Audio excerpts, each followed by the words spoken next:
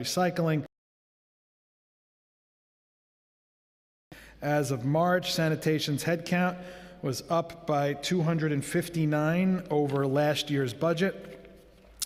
Talk about priorities here in the council's preliminary budget response. We made some very clear asks. We asked for $7.7 million to formalize a permanent vendor enforcement unit. We asked for $10.7 million for a waste bin program, so every eligible New Yorker has the official NYC bin. $10 million in capital for more illegal dumping cameras across the city. And we called for baseline funding to clean up neglected lots and to keep our neighborhoods looking good. We believe that a clean city isn't just nice to have, it's essential. It improves health, safety, pride, and property value. It makes everything else possible.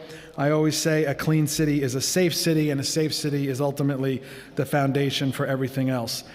We also like to say around here, budgets aren't just spreadsheets. They are moral documents. They reflect what we value and what we're willing to fight for in this council and in this city.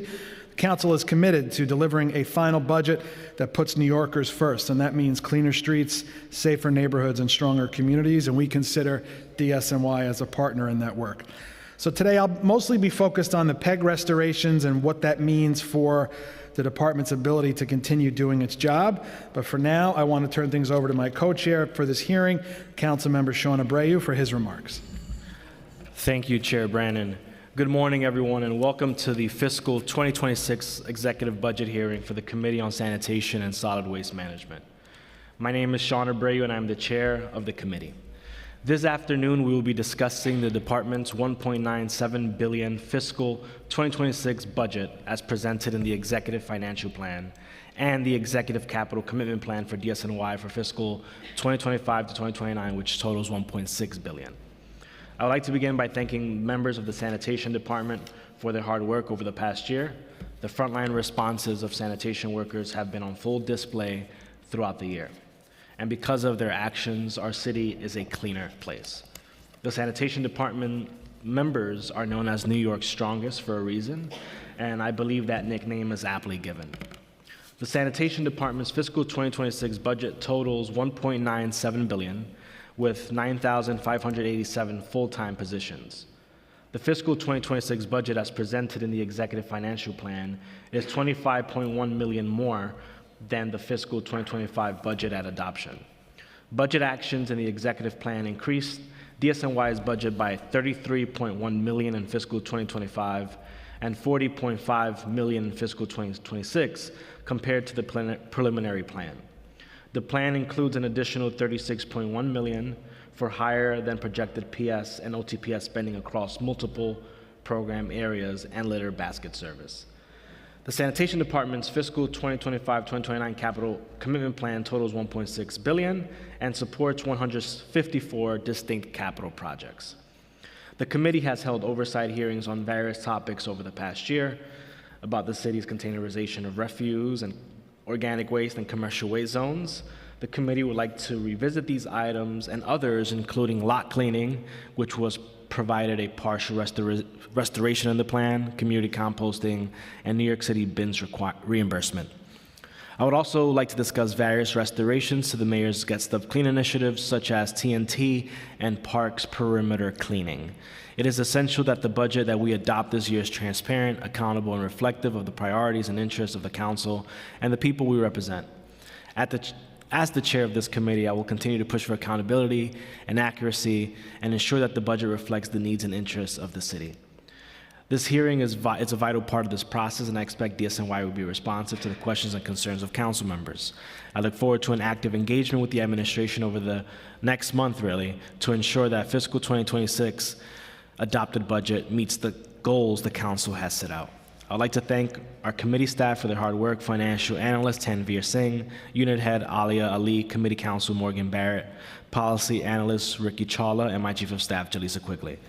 I'd like to welcome and thank Commissioner Javier Lohan, our sanitation workers, and the department civilian staff for the work that they do. I'm looking forward to hearing from the commissioner. The committee council will now swear you in. Okay, before we jump in, I want to acknowledge also been joined by Councilmember Ressler. I also want to thank our incredible Council Finance Division staff who makes these hearings possible. We're about to head into a long month of executive hearings. Shout out again to Aliyah Ali, Tanvir Singh, Brian Sarfo, my senior advisor John Yedden, and the entire finance team back at Mission Control. You are truly the unsung heroes of this budget season. As a reminder, public testimony on today's executive budgets, both sanitation and later Department for the Aging, will take place after the agency panel. So if you'd like to speak, please fill out a witness slip with the Sergeant at Arms. And now I'm going to turn it over to Brian to swear in our witnesses.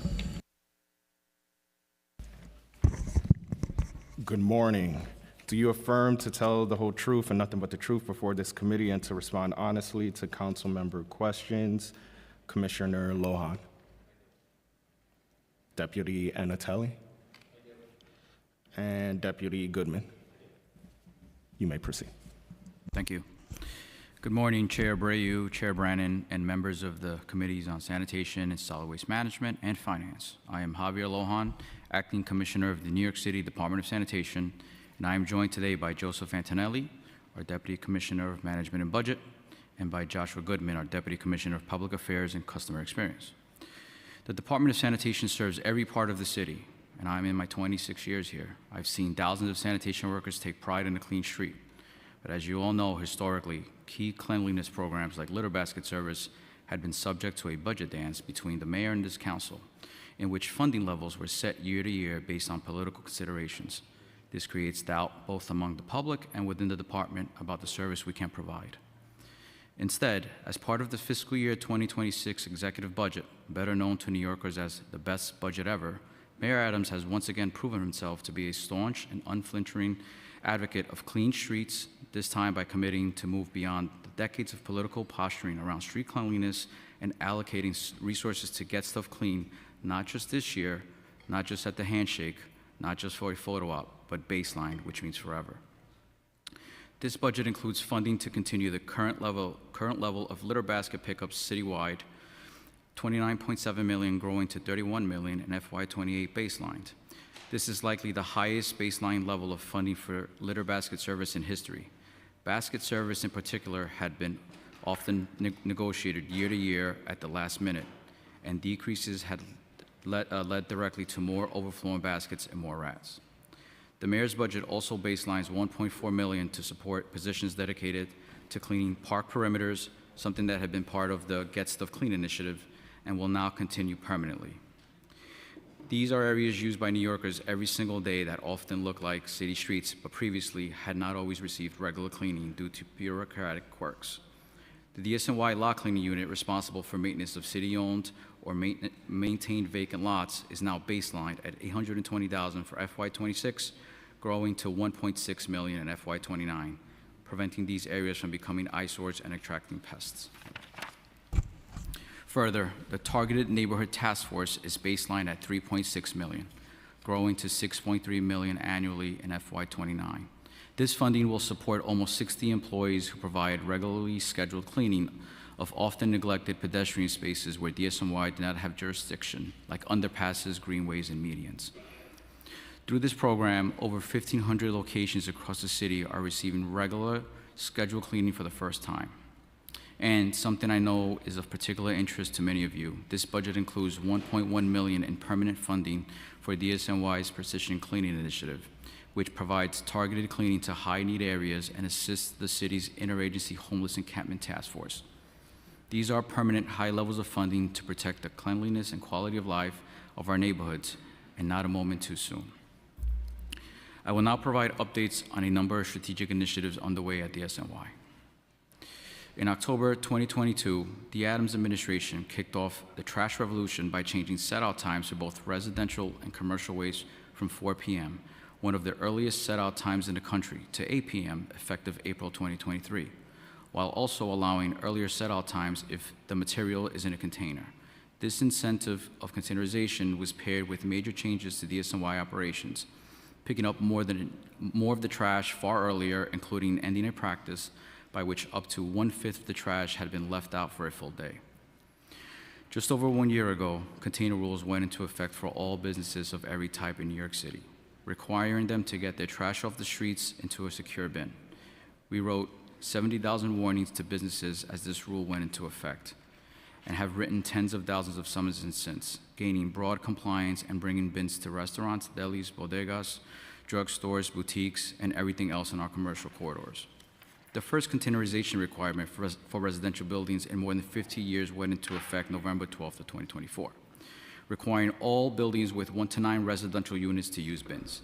This can be either their own or the official NYC bin, the cheapest high-quality bin available. This program was designed thoughtfully so that these bins would be by far the cheapest of their quality on the market, around $50, a reasonable responsibility for most New York City property owners. I understand that members of this council still felt a strong desire to distribute free bins, as seen in the passage of Intro 1126. While I share your concern about the cost burdens on homeowners, this bill requires DSNY to use data on STAR and E-STAR tax exemption to determine eligibility. This is state data which, by law, DSNY cannot access. Unfortunately, the program was described into law will be extremely expensive and difficult to operationalize, will not reach communities of the greatest need, and is ripe for abuse. New Yorkers have purchased over 800,000 of these bins at www.bins.nyc or at New York City Home Depot locations, and they have fundamentally altered the look and feel of our streets, replacing piles of black trash bags that attracted the rats, impeded pedestrians, and generally made New Yorkers feel that no one cared about the neighborhoods. These bins may look like simple pieces of plastic, but they have led to double-digit percentage decreases in rat sightings citywide. Since June 2026, this will be the only bin permitted for trash to facilitate safer, cleaner, mechanized collection. As you all know, I was once a sanitation worker, and I am still one at heart. And it pains me that fully half of our line of duty injuries are sprains and strains from throwing bags. The 2 sanitation workers operating a truck with mechanical tippers will have one less thing to worry about. That gets us to 70% of the trash already covered by containerization requirements. But we have a plan for the remaining 30%. Installation of stationary on-street containers called Empire bins is well underway in Manhattan Community District 9 for the first full district containerization pilot, with these bins to be serviced by new automated side-loading trucks. This is one of those innovations where we talk about it so much that it may be hard to maintain sight of just how fundamentally it changes the way that trash is stored and collected in New York City, and thus our experience of the streets in general. Consider the fact that even a small-scale test of on-street containerization on the 10 blocks in Hamilton Heights led to a 60% decrease in rat sightings. This will make a difference forever. The new West Harlem pilot will take those huge piles of trash that are generated by the largest buildings off the streets and instead store them in secure containers, just like you'd see in Europe, South America, or Asia, years faster than anyone thought possible. West Harlem will see just over 1,000 Empire bins, covering more than 80% of their apartment units. Unlike in any other parts of the world, the bins are not shared by the entire block. Bins will be assigned to a single large building using our density, which had long been thought of the Achilles heel of containerization, to our advantage by allowing far greater oversight. Property owners will have access cards and designate appropriate staff to be able to access the bins. DSNY outreach staff is on the ground in the neighborhood now explaining this process, and upon completion of installation, use of these on-street containers will begin June 1st, and we will begin analyzing results and outcomes right away. But I must caution the members of this council, as I have done in previous hearings, if you would like to see this international best practice expand beyond West Harlem, if you would like to defeat the piles of trash and the rats once and for all, there is pending legislation that must pass. Councilmember Hudson is the lead sponsor on a bill many of you have already joined.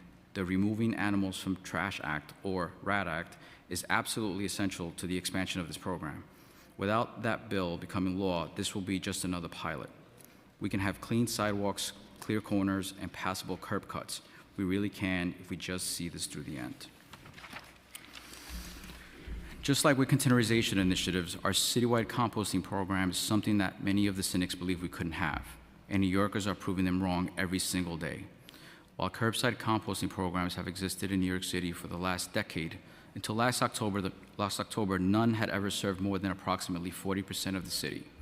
When Mayor Adams took office, he committed to developing a universal program that works for New Yorkers, and the team at DSNY set to work developing a model built for long-term success. The resulting program is now running in entirety of our city, providing residents with simple, universal weekly collection of leaf and yard waste, food scraps, and food soil paper products on the recycling day. That simplicity is the most important part of the program. There is no need for sign-ups, special dates to remember, or specific locations to visit within limited hours. Simply place your materials out on the recycling day. Your sanitation workers will collect it from your home and will ensure it's put to good use. This is the composting programs for all New Yorkers. Make the separation of compostable material easy, and people would do it. I've seen these programs operating for a long time. I've never seen numbers like what New Yorkers diverted in April, when they set weekly tonnage records 3 weeks in a row. New Yorkers want to help the environment. They want to fight rats, and with this program, they're doing both. Composting has a benefit, not just for our environment more broadly, but also for New York City gardeners. We give tens of millions of pounds of high-quality New York City compost away for free during the spring, summer, and fall. But for many years, you had to either catch a pop-up event or drive to a site in Staten Island to get it. Last year, we added a second site in Greenpoint that is accessible by cyclists, pedestrians, and public transit. And earlier this year, we added a third site in Astoria. I am proud to share that New Yorkers are composting so much that we will add a fourth site in Eastern Queens before the end of this season. And we are working to identify locations in the Bronx and Manhattan as well, bringing this service to every borough. Some of you have asked me whether the success of curbside composting program means the popular smart bin composting bins are going away. These 400 bins where residents can drop off their compostable material 24/7 through an easy-to-use smartphone app are complementary to curbside service and will continue to operate.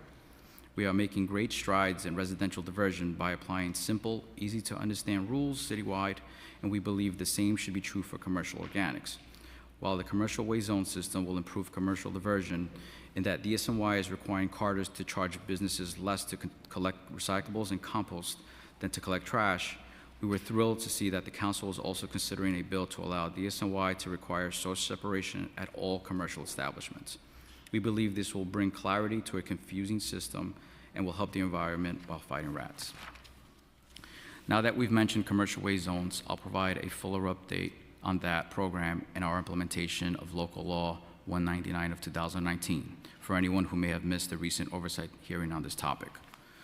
This law was designed to reform the commercial waste hauling system by establishing new safety standards for workers in the commercial carting industry, improving service for businesses, increasing diversion rates, and reducing vehicle miles traveled, as well as harmful emissions from waste hauling vehicles. When fully implemented, we are looking at about 12 million fewer miles traveled by commercial carting vehicles. And making good on the promise from when this program was created, businesses will pay less for the collection of recyclables and compostable material than they do for trash, at a citywide average of 32% less for recycling and 18% for compostable material. That means businesses will have a meaningful financial incentive to separate their waste properly. In January, after years of planning and months of outreach, the first of New York City's 20 non-exclusive commercial waste zones came online in Corona, Elmhurst, and Jackson Heights. Because it was done thoughtfully, this has been a successful launch, and not a single one of the thousands of businesses in the zone has made a complaint to DSNY of any of the issues with service or billing. We are routinely writing safety violations there and are seeing very strong compliance, likely due at least in part to the significant fine escalators built into the ZWZ program, with a total of about 200 violations written since implementation of the zone began in September. Following a thorough data analysis of the first zone and of conditions across the city, we recently announced that the next two zones will cover the entirety of the Bronx beginning later this year, with a full citywide implementation complete by the end of 2027. This is an important program, but it is a program that was destined to fail if it were rushed. We are doing it right.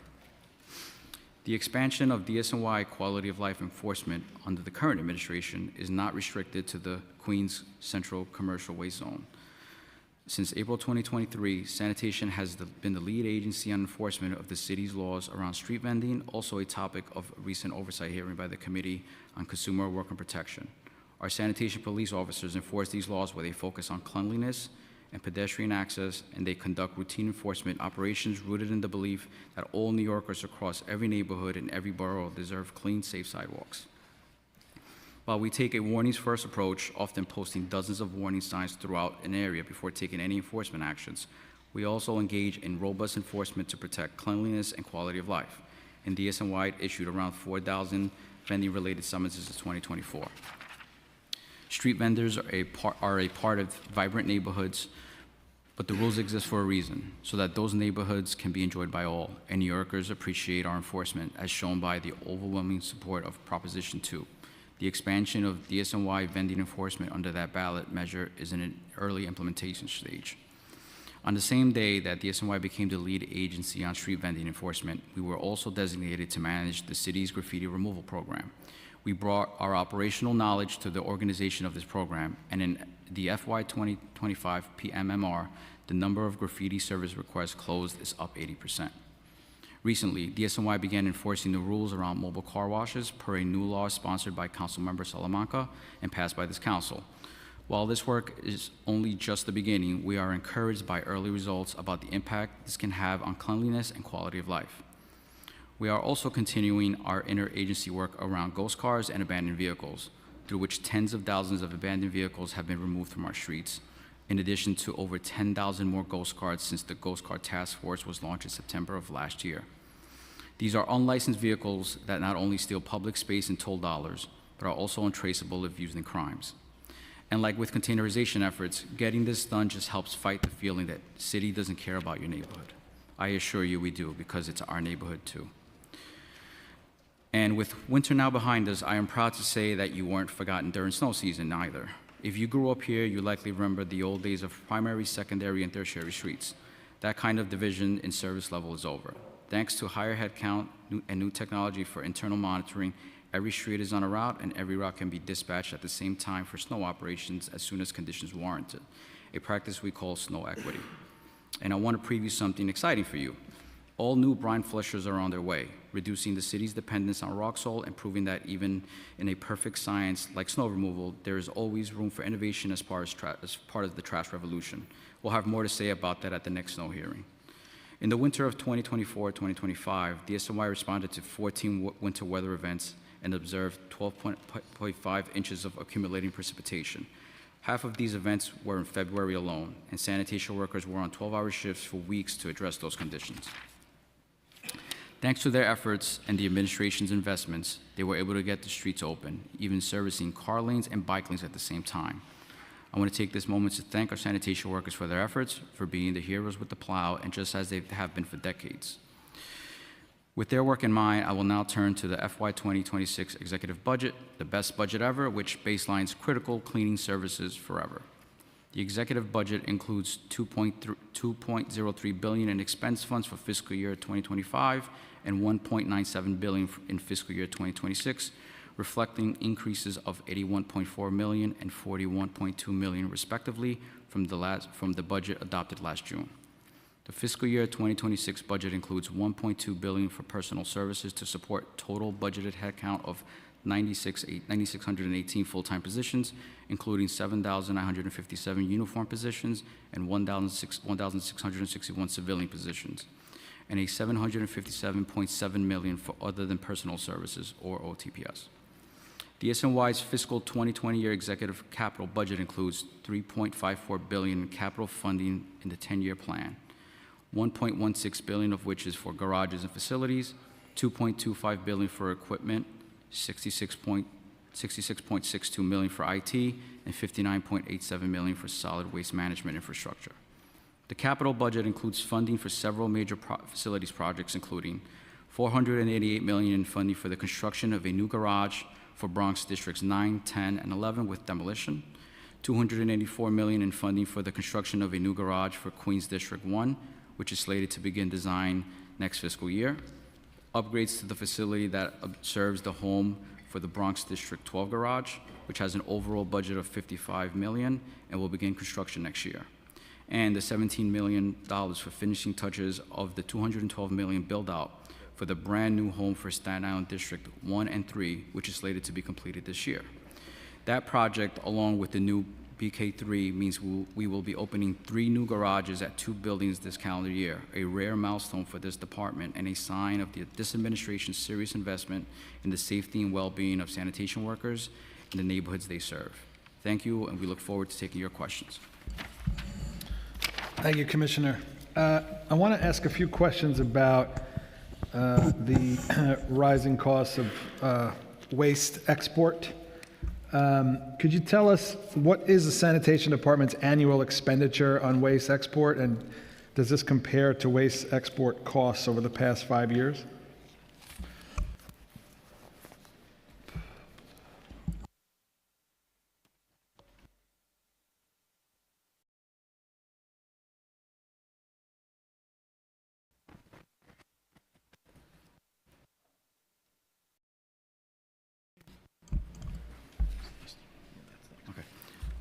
So the total export expenditures for FY25 is $495 million.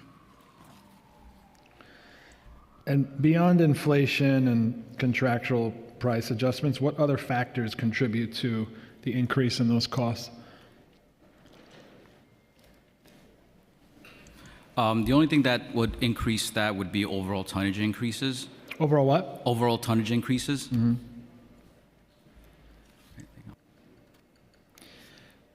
So what do the terms of DSNY's long-term waste export contracts impact current and future budget projections?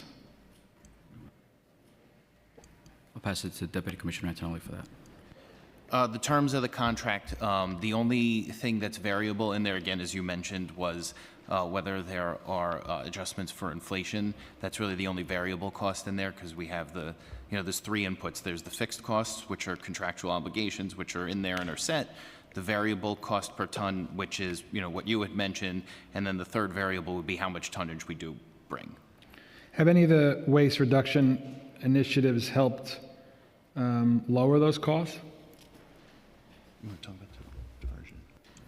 Yeah, so as I mentioned in my testimony, the increase in composting material diverted has helped reduce some of those costs. So we're only in the first full month since it became mandatory, but we're seeing some promising weights, increase in organics weights, and then we've seen decreases in refuse weights as well. Has the solid waste management plan's reliance on borough-based waste management facilities impacted the overall cost of waste export?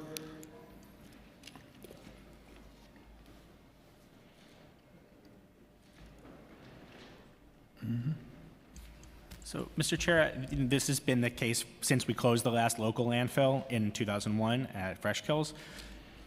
This system of waste export has fixed costs, as Deputy Commissioner Antonelli mentioned, but the alternative cost is to operate landfills within the city. The long-term plan for bringing these costs down is to increase diversion, and we're seeing really promising results 1 month out from the full rollout of the citywide curbside composting program.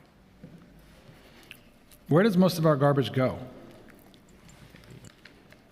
So some of it goes to our waste-to-energy plants, which is in New Jersey. Then some of it goes to landfills outside of New York City. And I want to ask about the marine transfer stations. How do the operational costs there compare to truck-based or rail-based waste export?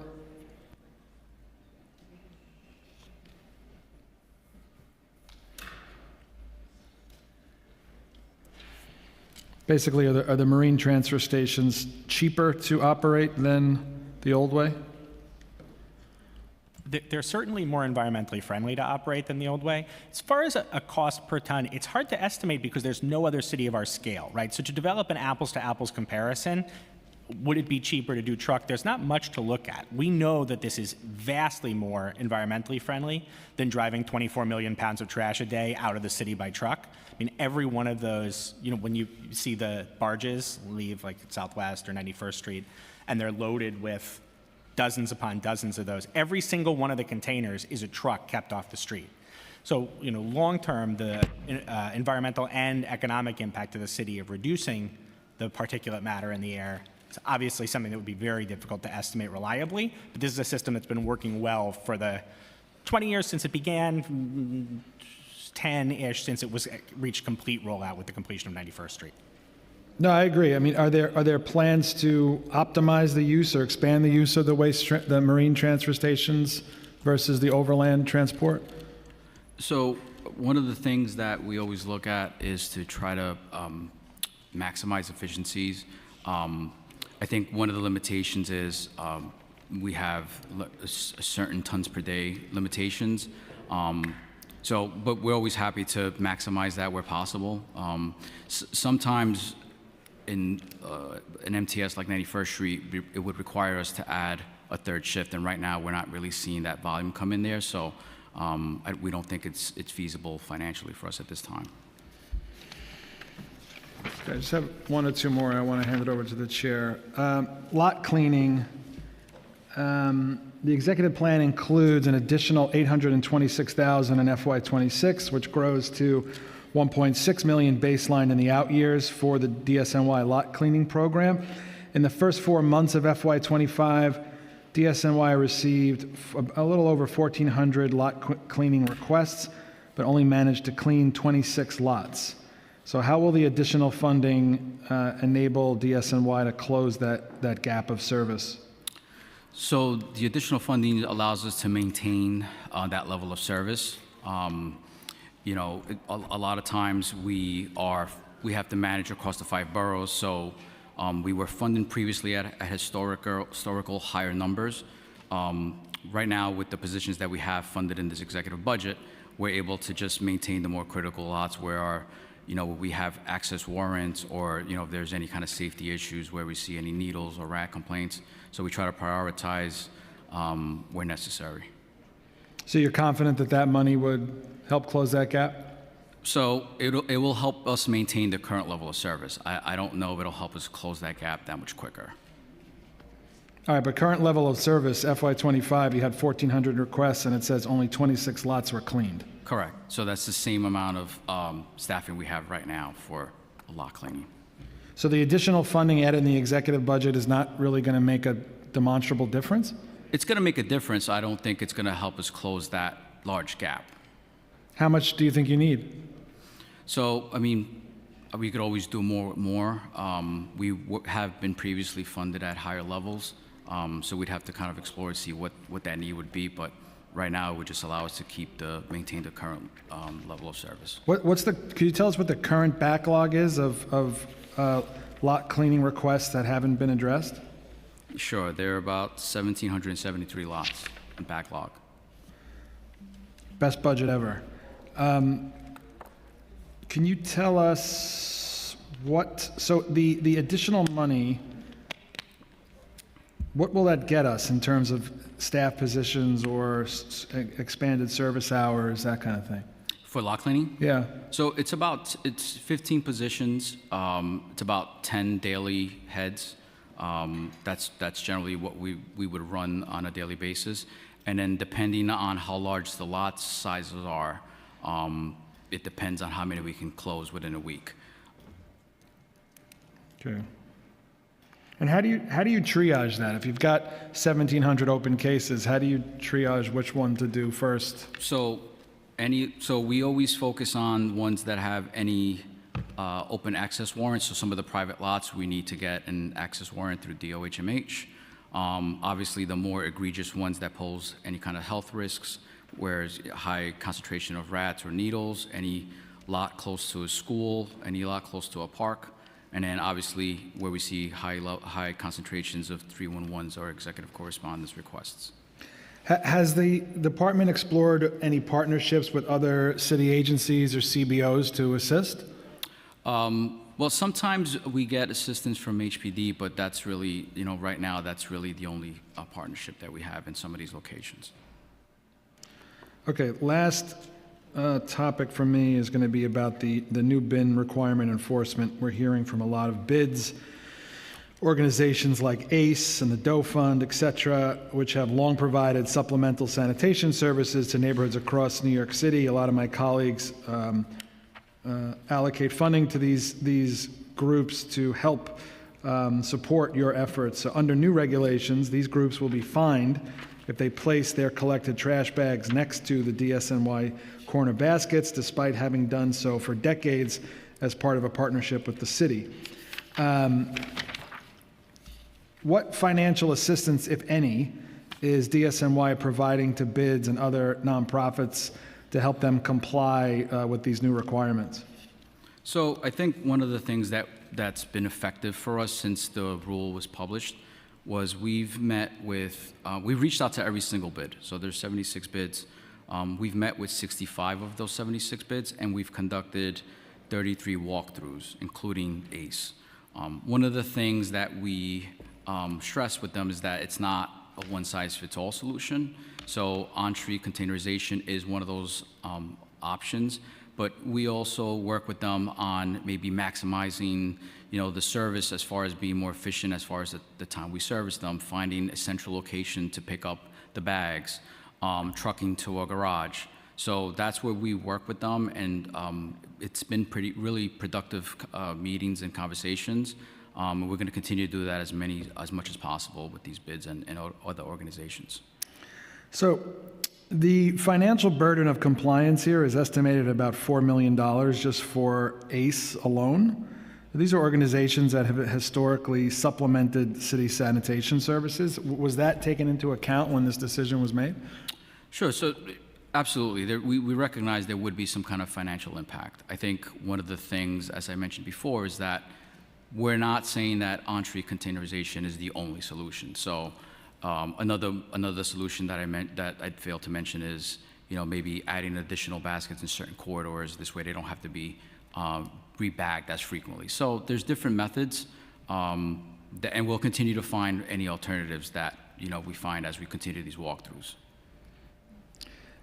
Was thought given on what the impact might be on DSNY's own sanitation resources if organizations like ACE and the various bids are forced to suspend their supplemental services? Yeah, I mean, of course, if they decide that they can't function anymore, it would be a big impact. But I think my goal is to continue to work with them as much as possible. As you know, we've extended the warning period till the end of the year. And I think as long as we have any good faith effort conversations with any of these organizations, our goal is never to summons any of these organizations. It's just to work with them and find solutions for them. So the warning period extended to the end of the calendar year? Correct. Okay. We've also been joined by council members Ariola, Osei, Brewer, Banks, Salam, and Sanchez. And I'm going to thank you, Commissioner. I'm going to turn it over to Chair Abreu. Hello, Commissioner. Thank you so much for joining us today.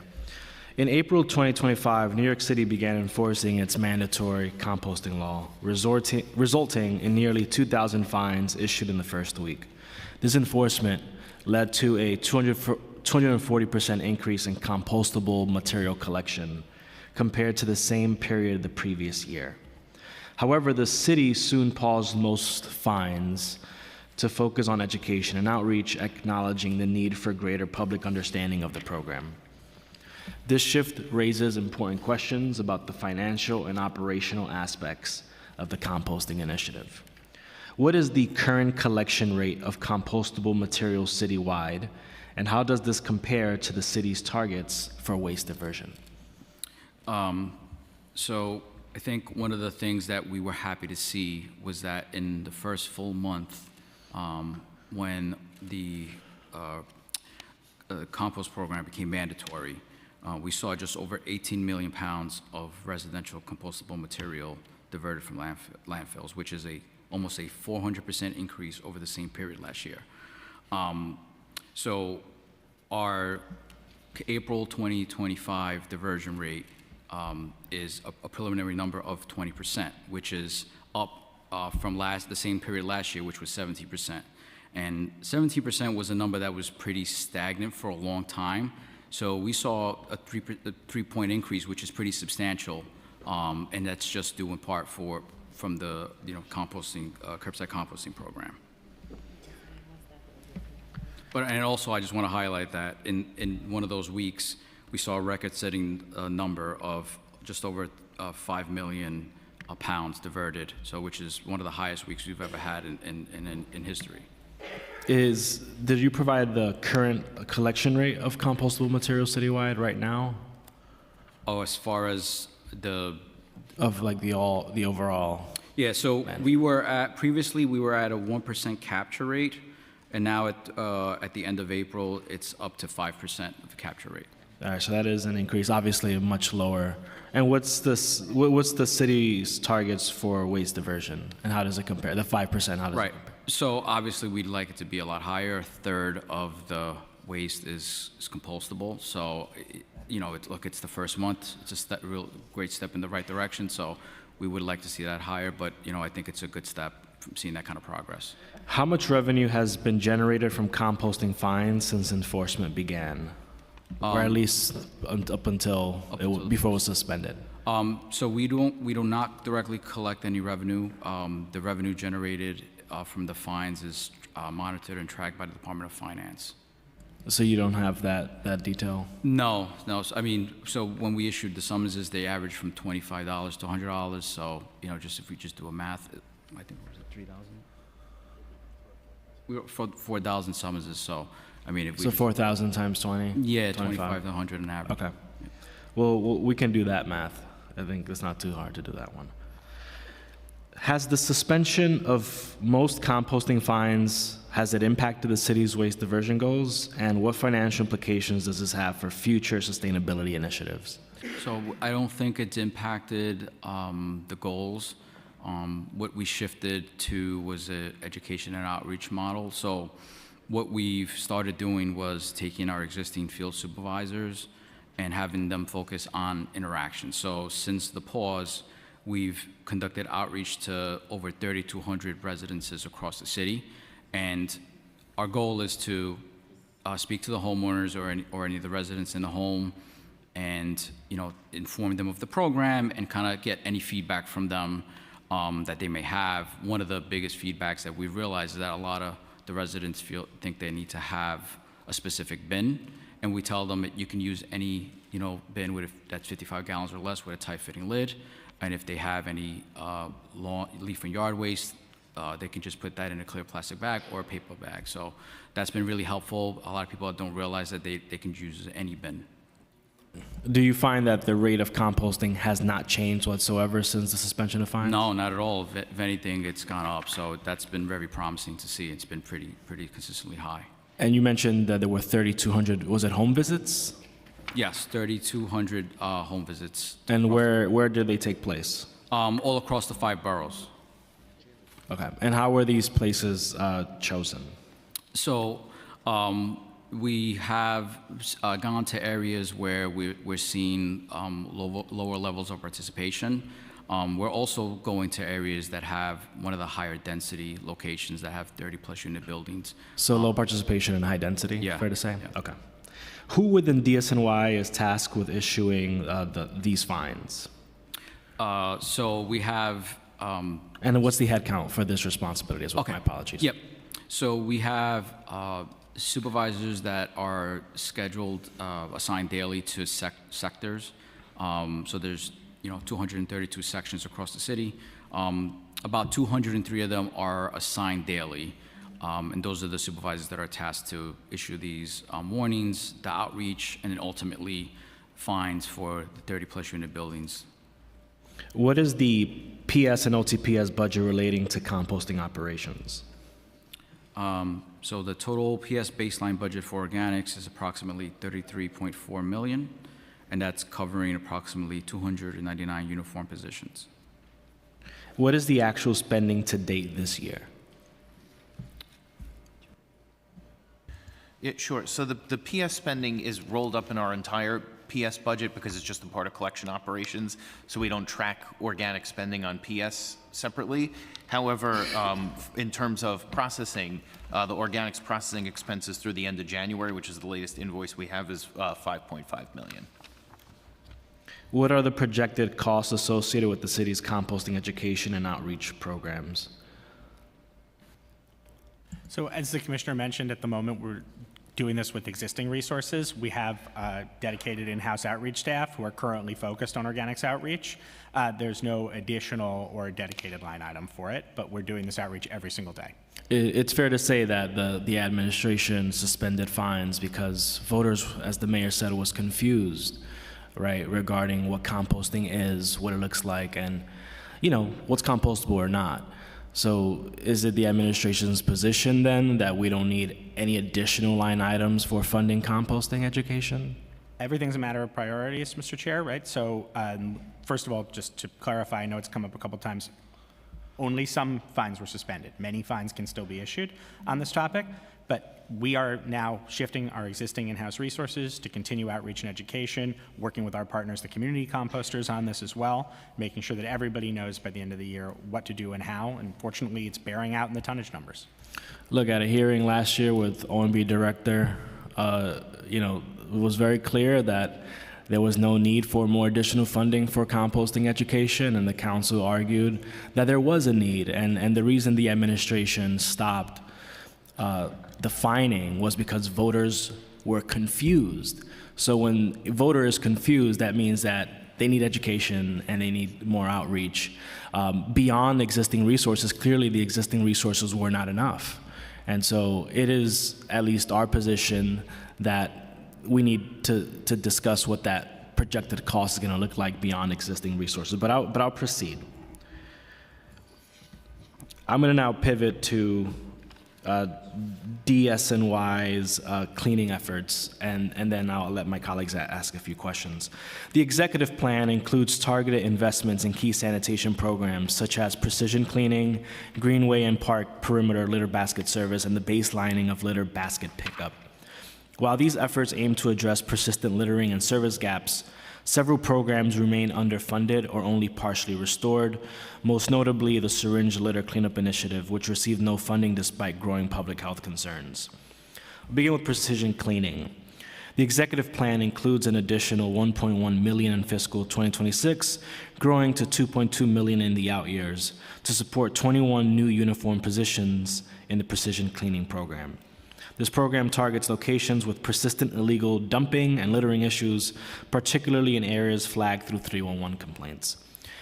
The investment is a promising response to recurring quality of life complaints, but oversight is needed to ensure it reaches the neighborhoods that need it the most. How will the 21 new uniformed staff be deployed across the boroughs to maximize coverage of the most problematic dumping and littering hotspots? So we use a combination of 311 data, field observations, where we use a data collection app, and we're able to then analyze that data later on. We have weekly meetings with every borough, and we bring down each borough command and the district supers, and those are one of the things that we analyze. The other thing that we do with precision cleaning is that we work closely with the Interagency Homeless Encampment Task Force, and obviously wherever the need is there, we work with them on staffing the PCI crews there. When you say data collection app, which app are you referring to? The app's called Fulcrum. Thank you. What performance indicators or benchmarks will DSNY use to measure the success of precision cleaning in its first year of implementation? So I think one of the things we look for is seeing how much of the conditions that we've cleaned. So current fiscal year 25 to date, we've cleaned 6,600 locations. So I think as we look at last year, we cleaned 1,600 locations. So we're going to analyze last year's data, compare it to this year's fiscal year cleaning locations, and see, you know, has it been efficient, has it been productive, and again, use the mobile field collection app and see if that gives any insight on effectiveness of these locations. Does DSNY anticipate any additional funding need or expanded headcount beyond the 21 positions to meet the full demand for precision cleaning across all 5 boroughs? So the FY26 restores the PEG made in November 2023, so therefore we do not anticipate any additional funding for that. All right, my last few set of questions before I let my colleagues ask. Litter basket pickup service. The executive plan includes an additional baseline $29.7 million beginning in fiscal 2026 for current litter basket service, growing to $31 million by fiscal 2028. This funding maintains the current level of service, which helped contribute to a record drop in 301 litter complaints in fiscal 2025, but leaves little room for growth or expansion in underserved areas. What specific services, frequency, coverage area, and staffing are supported by the additional $29.7 million for litter basket pickup, and how are these resources allocated by borough or district? So one of the great things that we are seeing is that with this level of funding, the ability to baseline the level of service that is in this executive budget allows us to maintain the level of service that we've had in previous years. So we're seeing the impact of regular high levels of funding. Overflow and litter basket complaints are down over 21% through the end of April of this year compared to this the same time last fiscal year. So now that we have this baseline funding, I think now one of the things that we are going to look to do is have a more dynamic seasonal approach. Previously, we could never count on that high level of funding until the adopted budget. I think now we're going to be able to analyze that a lot better and have a long-term plan on different corridors of this across the city. How many DSNY personnel are currently assigned to daily litter basket pickup, and is the department anticipating any hiring needs to support the increase to $31 million by fiscal 2028? So the current baseline funding level, it's about 800 crews, so 1,600 sanitation workers a week. And we do not anticipate having to hire outside of its normal hiring schedule right now. What would you say the number was? It's 700. It's about 800, so it's 793 crews a week. So a little under 1,600 sanitation workers. And my last question for now is, with funding only covering the current service level, what would be required to expand litter basket coverage to high-need areas that still report overflowing conditions or lack sufficient basket placement? So I think one of the things to remember, Chair, about the overflowing litter basket complaints in areas that may not have the increased level of service is that a lot of times it's due to misuse. People are consistently putting household trash in the baskets, and then the basket overflows. So I think a lot of times it's really due to that more than just the need of increasing service. So, I think right now with what we have is sufficient enough. We try a lot of times to remove the basket and see if that makes a difference, but then a lot of times we get requests to put it back. When we put it back, then we get a lot of overflowing litter basket complaints, and then when we go out and evaluate it, it's because of the misuse. So it's we try to have a delicate balance between the two, and without having to add additional service to them. I mean, look, whether it's misuse or not, right? Because our constituents still have to live with those consequences, and so I think it's important for the department to keep that in mind. Absolutely. Chair. Thank you, Chair. Okay, we've also been joined by Council Members Ung, and now we have questions, starting with Council Member Ayala, followed by Carr. Good morning. I have 3 questions, and actually another. I just happened to get an email from somebody. I would love for you to hear what it is that we have to address in our communities. And this gentleman just is email demanding that I give him a response as to why there's been a surge in sanitation, why we don't have a surge in sanitation resources to address the filth and deterioration of our sidewalks, which is pretty common. And that leads me to the question regarding funding across districts. Is it equitable funding? Does each district get the same amount of money and resources? And if not, how does DASNY determine how much funding goes to which district? So one of the things that, yes, I mean, it's equitable. Part of our approach with every function, whether it's litter baskets or PCI or TNT, is that we always look to be equitable because every neighborhood is just as important as the next. So that's where we use the field observations and 311 data to try to see where the gaps are, and we make adjustments on a monthly basis where necessary. Is that right, though? Because my understanding is that Councilmember Julie Menon, for instance, Okay. her district gets more funding than my district, and I've been told that it's because she has more blocks in her district than I do in mine, but her community is also super, not that she doesn't need the services. I'm not advocating to take, she can continue to have what she has, but her district, is relatively cleaner than mine is, right? I have a lot of density, I have a lot of social service providers and programs.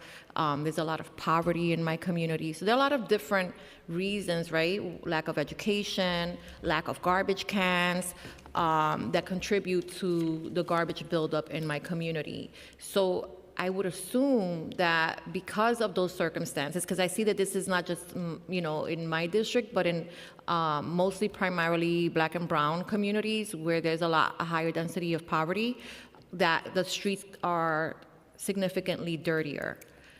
What is that, what formula are you using to determine then, what tells you that that we need equitable distribution of funding if there's a greater need in specific areas of the city? So, again, 311 data is one part of it, and I know that's not everything, right? My So, constituents don't call 311. A lot of it's also, the main focus is our field observations. Our supervisors, we have supervisors assigned to every sector every day, and part of their job is to report any conditions, whether it's, drop-offs, dump-outs, overflowing litter baskets, and that's part of what we do every week when we have these borough commands down. And when we see these numbers go up or these kind of conditions, we always make adjustments where necessary. It's not like we're just going to say, okay, it's fine just because it's a certain district. No, it's equitable across every community district. But it doesn't look equitable. That's what I'm trying to determine is how much funding does each district get? In terms of, I'm sorry. For services, right? On Community Board 11, for instance. Right. How much funding is allocated for Community Board 11 for cleanup services? So we don't really allocate specific funds to it. It's more just the number of posts. So I can give you the number. Okay.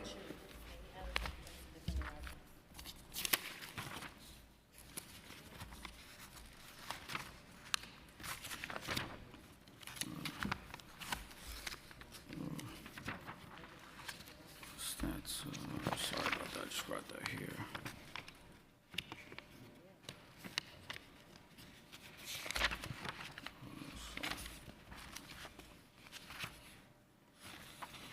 Sorry, I'm just, I'm going to get that number.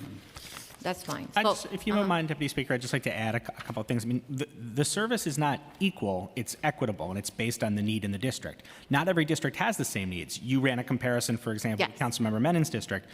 We run derelict vehicle services in your district, right? Yes. People abandon cars. She gets virtually zero because it's not a problem in her district.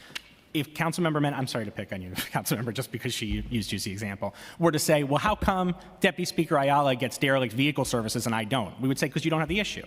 Your district receives far more of different types of cleaning services tailored to the needs of the district. Also, probably worth mentioning that many members of this council opt to supplement with discretionary funding to DSNY. Please correct me if I'm wrong, but I believe DSNY does not currently receive discretionary funding from your office. No, but I still fund those same services through another organization. I don't feel like I should have to supplement cleaning services through sanitation because you're a city agency and that is your responsibility. Councilmember, and I have the numbers here. So your district actually gets 11 more weekly basket trucks than CD5. So we are, looking at that and allocating them where necessary. So you are getting more weekly basket trucks than Council District 5. Well, I will tell you that I represent East Harlem and the South Bronx, and both parts of my district are horrendously filthy on a daily basis, and I don't, I do see sanitation workers out there cleaning, and I get that there's also a a responsibility on behalf of, of New Yorkers, right, to do the right thing and to throw the litter in the baskets. But I also have an overwhelming vacancy of, vanishing garbage cans throughout the years. So in my community, not everybody has a garbage can to dispose garbage in. And I cannot accept that response, because my understanding is that each garage has their own budget. And that my budget is significantly lower than that of my neighboring council member. I'm not suggesting, I'm just trying to understand why, because it's visible to whoever wants to look that the amount of garbage that's generated in communities of color is higher. So I supplement cleaning services through ACE. I supplement services through Uptown Grand Central. I also supplement services through Union Settlement, and I still cannot keep up with the demand of garbage. So I think one of the things also that, and I'd be glad to, share any pictures with you. We have these cleanups done daily, and we take photos before and after pictures. Because we also like to make sure that the work is being performed When I call your staff, they're very, responsive. They're great. I don't think that it's the staff. I don't think that it's the workforce. I think that we need additional services. I think that we need, more cleaning services. I see a lot of sanitation workers during the morning. I don't see them throughout the day unless they're picking up garbage. I don't necessarily see them throughout the day. I mean, when I'm driving to work, there's garbage everywhere. And I don't understand how it's possible when we've increased funding for litter basket removals. We've increased funding, to supplement cleaning services. I think on our end, we're doing everything that we can to address these issues, but quite frankly, while I have seen a reduction in the rat population, and I'll give you that, I have not seen the results of this, cleaner city in my community, and that bothers me, because it gives the impression to my constituents that we don't care, that as elected officials we don't care. And here we are putting in money and resources and time, and it just doesn't look that way. And I think is that we need more, right? We need more head count.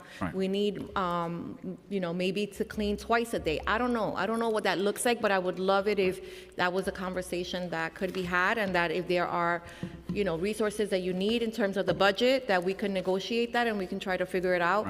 But there is a big disconnect in between what you're testifying to and what we're seeing in our communities. And I think if you just drove by today, you would see that it's not an exaggeration. But I also want to credit the staff, because I know that your team works really hard, and they've been excellent to our office.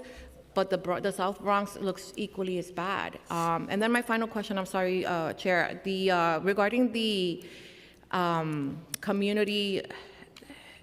Community Board 11 garage, do you know when you're expected to completely vacate the garage on 99th and 1st?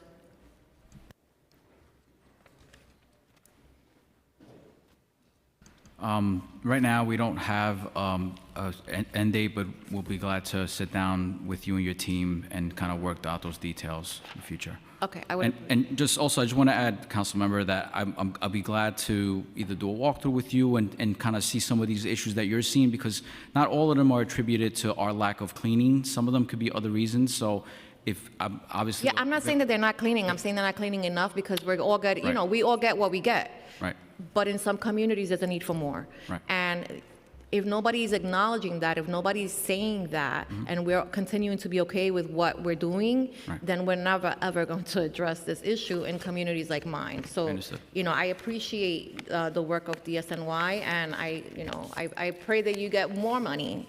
But I really just want to be able to walk down a nice, clean street in my community. It would be really nice. Thank you. Thank you. You have questions from Councilmember Carr, followed by Menon. Thank you, Chair. Commissioner, as always, good to see you and your team. I just want to begin by thanking you, the Community Affairs, Intergovernmental Affairs Shops, and of course, Borough Operations for their phenomenal jobs they're all doing in collaboration with my office and with others. One of those positive collaborations has been in the area of illegal dumping. But it continues to be a persistent challenge. I just did a beach cleanup with some local not-for-profits, and we're taking tons of contractor waste out of these areas. And so despite the increase in camera deployments and other means, I think we still have to focus on this. And so I was just wondering, what is the sanitation police headcount citywide and expected in the coming fiscal year, and what is the distribution to Staten Island and Southwest Brooklyn?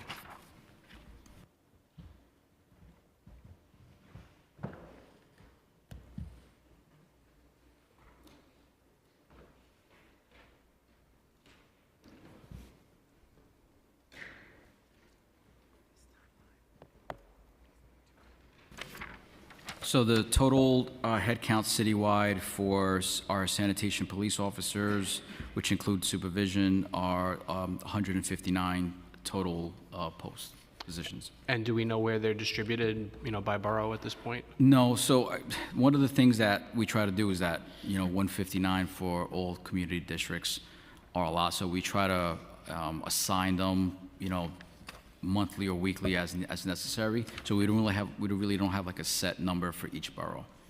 Because in the past, there were times where Staten Island, I think, had one sanitation sergeant assigned, and obviously, that's a lot of ground to cover for a single person. Right. It's a lot of ground to cover for 159 people citywide. Right. And I think that's kind of the point of my question is, unless we really start improving on that head count, it's going to really be hard to have a persistent enforcement action, which is really what you need. It's a war of attrition, right? And so is there any plan to increase the head count in the coming fiscal year? Right now, there's not. I mean, we'd love to work with, OMB and council on that, but, And are you at your budgeted head count, or do you have room for some hires? No, we're at our budgeted head count right now. Okay, well, I'd love to collaborate with you more on improving those numbers in the future. One of the other areas I wanted to talk about is one that, I think I ask every time you guys testify, which is curbside electronic waste collection. That program was suspended 2 fiscal years ago.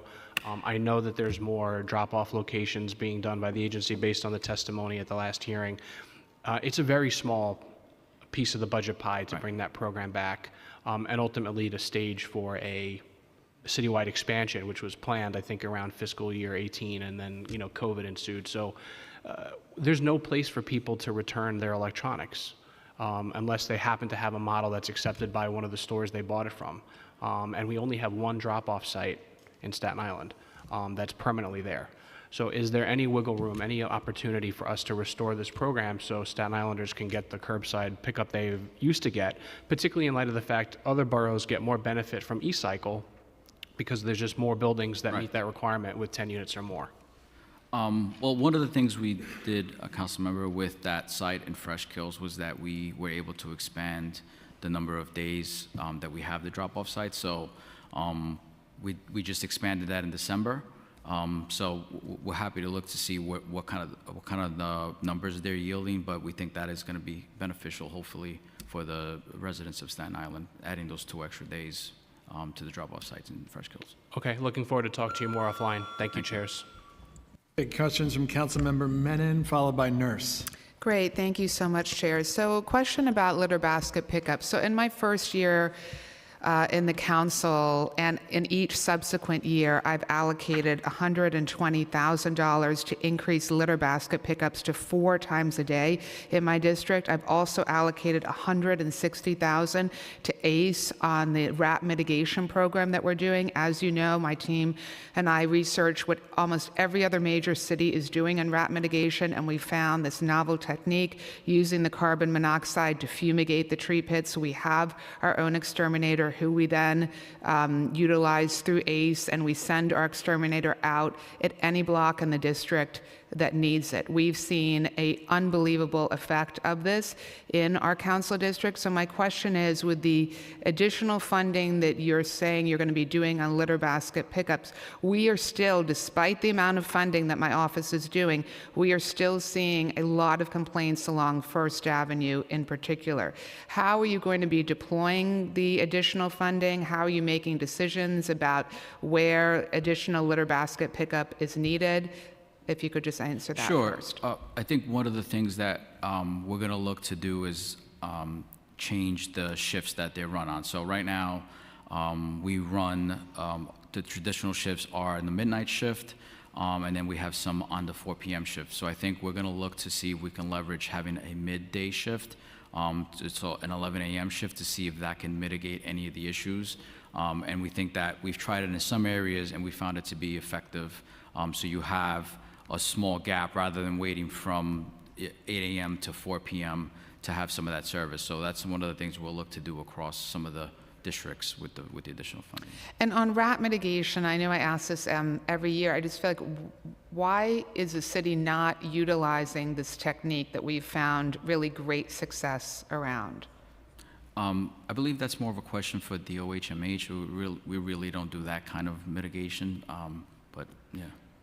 Well, just because you're touting this, you talk about the trash Right. revolution, Right. and you talk about the decrease Right. in rat complaints. So what kind of conversations are you having with DOHMH about utilizing a technique like that to fumigate the tree pits? Yeah, and I think one of the things that we like to highlight is that the big part of that is the containerization, and that has seen a decline in rat sightings. We work closely with the HMH and be glad to bring that up with them when we meet with them regularly and see if there's any traction on that end from them. Yeah, I think that would be great. I mean, I've had many conversations with the rat czar about it. I just think it would make a lot of sense to look at that in a targeted way around the city. Thank you. Okay, questions from Councilmember Nurse, followed by Wrestler. Thank you, chairs. Actually, you both asked my questions, but I did want to follow up on you had mentioned that you were seeing some promising numbers in the waste diversion of organic waste diversion as it relates to export costs. And I was wondering if, and maybe in the next couple of days, you could send an email with what you're seeing so we can understand the ratio of cost. Sure.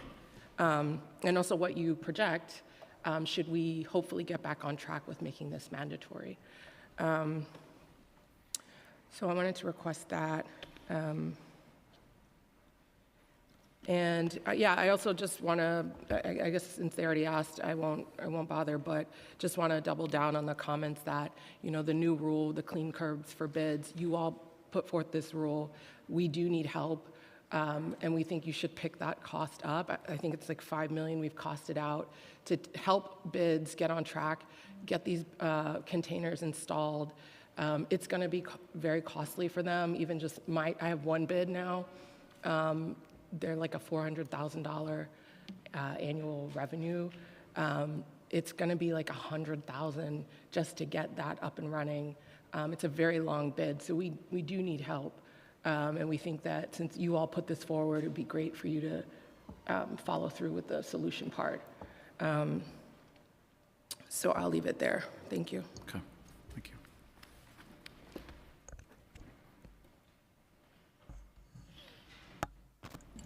Councilmember Wrestler. Great. I want to thank Chair Abreu for his great leadership of this committee, and I feel like we're starting our executive budget hearings with sanitation because it's Chair Brannon's favorite committee. There's nobody who's more obsessed with how clean our city is than Chair Brannon, so I am grateful for that, and grateful for the leadership of the Department of Sanitation. I just want to ask a few questions. Firstly, on federal funding. So, according to our review, about 10% of the FY25 budget for the Department of Sanitation is federally funded. Is that right? $200 million? Yeah, that's approximately correct, yes. Right. Have you all received any guidance from the Office of Management and the Budget or City Hall on the status of federal grants? Are these all confirmed and received? Right. So the funding that you're referencing is all for activities that already happened prior to the end of last calendar year, so it only covered the first half of this fiscal year. None of the federal grants applied to the second half of the fiscal year? Correct, because that was all American Rescue Plan funding that went towards waste export and litter basket service. And you've been reimbursed for all of that funding? I don't know if we've received, I'd have to check to see if we've received the amount, but the service period was during last calendar year, so it's not impacted. So you're by not anything that's going- anticipating any of significant federal funding for your FY26 budget? No.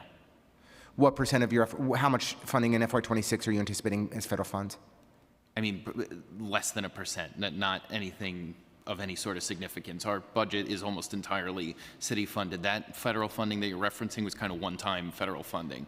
And it's been nearly completely reimbursed? Yes. Okay, great. Composting. So I've been troubled that the really great work that has been done by the Department of Sanitation to help ensure that we have curbside composting citywide has been undermined by the leadership at City Hall. It's been reported that Disney collected 2.5 million pounds of compost during the first week of April after fines went into effect. Last week, how many pounds of compost did we collect? Now that the City Hall has prevented you from implementing all of the fines that New Yorkers, may have earned? More than that, council member. It's gone up. So the pause happened in the middle of April, so approximately April 16th. So for that week, we collected 4.5 million pounds. The following week, which was the first full week on the pause, we collected, which was the record setting, was 5.3 million pounds. The week after that, which was the week of April 28th, we collected 5.2 million pounds. So it did go down. So it went slightly down, but Okay. it's still one of the highest weeks. No, positive. I mean, progress, but down. Yeah, and then this week, we still have to reconcile the numbers, but it looks like it's over 5 million. It's going to probably be a lot higher. So we haven't seen a big decline, because previous to April, the first week of April, we were at like 2.5 million. So we have seen the numbers stay in the 5 million mark, which is really promising. But a modest decline all the same as a result, potentially, of City Hall's decision to not implement fines? Well, no, the third week was one of the highest weeks ever. I just meant the 5.3 down to 5.2, and then last week it sounds like just over 5. Well, we may be trending in the wrong direction. Well, we're not sure about last week because we still have to reconcile the loads that we offload by the end of last Saturday. Okay. Do you have any timeline horizon from City Hall, any direction whatsoever on when these fines are going to be back fully in effect? So right now we anticipate that this will be until the end of the year, but we are The still... calendar year? Calendar year. Wow. So, but we're still able to, and we are, intend on writing violations to some of the buildings with 30-plus units. And does the Department of Sanitation think this is the appropriate policy to not implement fines after years of education and outreach for curbside composting? Yeah, so one of the things I mentioned, council member, is that we've shifted into that outreach and education, and I mentioned previously that we've conducted outreach to over 3,200 locations citywide, and we are seeing them to be very productive interactions. So our field supervisors that are assigned to these geographical areas are trying to make contact with anybody that lives at that building. And we are finding that some of them are still a bit confused about the program, and we're just explaining it to them, and it is being helpful. So they're being very productive. Yeah, I think that we obviously passed this law. We care deeply about it. I know that the Department of Sanitation does as well. We saw a major increase in the amount of pounds that were being collected, in the compost that's being collected when the fine started to take effect. And I'm concerned that an 8-month plus delay in implementing this policy is going to move collection in the wrong direction. And the rat conditions in our city can't wait. Our climate goals can't wait. We have the infrastructure to be able to collect more compost. The way we will do it is to ensure there's some accountability, and we tell New Yorkers these are the rules and they have to follow them. So I hope that this pause will not be as extended as City Hall anticipates, and we should push for speedier implementation. Thank you for the extra time. Thank you. You have questions from Councilmember Lewis, followed by Williams. Thank you, Chair, and good morning, Commissioner. Morning. I want to thank your team for their leadership and their support in Brooklyn. I just have 4 quick questions, so I'm going to just do rapidly, and then you all could respond. Which park perimeters and greenway locations will be directly serviced through the restored $1.4 million and FY26 funding, and how are these sites selected? And is DSNY actively coordinating with the Parks Department to create joint rapid response strategies for parks perimeters experiencing illegal dumping? Because we experience that a lot in central Brooklyn. I also wanted to know, and you mentioned the misuse of litter baskets and enforcement. I wanted to know, with civilian enforcement funding in Brooklyn held flat at $685,000 between FY25 and FY26, can DSNY ensure this body that enforcement against alternate side parking violations and other quality of life infractions like household trash being thrown in front of businesses will not continue to disproportionately impact Central Brooklyn? And my last question is in regards to DSNY bins. How does DSNY plan to accommodate low-income older adults and households in need who cannot afford compliant bins, particularly given the 10.7 million requests for reimbursement was unmet in the executive budget? And I mentioned that as well because in your testimony, you mentioned that the agency does not have access to STAR and eSTAR, but I haven't heard a solution within that testimony. So those are my 4 questions. Okay, so let me see if I can get the. And I could go back. Okay. I'm limited on time. So as far as the Greenway? the greenways, the parks, perimeter, and greenway, there are about 600 locations across the city, and we work closely with parks to identify which are those more higher trafficked areas. But we work with them regularly, and we obviously are happy to make any adjustments where we're seeing any. But who picks the location? Is it DSNY and is it Park? DSNY, but we work closely with parks on any feedback they give us, so we're happy to make those adjustments, but also it's our supervisions that make those adjustments. Okay. I think the next question was about the illegal dumping in the parks. In the parks. In the parks. So your question was specific to what enforcement? What is the coordinated or rapid response, being that Parks is doing this solo? Right. Is there something that you all are working together as a strategy? So I think we're working together with them on some, I think they just announced recently some installation of illegal dumping cameras, so we're working closely with them on our, we have the model that we use for the 331 cameras that we have across the city. Right. So we're working with them on that and assisting where necessary. As far as any kind of enforcement inside the park, that was part of Proposition 2, so that gave us the authority to go in there, but we don't have the resources right now to go inside the parks. But we work with them closely on any locations on the perimeter, and we're happy to work with them wherever they see necessary. And the last one regarding low-income older adults. Correct. So that right now we are not appropriated any funds for that bill.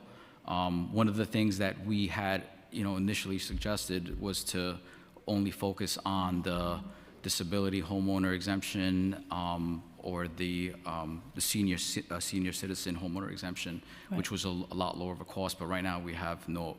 But does the agency have its own solution while you guys are trying to figure it out? So it depends on how much the funding levels would be. Right now we are not appropriated anything. I think our estimates were upwards of $34 million, which would be, if we get that amount and we have to reimburse everybody and give everybody a bin, then we'd have to scale up a lot bigger of an operation. So right now, until we know what funds are appropriated, we really don't have a sense of that. All right, thank you. Thank you, Chair. Okay, we have questions, Councilmember Williams, followed by Brewer. Thank you so much, Chair. And before I start, I just wanted to shout out Garage 12 and 13 and Chief Kavanaugh, who are always really helpful. I wanted to quickly follow up on something that the Deputy Speaker mentioned, because you said that the funding is not equal, it's equitable. So I just wanted to understand the criteria you use to determine how to fund the different garages, because your criteria might not be criteria that we think should be a part of how you make up which garage should get what. Yeah, I mean, my goal is to have no litter on the street or no dump outs, right? So the criteria is we get locations that are reported dirty, whether it's 311 or field observations, and the goal is to get those numbers down. So that's really the goal here. We also try to maximize any kind of operations we have. So if we have any kind of litter basket crews out there, we try to have them also service any kind of drop-offs or areas that have been illegally dumped at, something that is within the scale where they can handle. But ultimately, our goal is not to leave a condition laying around for weeks at a time. And that's part of what we use the trash stash meetings for, where we... The trash what? Well, it's one of the meetings that we have where we have the borough commands down and the district supers. So you pretty much use 311 data and field observations. Observational data from sanitation workers, supervisors, and management staff. So all of them are required to, we also take complaints from elected officials, community boards. So All of that gets factored into how you budget out for each Yeah. garage? Yeah. Okay. All right. So I just had a question on the lot cleaning program. So I know that the chair asked you a series of questions, and I know this is supposed to be the best budget ever, but just trying to understand how you are going to address the extensive lot cleaning backlog if the PEG restoration only keeps things status quo. And as far as I know, there's only about 10 sanitation workers that are assigned to a city of 8 million with tons of lots spread across the 5 boroughs. Right. That does not seem like a best budget allocation to address a very serious issue. Right. So, yeah, I mean, yeah, we have over 1,700 lots that are backlogged. I think we'd be happy to work, you know, on future budgets, but I think at least now it gets us that baseline where previously it wasn't. And we always go after, our goal is to try to clean them all, but we're gonna go after the most egregious ones, and anything that's obviously like a big health risk. So we're just gonna work closely on making that more efficient and working with the administration on future budgets. Okay, because I do give a lot of discretionary to my garages, and they still have this problem because I have a ton of vacant lots, and it's very difficult to get them to go out and clean them, even though they want to. And sometimes they find the resource to do it, which is why I gave Chief Kavanaugh a shout out, but they do not have the resources to truly do a robust job around cleaning the lots. Right. The other question I have is, how do you track the patterns of chronic illegal dumping by location and frequency? I know the previous commissioner did give me data on the 311 complaint, so my district has the highest out of all of New York City for illegal dumping 311 complaints, but the funding and resources to support illegal dumping does not match that. So you just testify that you do use the 311 data, but I don't think that between Garage 12 particularly, which CB 12 has the highest rate of 311 complaints for illegal dumping, the resources fit that data. Let me see if I have that. And I don't know if that's still the case. This was a few years ago when she just started, but just wondering how you are continuing to track that. Yeah, no, we still continue to track that. Let's see if I can get some of those stats for you. And do you coordinate with other agencies, PD, DOT, or local bids? I know in my district, I've been working with the Queens DA, but this is not standard across the city. Like, there's not a lot of interagency coordination around how to even address illegal dumping. So No, we work closely with all the city agencies. I mean, NYPD has access to our illegal dumping cameras as well. And I have some stats for you on your district. So the 11 cameras you have yielded 6 impounds and 7 summonses in calendar year 25 to date. So they've okay, been. are you scheduled to place more cameras? Because I know I funded a few, the mayor's office funded a few. Right, so not at this time, we don't have any funding for additional cameras. And have you ever thought, this is my last question, thank you, Chair. Have you ever explored or thought of piloting a community-based deterrence program? So it's very difficult if people have cameras. I know recently you guys sort of tweaked the law where it's like you gotta catch them in the act. You're not really allowed to use cameras that are not DSNY cameras. It's very particular. And so has there been any efforts to have the community help you address this issue? Because clearly you don't have enough enforcement workers, you don't have enough funds to place cameras, and you struggle to pick up the actual trash in relatively timely fashion. So have you thought of other alternatives to help with this issue? Right, so one of the things with illegal dumping is that a citizen or somebody that observes illegal dumping that's done through a vehicle, there is a program that they can call us and contact us, and we can write a summons based on their observations. They'd have to sign an affidavit, but that is something that is currently in place right now. Okay, I would just encourage you to think about how to use like civilian cameras for some of these things. I know, again, we have tried to do that, but it's always an issue with Department of Sanitation being able to use private footage to catch cars who are dumping. Right. Thank you. Thank you. Thank you. Yeah, the council budget response calls for $10 million in capital for more illegal dumping cameras, just to note. We have questions from Councilmember Brewer, followed by Salam. Thank you very much. So, first of all, thank you, Commissioner, for all your support, and also Superintendent Glenn Baldwin from District 7. Alternate side of the street parking. These friggin' people do not move their damn cars, and I don't know what to do. I have worked with PD and your wonderful local superintendent to try to get in some blocks. We go out in the morning, we put up signs, do not park, but it's very, I would say, labor intensive. We can't do that on, 300 blocks. Right. So I'm happy to undo the city council law that says you can't put a sticker on. I put stickers all over these damn cars. So I don't know if you have any other ideas, but it's really curbing your ability to clean the streets. I don't know if it's just on the Upper West Side, but I think it's elsewhere also. And they're not moving. I don't know what's in them. What's... I could just tell you anecdotally from my experience. I was a field supervisor at one point, and those were the most effective things that we can do to deter vehicles not moving for alternate side parking, which were the stickers. So to your point, we'd be happy to work with you. We should undo the stupid law that took the stickers away and put them back. I agree with you. Okay. I'm happy to work with you on that because that was very effective. I can't get them to move. I mean, literally, myself, I go out and I cannot. We've all been trying. All right, so we're back to stickers because they're not moving. Second is on the issue of street vendors. Are you 100% now responsible for their enforcement, or are you working with consumer? How does that work? So we are responsible for overseeing that. We don't oversee any vendors that are involved in any kind of counterfeit vending. That's under the purview of NYPD still. Okay. And we are currently not inside any parks. That's still under the purview of Parks Department. Right. So it's mostly the food vendors primarily then? Correct. Okay, and that's 100% your issue. Because sometimes there's a dispute as to whether two people need to be on two different tables, et cetera. So you should know that there's a lot of discussion about, we still have to get some of these rules to be correct. Graffiti, I know you do take it off. How do you decide where you're going to go? Is it just a 311 complaint? Do you try to batch them together, et cetera? Yeah, it's 311 complaints, and that's one of the things that we highlighted is that we have closed those 311 complaints very, very quickly since we took it over. But we also take any external requests, whether it's council members or community boards, but yeah, we usually get to them really, really quickly within the allotted time. Okay, because it seems like when people do it, then they come right back.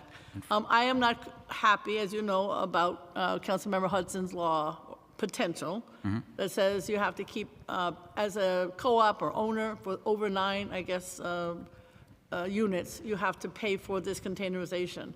Is that true in other cities? Is that how it works? I mean, people are already upset about everything in the world, and it seems to me that sanitation is supposed to be paid for by the public. In other words, it's a public good. And so I understand maybe a one-time cost, but to be paying it over and over again. I know you have to maintain them. I've listened to your discussion, but it does seem to me that seems to be an unfair burden on individuals. Those of us under 9, I'm one of them, we don't pay. We get our $51 bin, which I like very much. Nobody has stolen it. And that's it. But how is it that you think those who are over 9 units will be happy paying, or it won't be an issue, or do you think it's right? Well, obviously nobody's going to be happy about paying it, but I think it's in order for us to maintain these bins, and obviously there's going to be a lot that can happen with them. But before we get too far ahead, I think the pilot in M9 will... But they're not paying. Right, but the pilot will teach us a lot of things about some of the things that these bins will encounter. I think having that is an investment, and I know that it's one of these things that people complain about, but having bags on the street is obviously painful to see. So I think once you see these containers fully operational in District 9, I think a lot of people will see some of the benefits and maybe see differently. I'm not agreeing with you, but I hear what you're saying. Finally, abandoned vehicles. Manhattan does not have a tow pound. NYPD's problem, not yours, but it's sort of everybody's problem. Right. Once to the credit of Cuomo, and we got Pier 76 is now an open pier, no tow pound. where do you take the Manhattan abandoned, and is that an issue? In other words, I get told sometimes we have no place to put the car.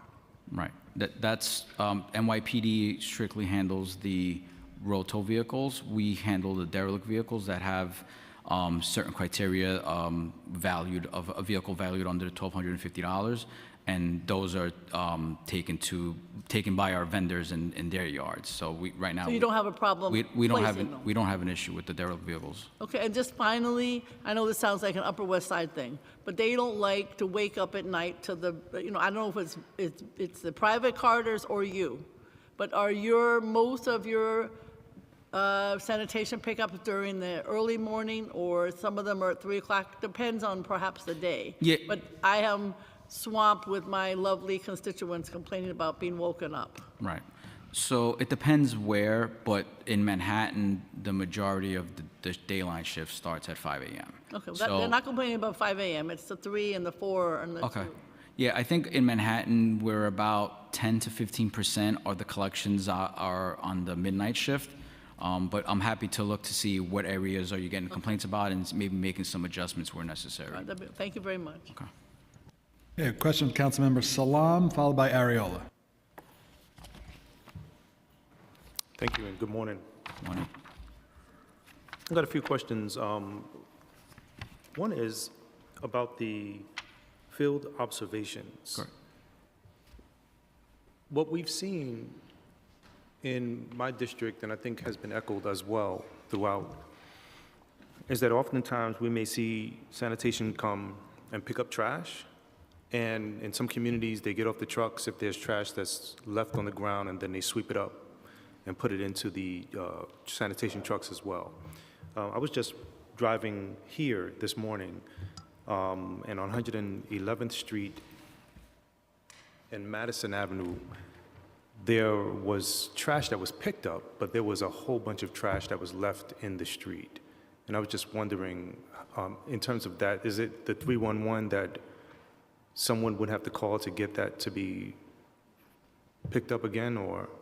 Well, yeah, anybody can call 311 in that instance, but the crews are required to clean up that kind of spillage. So, I mean, we'd happy to look into that instance and see what happened there, but they are required to clean up after that kind of, the circumstance that you mentioned.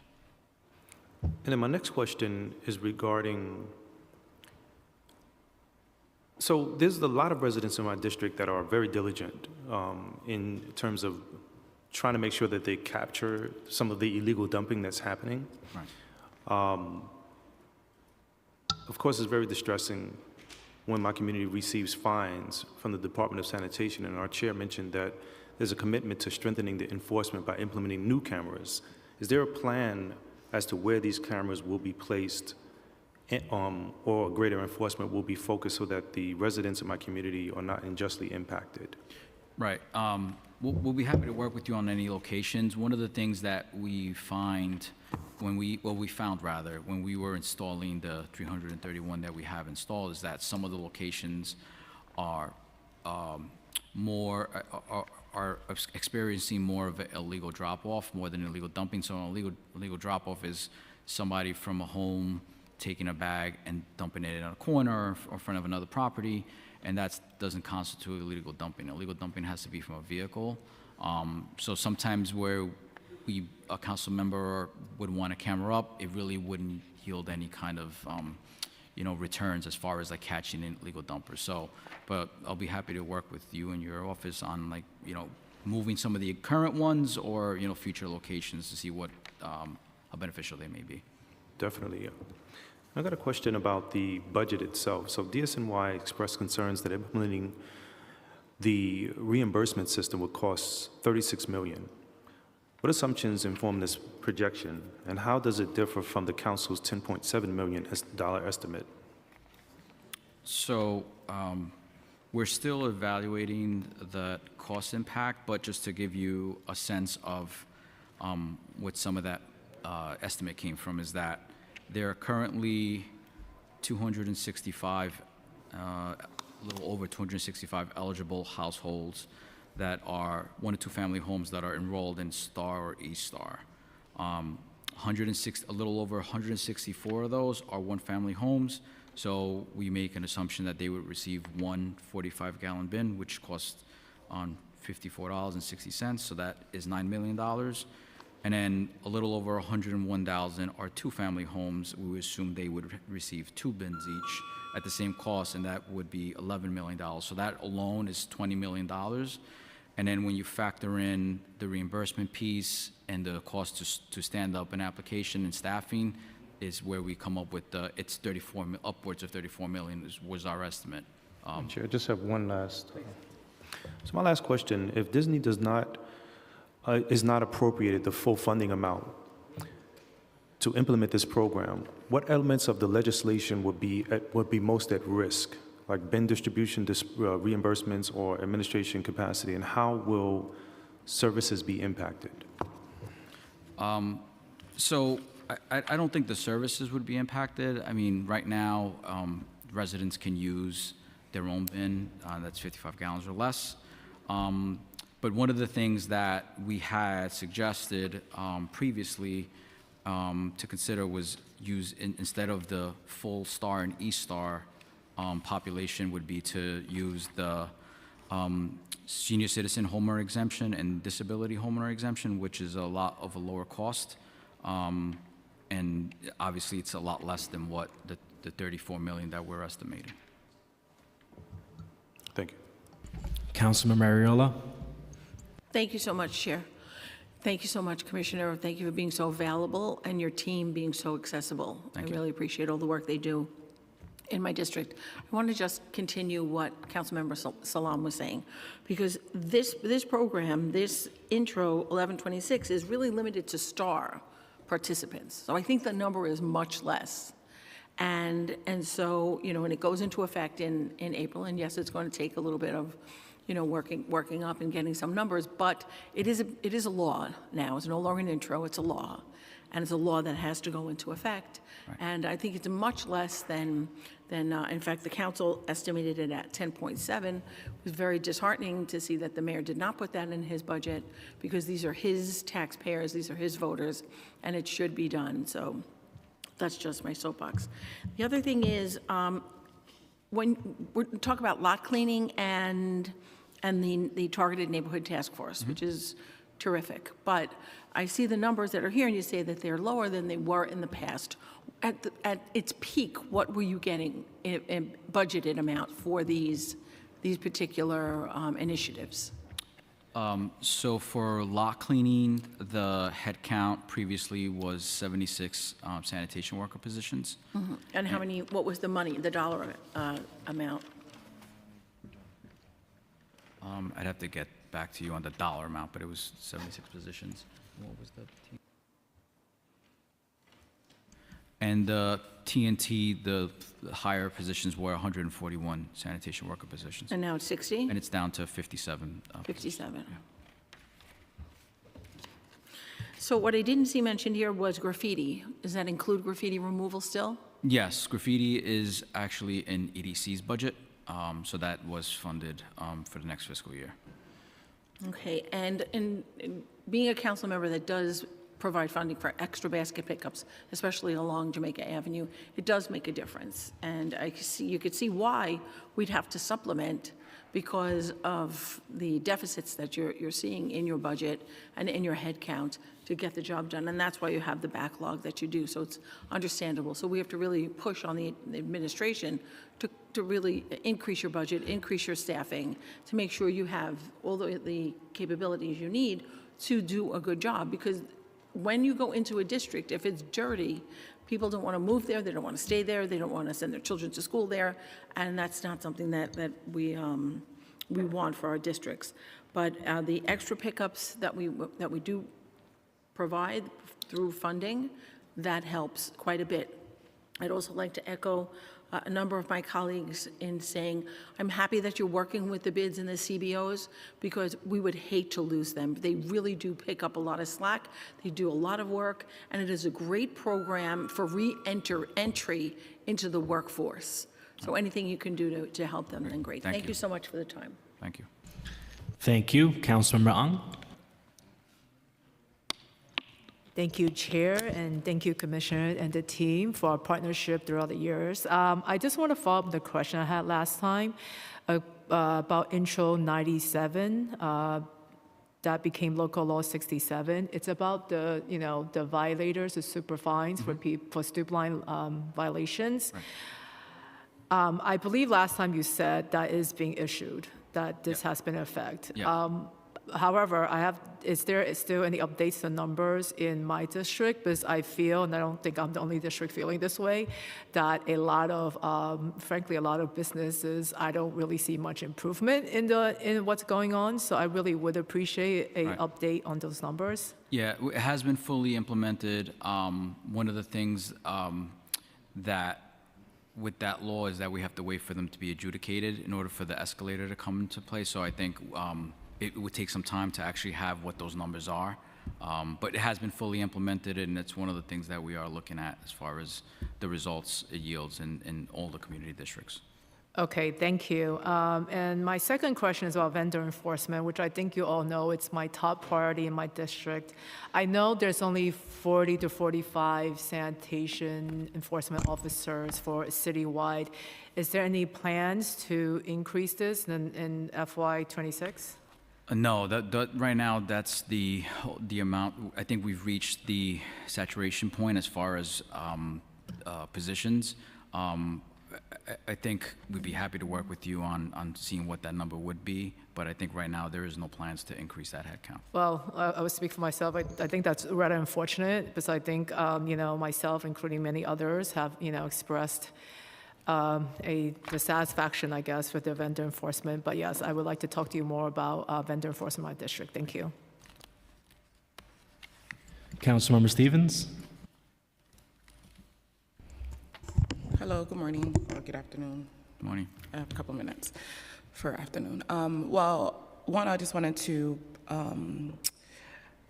add my thoughts to the same thing that Deputy Speaker Ayala was talking about, just the comparison in districts and how the lack of additional efforts, because I think people hear equity and they think equity is we all get the same thing, but we all don't need the same things. And so I really need that to be taken into consideration in District 16 in the West Bronx, because my streets are filthy. One of the things that I get the most complaints about is just how the streets are filthy. I know people don't move their cars for street cleaning, but there's no enforcement either.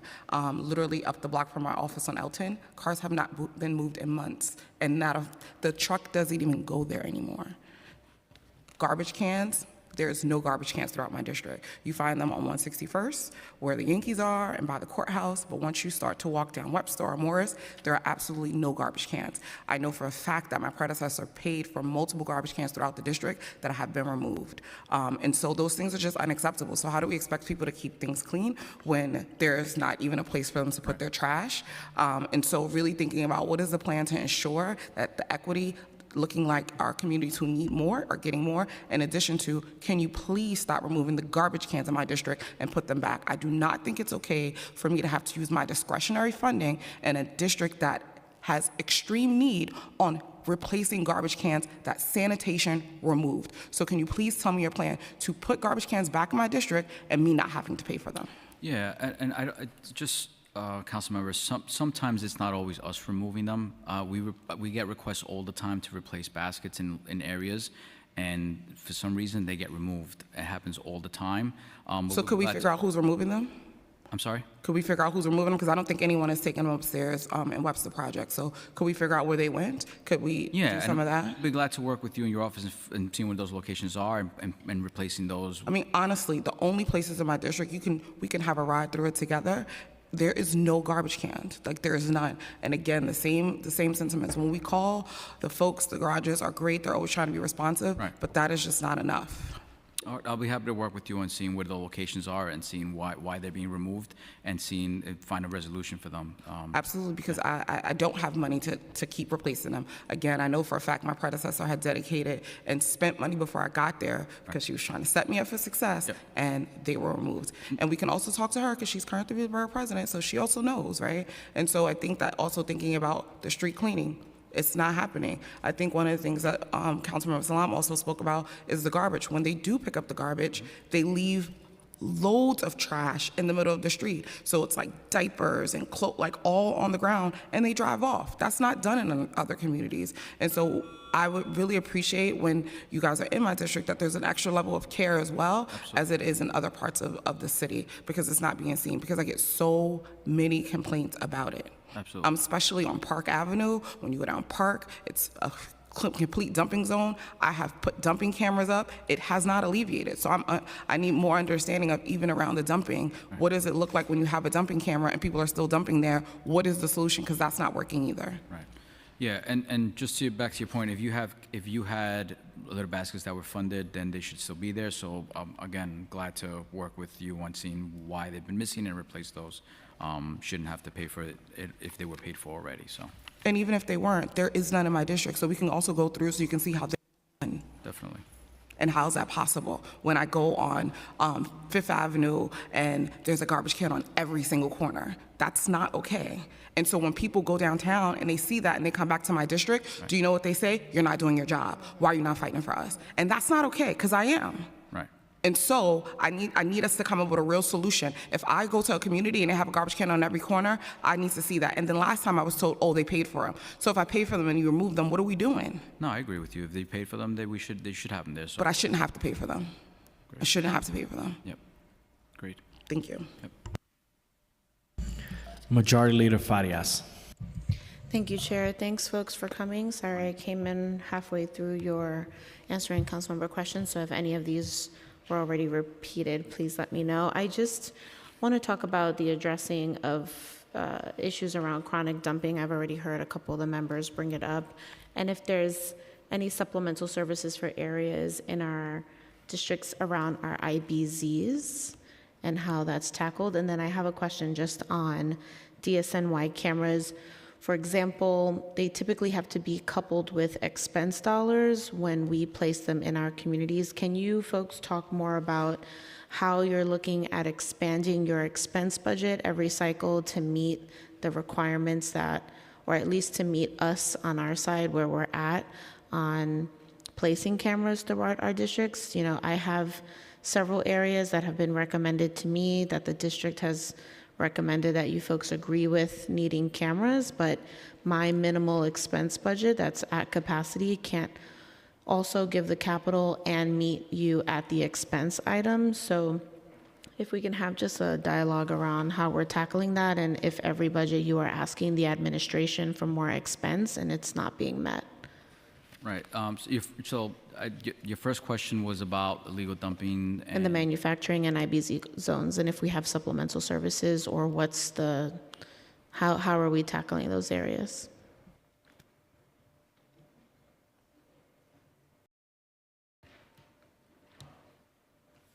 So, nice to see you, Majority Leader. Just the IBZs specifically are a good example of the kinds of places where we look at for camera placement.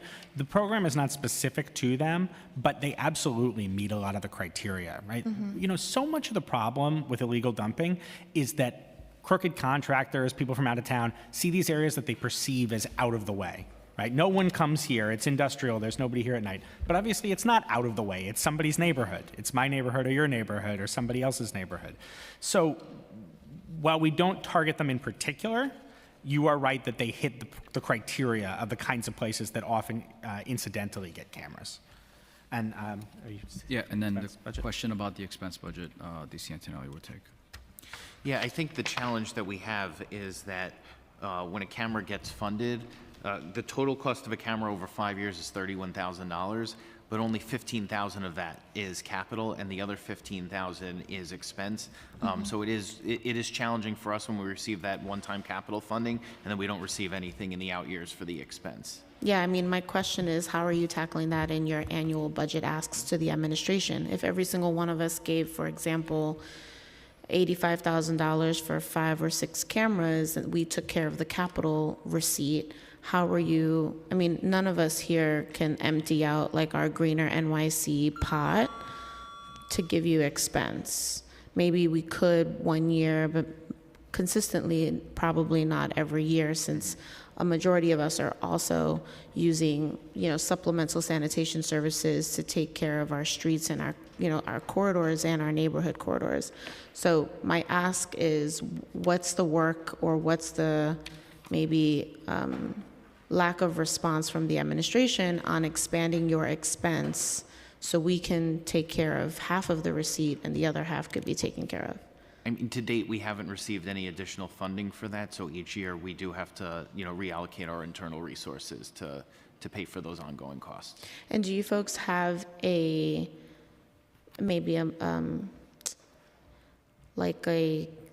we have capital plans saying like over 5 years we're going to try to tackle X amount of things? Do you folks have on that side, like, we'd like to have cameras over the next 5 years in these 50 locations, so the expanded expense budget or discretionary budget has to go up this amount? Have those conversations happened with the administration?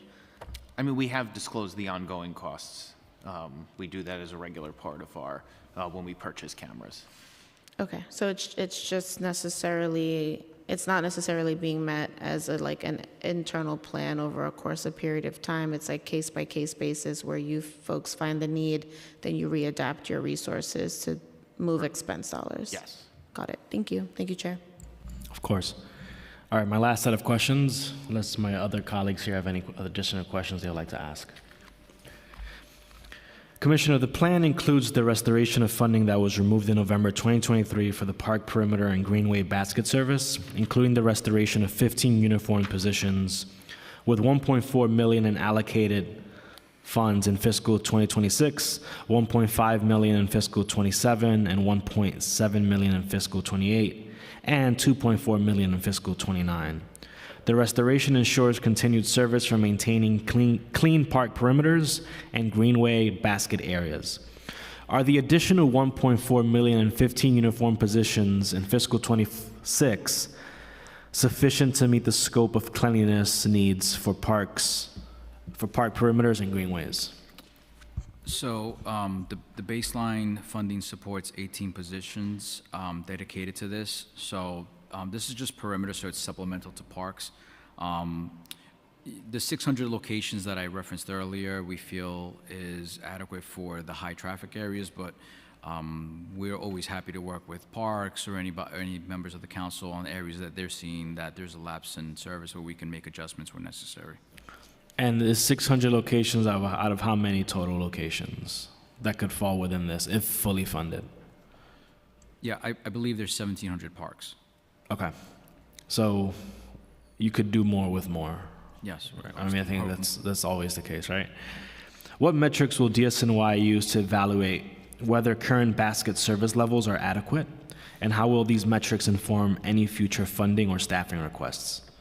So I think what I mentioned before, we call Trash Dash, which is our internal application where we track the different types of data, which is 311, field observations, any kind of external complaints, and we track that and seeing any year-over-year increases or decreases, 28-day and then a week-to-date, and we're looking to see that type of data to see where we need to make any adjustments. As I mentioned before, for the current fiscal year to date, the same period, we have seen a 21% decrease in 311 complaints, but we're always happy to get any kind of feedback from any external entity and seeing where those lapses are. Staying within the park perimeter and greenway basket services for a second, were any areas deprioritized or removed from service routes after the 2023 PEG? And if so, have all of them been fully reinstated under the current restoration? We don't believe there were areas that were deprioritized, so it maintains the current level of service that we have this current fiscal year. So are all the parks that were subject to it were they reinstated, or were there others that were removed? There were some that were removed, but I think the ones that we worked with parks on were the ones that felt they were priority and needed the most attention. It would be helpful for us to know which ones were removed. Sure. How is DSNY coordinating with parks and other agencies to ensure this program meets community expectations, especially in high traffic or historically underserved areas? So we meet with them regularly, and any feedback they get or any observations we make, we take that into consideration, and it's a dynamic process. So we're not married to any one particular location. Now, transitioning to syringe cleanup, despite a clear need and the council's 1.1 million call for 16 new staff to expand syringe litter cleanup and environmental enforcement, our budget response, the executive plan includes no additional funding for this critical public health function. This leaves high foot traffic and vulnerable areas without dedicated capacity to address used syringe collection, which is an ongoing risk to both sanitation workers and the public. What is DSNY's current capacity for syringe litter cleanup, and how many incidents are logged and responded to each month with existing staff? So right now we have 6 DSNY officers. 6 dedicated to syringe removal citywide. And for the current fiscal year to date, we've removed over 102,000 needles, which is 102,000? 102,000 needles, yeah. And one of the things when we get a 311 complaint on a discarded needle is we're required to remove that immediately. So we respond regardless of what we have to those locations to remove those needles. And what's the monthly rate? Is it 100,000 divided by 12? Is that what it would be? Or that would just be the average? Yeah, I'd have to get you the specific numbers for that. Okay. What would the 1.1 million proposed by the council have covered in terms of new headcount, equipment, and enforcement expansion? And what scope of services could be provided with these additional funds? Hi. So, we did read the response, and we saw that it included 1 civilian and 15 uniform staff. But we'd be happy to discuss it further, because I guess we don't fully understand exactly, what the calculation behind that. So we would love to work with you to see that, so we can reconcile it with what we think that'll cover. I think we would be more than happy to have that meeting. Yes. And certainly, again, we can do more with those additional funds. Mm-hmm. It could be several hundreds of thousands that get picked up versus the 100,000, right? Yeah. So we hear a lot from, places like in East Harlem, for instance, where in places in Central Harlem and even West Harlem where this is an ongoing problem. It affects our districts. And my last question is, does DSNY plan to revisit this funding need in future plans, and what short-term measures, if any, are being considered in the meantime? So right now, Chair, we don't have any plans to revisit the funding at this time, but we're happy to work with council and administration on what that increase would be if necessary. Well, we plan to revisit those conversations. Thank you so much my apologies. We have Councilmember Salamanca who's joined us and has questions. Thank you. Good afternoon, Commissioner. I want to start off by just saying thank you for the openness and the working relationship that we have, being able to access you and your team and a response in a timely manner. It's really appreciated. And I want to thank you because just recently your team, which we just posted today, cleaned up some illegal dumping that occurred in the Hunts Point community, and I know that you saw it firsthand when you did the walkthrough with us. I just have a very simple question. Composting. Mm-hmm. My neighbors are asking me, are we doing it or are we not doing it? Can you please give me an answer? Yeah, of course. So it is mandatory. We are doing it. We have shifted our focus on outreach and education. So one of the things that we want to do is to have any interactions with anybody that may be confused of exactly what's needed.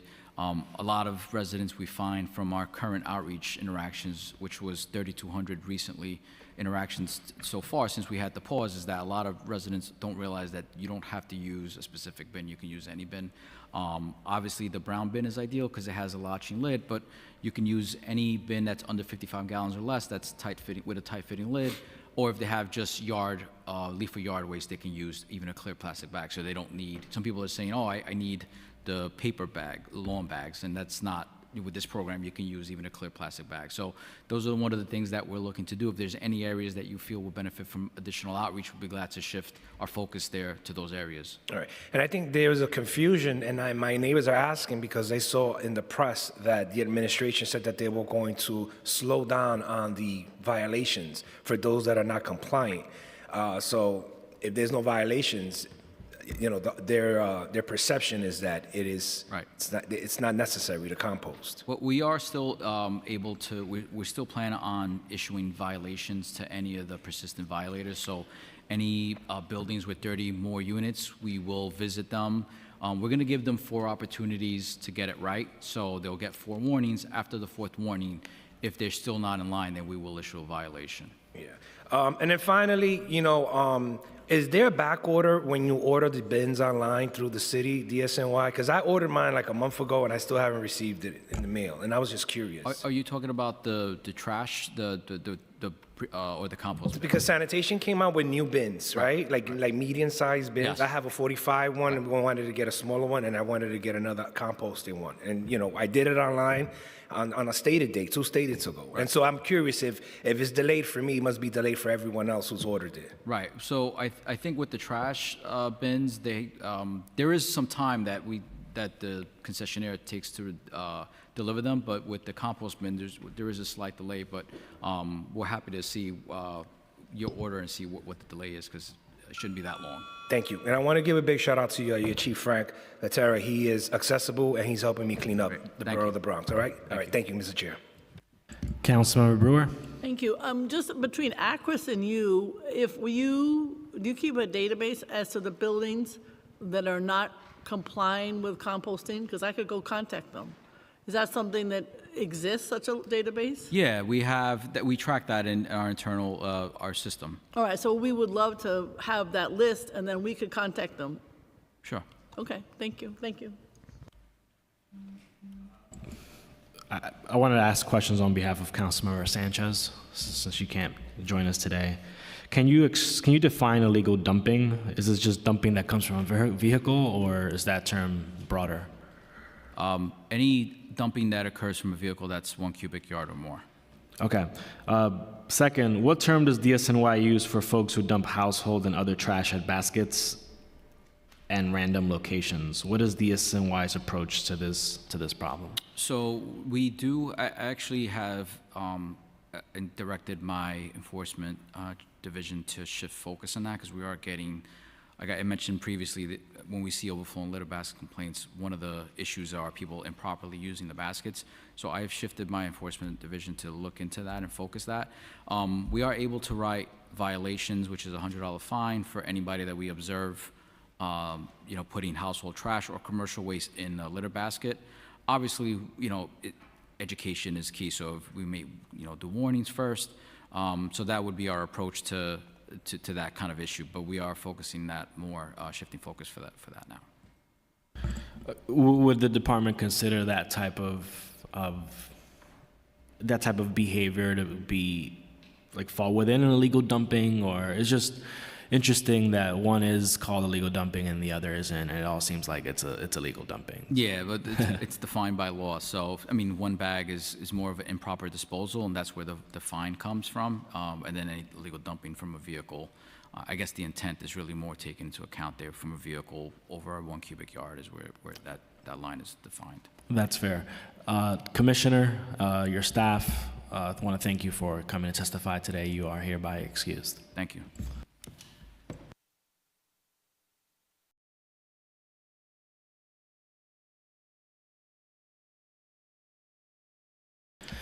And we'll take a short break until the aging, the committee on the hearing on aging. Thank you.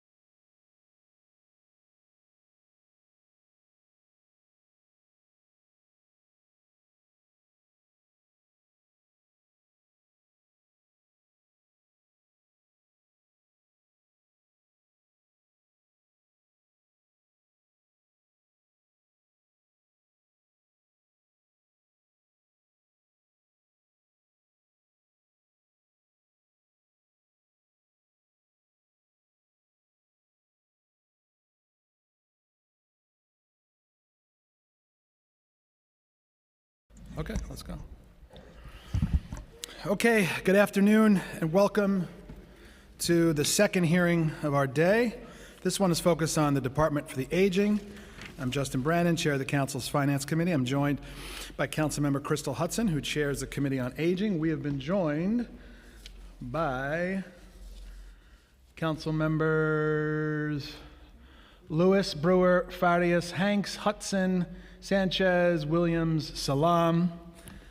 And a big thank you to Commissioner Cortez Vasquez and your team for being here today.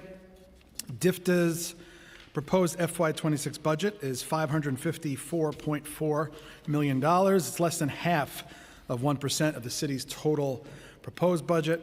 That said, it's a sizable jump, up $128 million or 30% from the preliminary plan.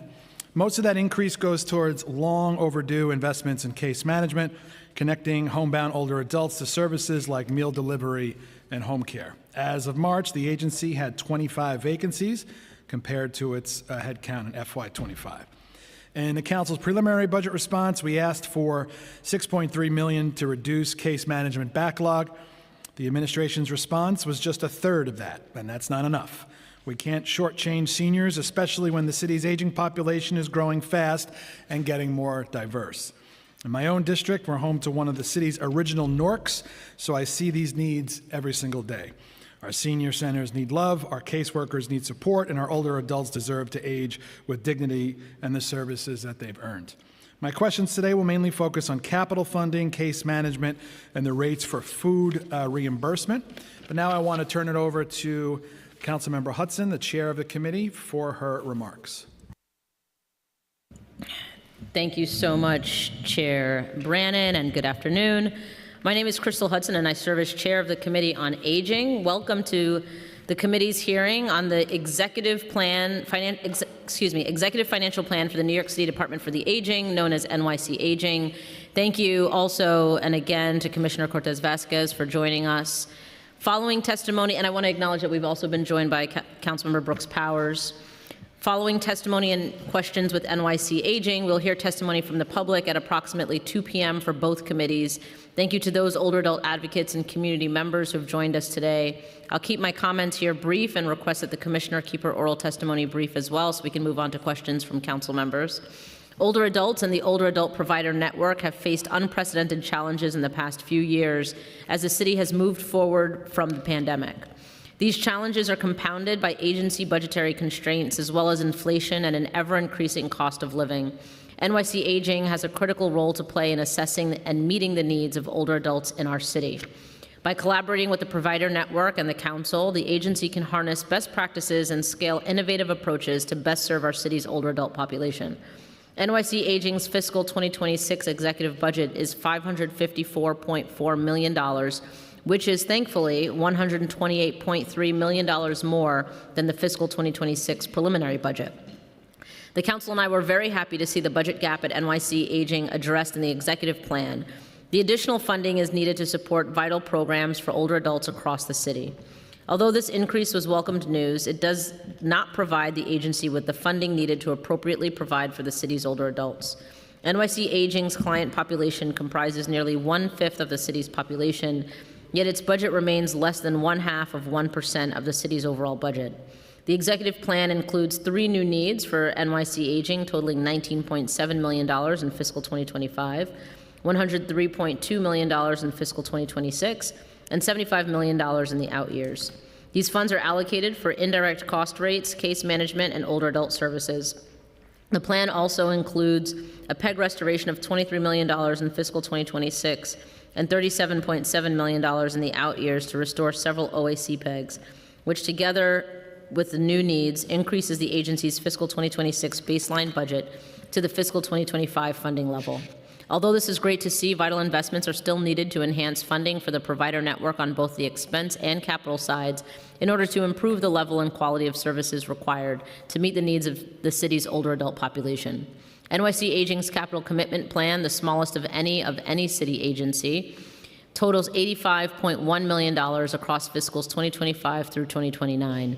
With over 300 older adult centers and NORCs now in the NYC Aging network, this funding is insufficient to properly address all infrastructure needs. The agency's capital program should be enhanced to provide for critical needs, including refurbishing centers, upgrading kitchens, and connecting older adults to much-needed technology and resources. In the fiscal 2026 preliminary budget response, the council called on the administration to add $50 million to NYC Aging's capital budget, but fortunately, no additional funding has been added to fulfill the council's proposal. In today's hearing, we would like to get a deeper understanding of NYC Aging's expense budget, its capital plan, the impact of newly added funding, and the future of key agency services and programs, including case management, home-delivered meals, and older center programs. As we move towards adoption of the fiscal 2026 budget, I look forward to working collaboratively with providers and the administration to help the agency appropriately provide for the city's 1.8 million older adults. I'd like to thank the committee staff who have helped prepare this hearing: Samuel Hamid, financial analyst; Julia Haramis, unit head; Christopher Pepe, senior legislative counsel; Chloe Rivera, senior policy analyst; and my chief of staff, Andrew Wright, and all the other dedicated staff. Thank you. Before I turn it over to the committee counsel to swear you in, just acknowledging we've also been joined by council members Schulman, Banks, Zwang, and Hanks. And now Brian will swear you in. Thanks. Good afternoon. Do you affirm to tell the truth, the whole truth, and nothing but the truth before this committee, and to respond honestly to council member questions? Commissioner Vasquez? I do. And Chief Financial Officer Mercado? I do. You may begin. Is this on? Okay, yeah, all right. Good afternoon, Chair Brannan and Chair Hudson and the members of the Finance and Aging Committees. As you know, I am Lorraine Corte Vasquez, Commissioner of New York City Department for the Aging, lovely known as NYC Aging. I am joined by Jose Mercado, our Chief Financial Officer. And I thank you for this opportunity to discuss our executive budget for FY26. It is so fitting that we are speaking with you today in May, which, as you know, is Older Americans Month. And this month is a national time to acknowledge and promote the contributions of older adults. It is also an opportunity for us to affirm our commitment as the largest area agency on aging in the United States to providing aging services and making New York City a truly age-inclusive community. This year's theme of the Older Americans Month is Flip the Script on Aging. I believe that truly embodies the work we are doing every day at NYC Aging to meet the growing needs of New York City's quickly approaching 2 million residents over the age of 60, while also combating the pernicious nature of ageism throughout the country. We flip the script every day at our older adult clubs through dance, art, exercise, as well as serving meals, or when we connect someone to workforce, which leads them to sustaining economic security and employment after the age of 60, as well as many other programs. We are proud that we have been able to join by national leaders in flipping the switch and tackling ageism head-on. We walk the talk every day and encourage all to do the same, combating ageism every day at every opportunity as it needs to be heard. And I thank both of you for acknowledging that in your opening statements. NYC's aging work to eliminate ageism and ensure the dignity and quality of life for older New Yorkers is beyond the month of May. It is showcased every day in how we provide high-quality services and resources to older adults, despite difficult budget cycles and fundamental changes to the federal landscape. To support this important work, our FY26 preliminary budget projects $554.4 million in funding, of which $432 million is city tax levy funds. This includes allocations to core programs you're all familiar with, including the $263 million to support older adult centers, the $73 million for home-delivered meals, the $53.2 million for case management. I refer to these as core programs because they are intrinsically connected to providing meals and food to older adults. While we don't typically look at home-delivered meals or meal programs, it's just meals. We look at them as food as medicine. These are essential services for healthy living, supporting cognitive brain health, and preventing social isolation. Excuse me. This work is done by older adult clubs, home-delivered meals, and our case management service providers. They combat poverty and financial insecurity while also connecting older adults to in-home services which address their needs when struggling with the daily activities of living. They are essential to a community care plan. The alternative is institutional care, which we all know is rather costly. There are also allocations of $37.7 million to support home care to the homebound elderly adult who are not Medicaid eligible, which allows older adults to age in place, the communities in which they help build, and $17 million for NORC programs, which provide similar services at OACs, other than meals, for recreation and combating social isolation, but also includes some nursing services. Finally, $9.2 million for caregiver services, supporting the 1.3 million caregivers and their care receivers in this city, and $6.1 million for transportation services, allowing older adults to be connected to community centers, houses of worship, shopping, and medical appointments. These numbers not only tell a portion of the story beyond the services included in NYC Aging, but they show the human side of the work that we do every day to make New York City fully age inclusive. This is not possible without a network of nonprofit providers. On the human side, I'm also proud of the work that our agency employees and our providers who serve older adults daily. Even when NYC Aging staff are spending time in the field connecting with provider staff or other older adults, they still prioritize their daily work and tasks, which makes this agency an incredible part of city government. I was a little disheartened to hear comments made recently in this room about NYC Aging staff ignoring their responsibilities to process contract payments because they spend too much time in the field with older adults or our providers. Those two actions go hand in hand, and it is integrated into their work. We believe that to serve the public, you need to know the public. More importantly, I believe our record of on-time payment speaks for itself, as does the positive partnerships we have with our contractors. This is not to say that there aren't any issues to be addressed. There are issues, and we address those. We address those usually head on, but our approach is always to resolve these as partnerships of equal. As we discussed in March during our preliminary budget hearing, there are key challenges in the city financially, and NYC Aging is always prepared to prioritize the needs of older adults and our core aging services while limiting the impacts of these challenges. We are pleased to see that under FY26 executive budget, in addition to there being no mandatory services exercise, the mayor and OMB kept their word and funded the backfill by the expiring stimulus dollars and programs to eliminate the gap, the PEGs, for the core programs I mentioned earlier. Nevertheless, we are keenly aware of the change in the federal administration and the need for an improved per capita funding formula to increase state dollars and result in a fair share funding for the city by the state, which has led to confusion in funding sources, especially those in federal grants. These are ongoing issues that we monitor day to day and continue to assess their potential impacts to aging services, where we have developed several possible scenarios. We also continue to advocate to our state and federal partners and to share the financial responsibility of serving older New Yorkers living in New York. And I've always asked you to be our partners in raising that advocacy voice. Since I was last here in March to discuss the preliminary budget, we are proud of our work done with the work of our nonprofit partners in addressing some of the notable recent successes and upcoming items we are looking forward to. In FY24, NYC hit a post-pandemic record of 10 million meals served to older New Yorkers throughout the 5 boroughs.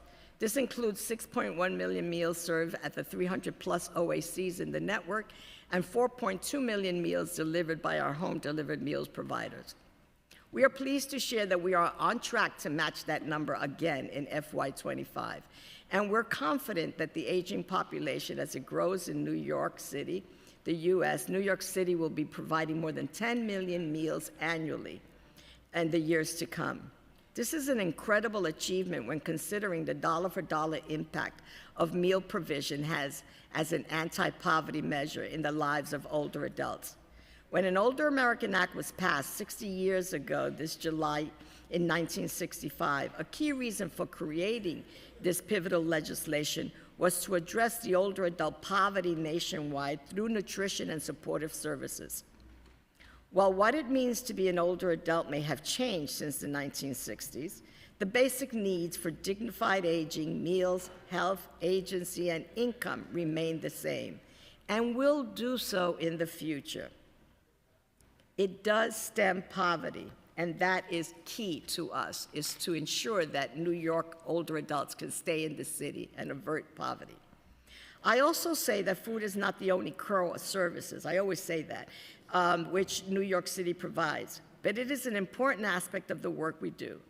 The FY26 executive budget includes more than a $10 million increase for home-delivered meals providers, further helping our contractors to weather some of the rising food and transportation costs, while we also account for future growth in the homebound older adult population. We strive for innovation and quality of meal services. We're excited to, and this is for you, Gail, we're excited to host the first ever plant-based cook-off. I knew it. I knew. The plant-based cook-off, which was sort of like our version of Top Chef. And we were able to select 3 fabulous plant-based dishes that are already served at the older adult clubs. This was a great way to showcase the innovation done at centers around food as medicine, and also taking this required health mandate and having a little fun with it in an objective way, and improving the lives of older adults through healthy eating. I appreciate the Council's shared goal and commitment to older adults and supporting the work of NYC Aging, especially as we navigate the uncertainty in the federal government. It feels that every day is a new change, a new crisis, or a fundamental shift in the way social services are provided to Americans. Even amidst these uncertainties, NYC Aging continues to meet the older adults that we plan for. And we're planning for a worst-case scenario and moderate-case scenarios.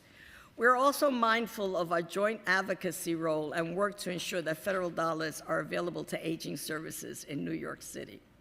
Regardless of what may come in the future, centers are still open, nonprofits are working, meal programs are functioning, case management continues, and the Cabinet for Older New Yorks is still meeting and addressing the aging needs and breaks down communication silos, which hinder agencies' effort to make New York an even more age-inclusive city.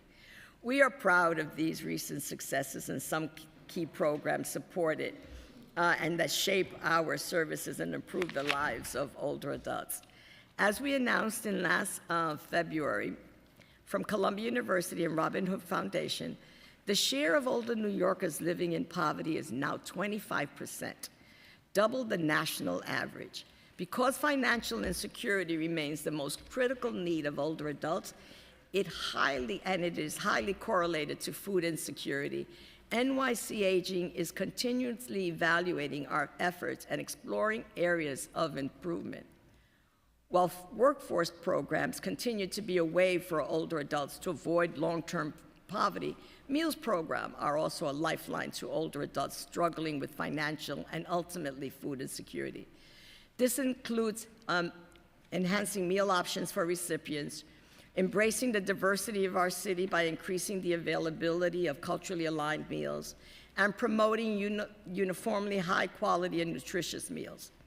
In FY24, our network of 15 home-delivered meals providers provided 4.2 million meals to 24.6 thousand clients. Combined with the meals served at OAC, New York served a record-breaking 10.3 million meals in FY25, underscoring the importance of these meals to older adults. We're happy to mention again that this year's reimbursement rate has increased from $11.78 in fiscal 23 to $13.78 in fiscal 25, although we know that costs are escalating on a daily basis. Over the past few years, these rates have gradually risen to help meet the needs of our providers serving these critical needs. These have been key improvements to service and our providers and have been met in a partnership between this administration and the council leadership. As the number of older adults continues to grow, it is imperative that we continue to grow the community care support services, which allow older New Yorkers to remain in the communities that they built and to truly age in place.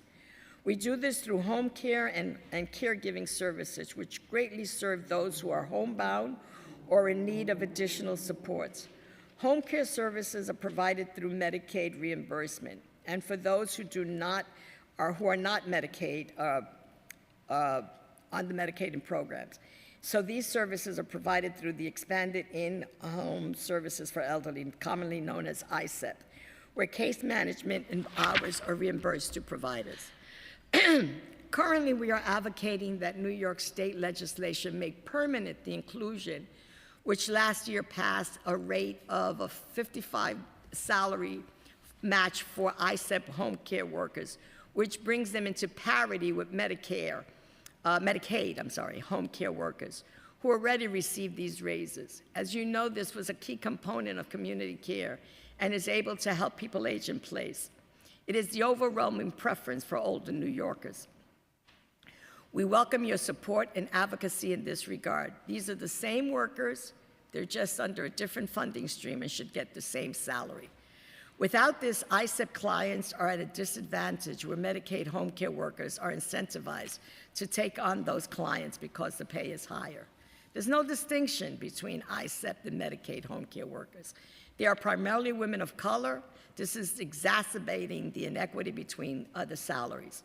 Currently, the home care program at NYC Aging is funded at $37.7 million for FY26. But that does not include this wage increase that I'm talking about. This occurred in previous years and was resolved as part of the advocacy from the council, from our advocates in the field, and to ensure that we have equity in pay for these workers, who are frequently women, as I said, women of color. There's no need to leave them out of necessary pay increases for critical aging services. Many older adults are caretakers for their aging parents. Many are caregivers who also have full-time jobs. The caregiver program offers options for respite care through home care and participation in social adult daycare. There are estimated 1.3 million New Yorkers who function as caregivers. Without the support for care for daily living activities and respite care, many of these caretakers, would not have the financial means or ability to leave the care receiver in someone else's care while they take a needed break from their caregiving responsibility. We know the cost of maintaining an older adult in institutionalized care is far higher when compared to the cost of these community care options, such as supporting caregivers. On average, the cost is $160.9 thousand to house an older adult in an institution, while the average of community care service is $32,000 per person per year. In FY26, funding for the caregiving program is currently projected at $9.2 million. Caregiver support positively impact the health and well-being of older adults while aligning with the cultural background of the individual. Why is community care so incredibly important to the future of older New Yorkers? These integrated services for home assistance, which is care for daily living needs such as bathing, cleaning, food prep, shopping, transportation, meals provision, can all keep an older adult in the community longer, which is their desire. And it is a shared goal between this administration and the council. As you all have heard over and over again, I have personal experience with this, as did the city council chair. My mother wants to remain in her home. She needs additional care benefits that they come from her family or the surrounding community. but she wants to remain at home, and we will do everything possible to make that happen.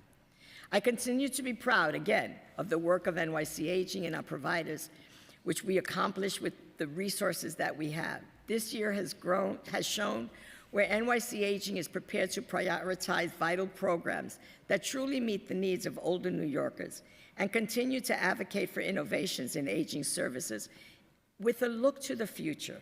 Even in the face of challenges, we continue to be good stewards of public dollars. That said, given the need for further investment from our state and federal partners, we continue to be concerned about the current uncertainty of what the changes may be that will affect NYC Aging. It is imperative now more than ever that New York City receive its fair share of funding, both at the state level and the federal level. We are grateful to the chairs and committee chairpersons and your ongoing partnership and your support of older New Yorkers. And finally, as I've said before, we're looking forward to big anniversaries this year and agencies, which are vital. On July 14th, we'll celebrate the 60th anniversary of the Older Americans Act, signed in 1965. This legislation is fundamental to the services we provide. If the OAA was a person, they would qualify for our service, and that's something to acknowledge. Similarly, on August 14th, we celebrate the 90th anniversary of the Social Security Act, signed in 1935 by President Franklin Roosevelt. This was one, if not the most pivotal piece of anti-poverty legislation ever enacted in modern democracy. And every day we hear about threats to Social Security. And this is causing great fear among older populations, which rely solely, many who rely solely on Social Security. Finally, on November 4th of this year, NYC Aging will celebrate its 50th anniversary, and we're excited to showcase all the golden ways we have served older New Yorkers since 1975. Look for upcoming announcements as we celebrate these milestones. Whether it's 50, 60, or 90, there's a lot to talk about in the lives of older New Yorkers in 2025. And I also want to invite you to join us May 28th for National Older Adult Health and Fitness Day in Folly Square. We had a fabulous time last year. We expect to have the same thing this year, where we have laughter, yoga, flexibility instructors, some major dance, entertainment, but we appreciate your dedication and your advocacy for older adults, and we want to see you there grooving and dancing with us in Foley Square. Thank you for your time today. I look forward to your questions. Thank you, Commissioner. But I will answer your questions. Thank you, Commissioner. We've also been joined by council members Carr, Lee, and Stevens. I want to jump right into the federal funding concerns. Federal funds make up 14% of New York City Aging's fiscal 26 budget and 16% in FY25. What are your department's primary federal funding sources, and what programs and services do they each support? I will start, and then Jose, you jump in. Primarily our case management, which are our 3B services, and the bulk of it is meal services, home delivered meals, our C1 and C2, which are the congregate meals. And then they also provide services for elder abuse, and that's it. Okay, what grants or programs are we most concerned about being at risk of being cut? I think that the ones in jeopardy, we don't know, to be honest with you. It's every day it changes. But so far, we've seen some impact on our workforce, which is our Title V programs and our older worker programs, which are essential to stem poverty. And so we've been getting back and forth on that. Sometimes it's closed, sometimes they're rescinded, but fortunately we have a very aggressive fiscal officer who has already drawn down the federal dollars and advances, so we feel a little more comfort there. We're concerned about the case management, the 3B dollars, and of course, core to all of our services are nutrition services. So any impact on that will severely impact our ability to continue. And have you assessed how the agency would be impacted if there are cuts to these programs? We for the last 2 months have been going through several scenarios. We've had a worst-case budget, we've had a moderate, and then we have the reprieve, which we know will still have an impact. And so we've done all of those scenarios. But it's so difficult to plan when the information is ever-changing. And has City Hall asked for that assessment from you? We've been sharing this information with OMB. Okay. So the Older Adult Center PEG restoration, the executive plan includes a PEG restoration of $23 million in FY26 and a baseline restoration of $37.7 million starting in FY27 for older adult centers. Can you clarify which PEGs this funding is restoring? So these were underspending in the older adult clubs. And when were the PEGs originally instituted? Some of these pegs go back to 23. FY23? Yeah.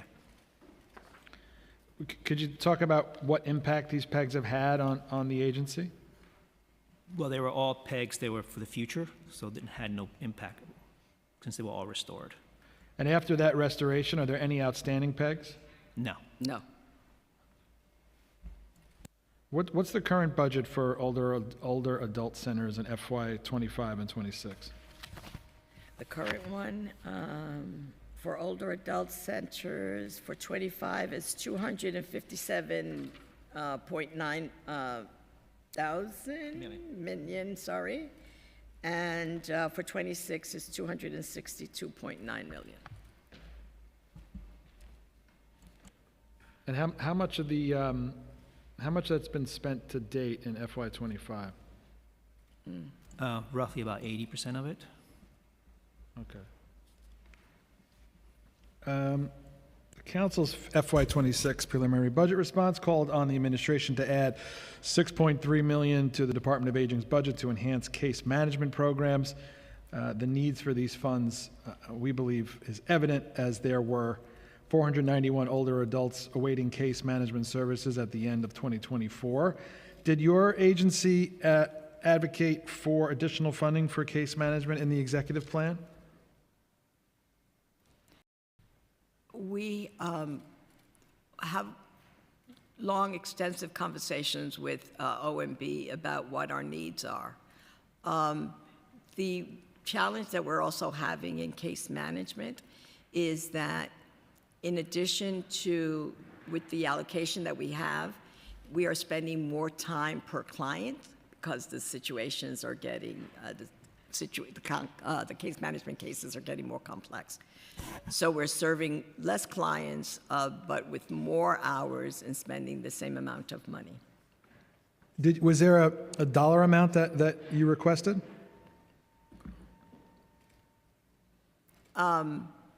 In our conversations with OMB, there are many requests that go back and forth in terms of case management, as well as all the other categories. The current case management budget is what? 51.1 million, close to 51.2 million. And it'll be 53.2 million in FY26. And do you think that's enough? I always say that the resources, the needs outpace the resources. So how many older adults are currently on the case management waiting list? Let me get you that.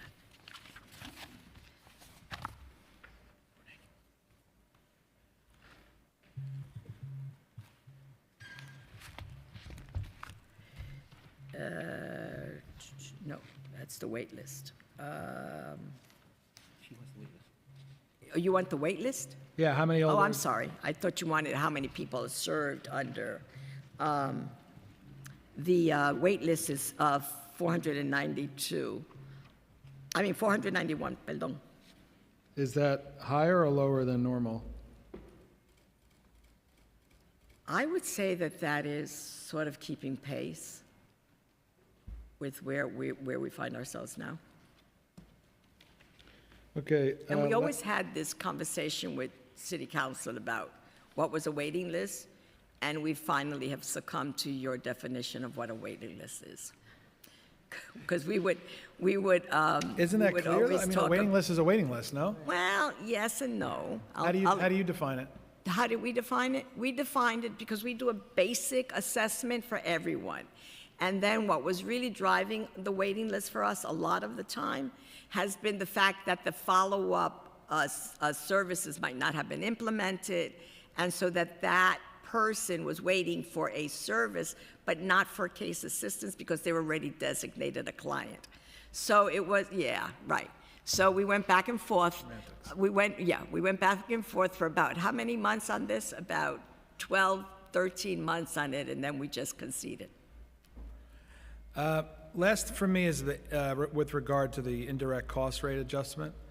The executive plan includes an additional almost $20 million in FY25 and FY26 for indirect cost rates for human service providers. Could you tell us how that amount was determined? So this calculates the increased indirect rate for each provider. So, and why was the additional funding necessary? We did not implement the indirect rates. Say that again? We did not implement the indirect rates for 25. So this is basically allows us to implement them for 25 and 26 going forward. So is that why the funding was only allocated in FY25 and 26 and not in the out years? That's correct. That's correct. So, you know, the ICR changes every 3 years. So they're just basically funding it for 26, assuming a lot of the 26 is also 27. So what's the baseline funding amount in FY25 and the out years? Well, right now, it's, sorry, give me 1 second. It's $26 million. How much? 26 million. 26 million? 26 million. 26 million. So we have. I also want for the record to note that we establish a baseline ICR for all nonprofits. We have many nonprofits, especially the small ethnic or community-based nonprofits that did not have an ICR. And we determined that every nonprofit should have an ICR. We gave a baseline 10% to every nonprofit. Okay. I am going to turn it over to Chair Hudson. Thank you very much. Thank you. Thank you so much again, Chair Brennan and Commissioner. NYC Aging's fiscal 2025 budget totals $570.9 million in the executive plan, while the budget for fiscal 2026 totals $554.4 million. This represents an increase of $20.2 million for fiscal 2025 and a $128.3 million increase for fiscal 2026 from the preliminary plan. Notably, council discretionary funding, which totals $41.6 million in fiscal 2025, is not yet included in the fiscal 2026 budget. We were very happy to see this infusion of much-needed funding to NYC Aging in the executive plan. Can you confirm that the additions made in the executive plan address the agency's fiscal cliff and that all programs are fully funded at the current level in fiscal 2026 and beyond? As I told you in the preliminary budget hearing, that there was a commitment made to both you by the OMB director and to me, and that commitment has been met. The fiscal cliff has been funded. Okay. With these additional funds in place, can you confirm that no programs will need to be reduced or centers closed in the next fiscal year? There will be no centers closed in the next fiscal year. So does that mean that programs might be reduced? Program might be reduced, but it has nothing to do with the fiscal cliff. Okay. Is NYC Aging requesting any additional funding from the administration for the adopted plan? And if so, how much and for which programs? We're in conversations with them about several of our unmet needs, and we're in those discussions now, presenting those now. Okay. Can I get like a yes or a no? Yes, we're in negotiations with them. Slick. I'll take it. Are there any outstanding areas you can flag that still require additional funding?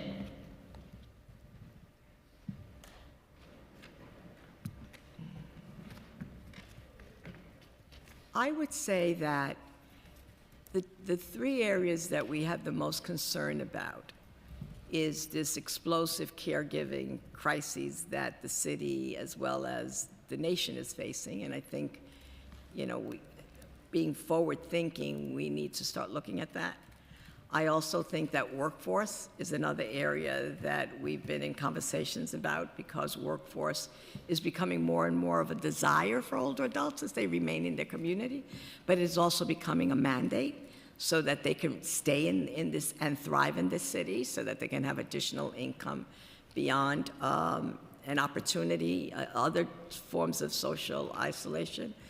And I believe, concurrent with that would be home care services, again, to support community care. But all of these discussions are being made with OMB at this time, and I believe that there are conversations in earnest, and also, of course, transportation.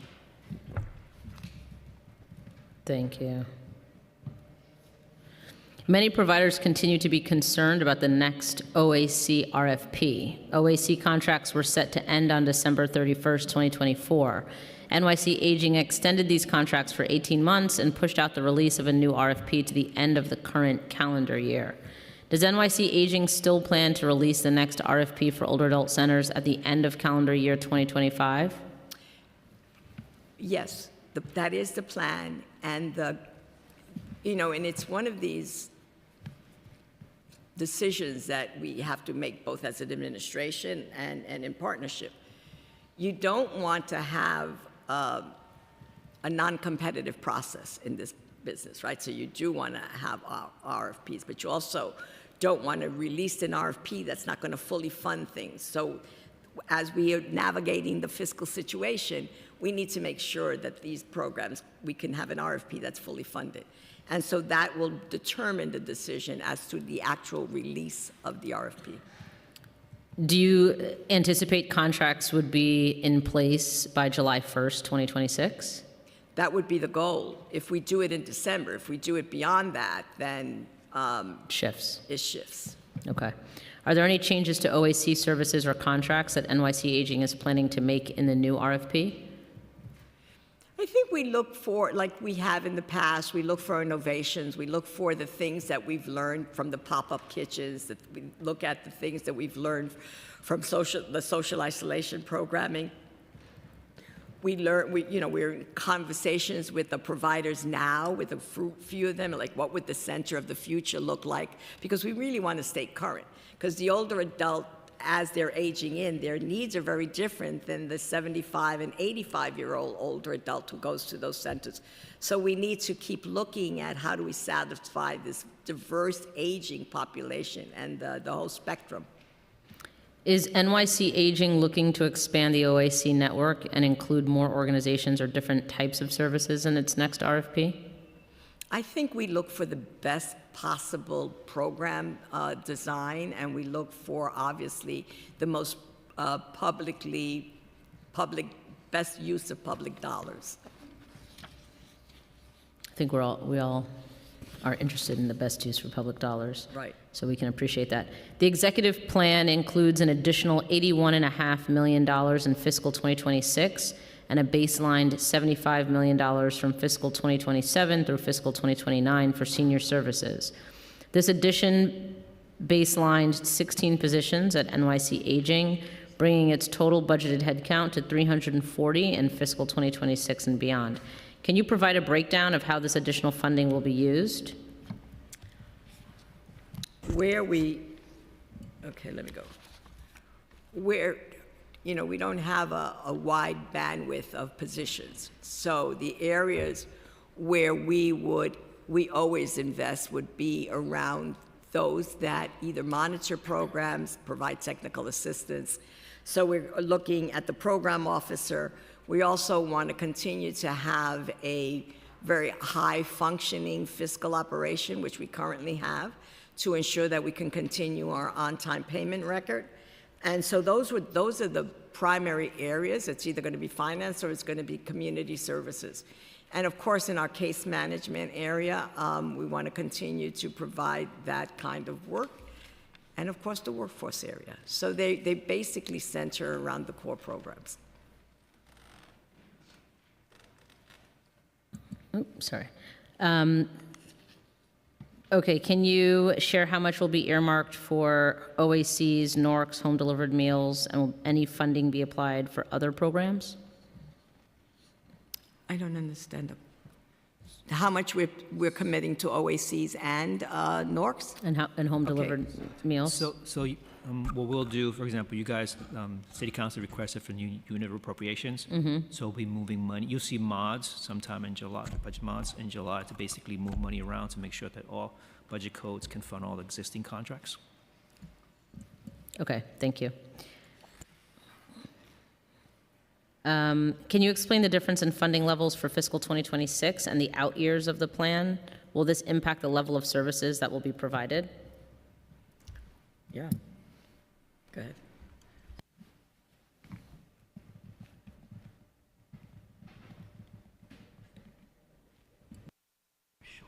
Yeah. Yeah, that's the fact. In the out years, it is not, there will be pegs if those do not get addressed in the out years. There'll be a shortfall. So we're working with the administration. So as you mentioned, there is basically a gap between fiscal years. So that's the information. So we're working with OMB to ensure. We're working with OMB to address those gaps. Right. But there is a gap. Okay, thank you. I'll circle back to that in a moment if I need to.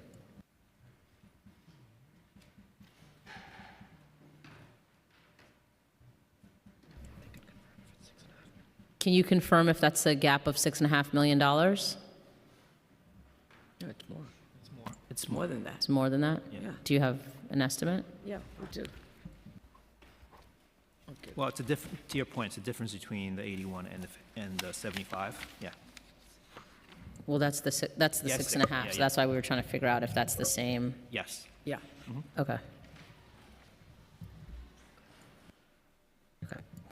Despite the large number of facilities that make up NYC Aging's older adult provider network, NYC Aging's capital plan remains the smallest of all city agencies, totaling just $85.1 million for fiscals 2025 to 2029.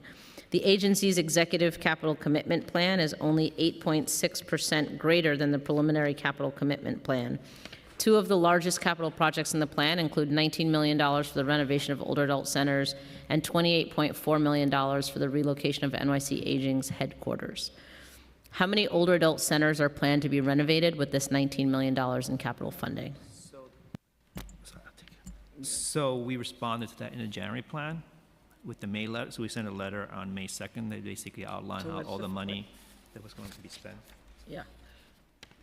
I believe there's 19 programs. There's 19 programs that we are looking at, but we also have $6 million from, that doesn't include Reynoso's money, right? 19 projects? 19 capital projects? That's what's on the books now, For the $19 million. the $19 million. It's around 15 projects. If you look at the May 2nd letter, it outlines all the different But it's up to 19 projects.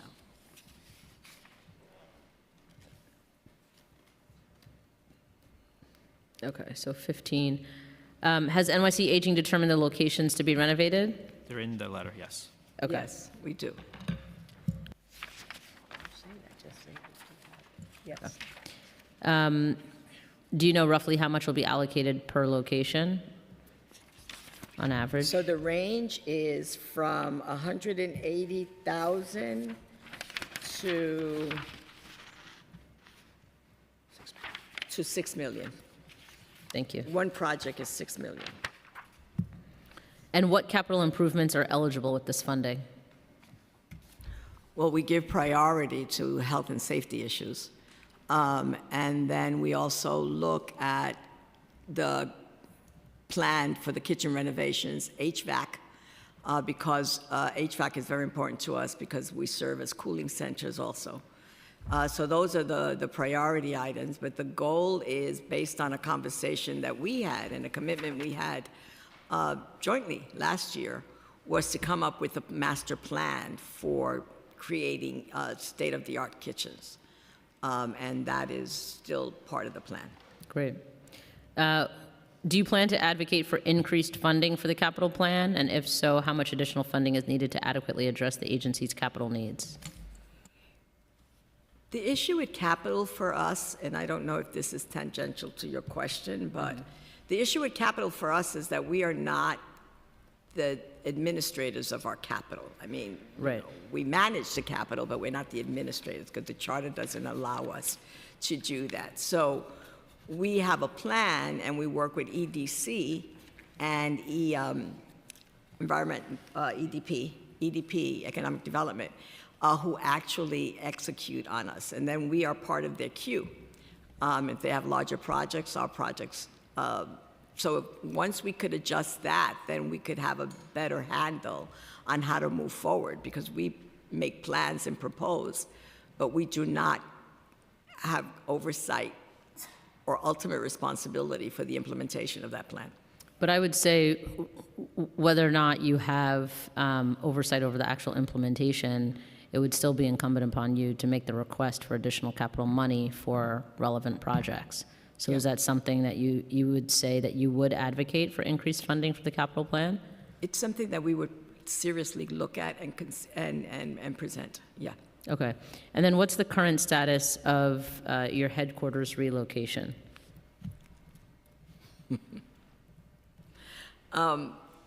We anticipate that the final decision will be made soon, because it's important to 330 people who work in the facilities where we're housed now. And we hope that that decision will be made soon so that this could happen early in the next year, no later than early in the next year. Okay, thank you. Just a couple more questions, and I think we're going to move on to member questions. During last year's preliminary budget hearing, NYC Aging testified on various new needs requests that were made to OMB. This included new needs requests for case management and home care, which have still not been added to the budget. Can you provide the committee with the budgetary requests that were made to OMB and the mayor as part of the executive plan process?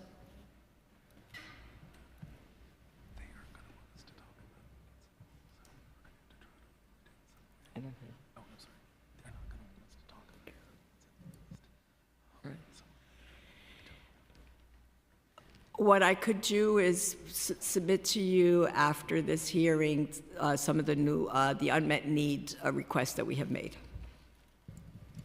Okay, thank you. And how are new need requests determined, and how are metrics taken into account when making the requests? The unmet needs, because none of the NYC Aging needs are new. They are unmet given the population growth.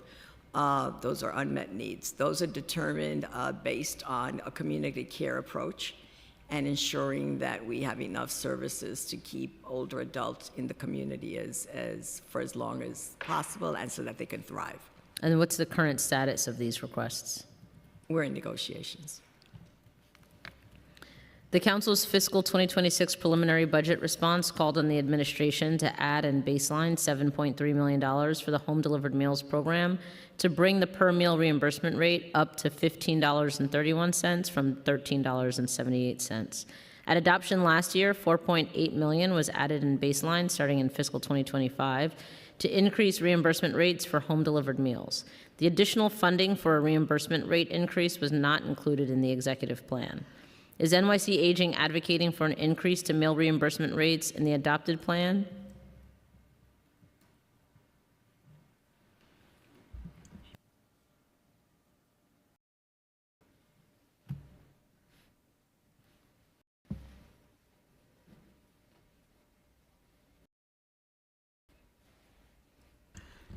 It's part of the current negotiations with OMB. Okay, if so, taking that into consideration, what reimbursement rate would be appropriate, and how much would such an increase cost? We looked at, have we come up with the dollar amount from 1378 to what? To 1478. To 1478.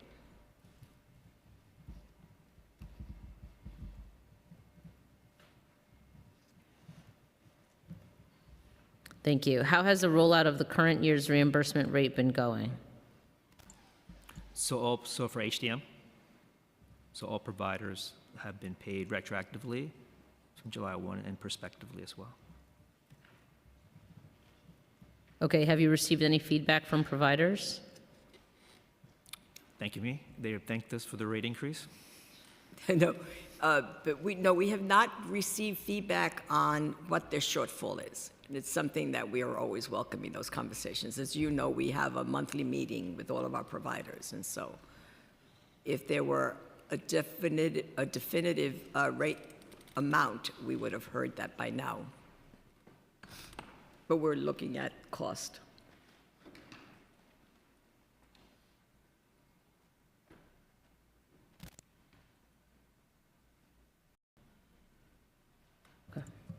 Okay, thank you. How many meals has NYC Aging reimbursed so far in fiscal 2025? For HDM?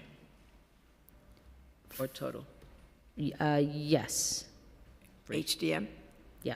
Yeah. 4 million. 4 million? Yep.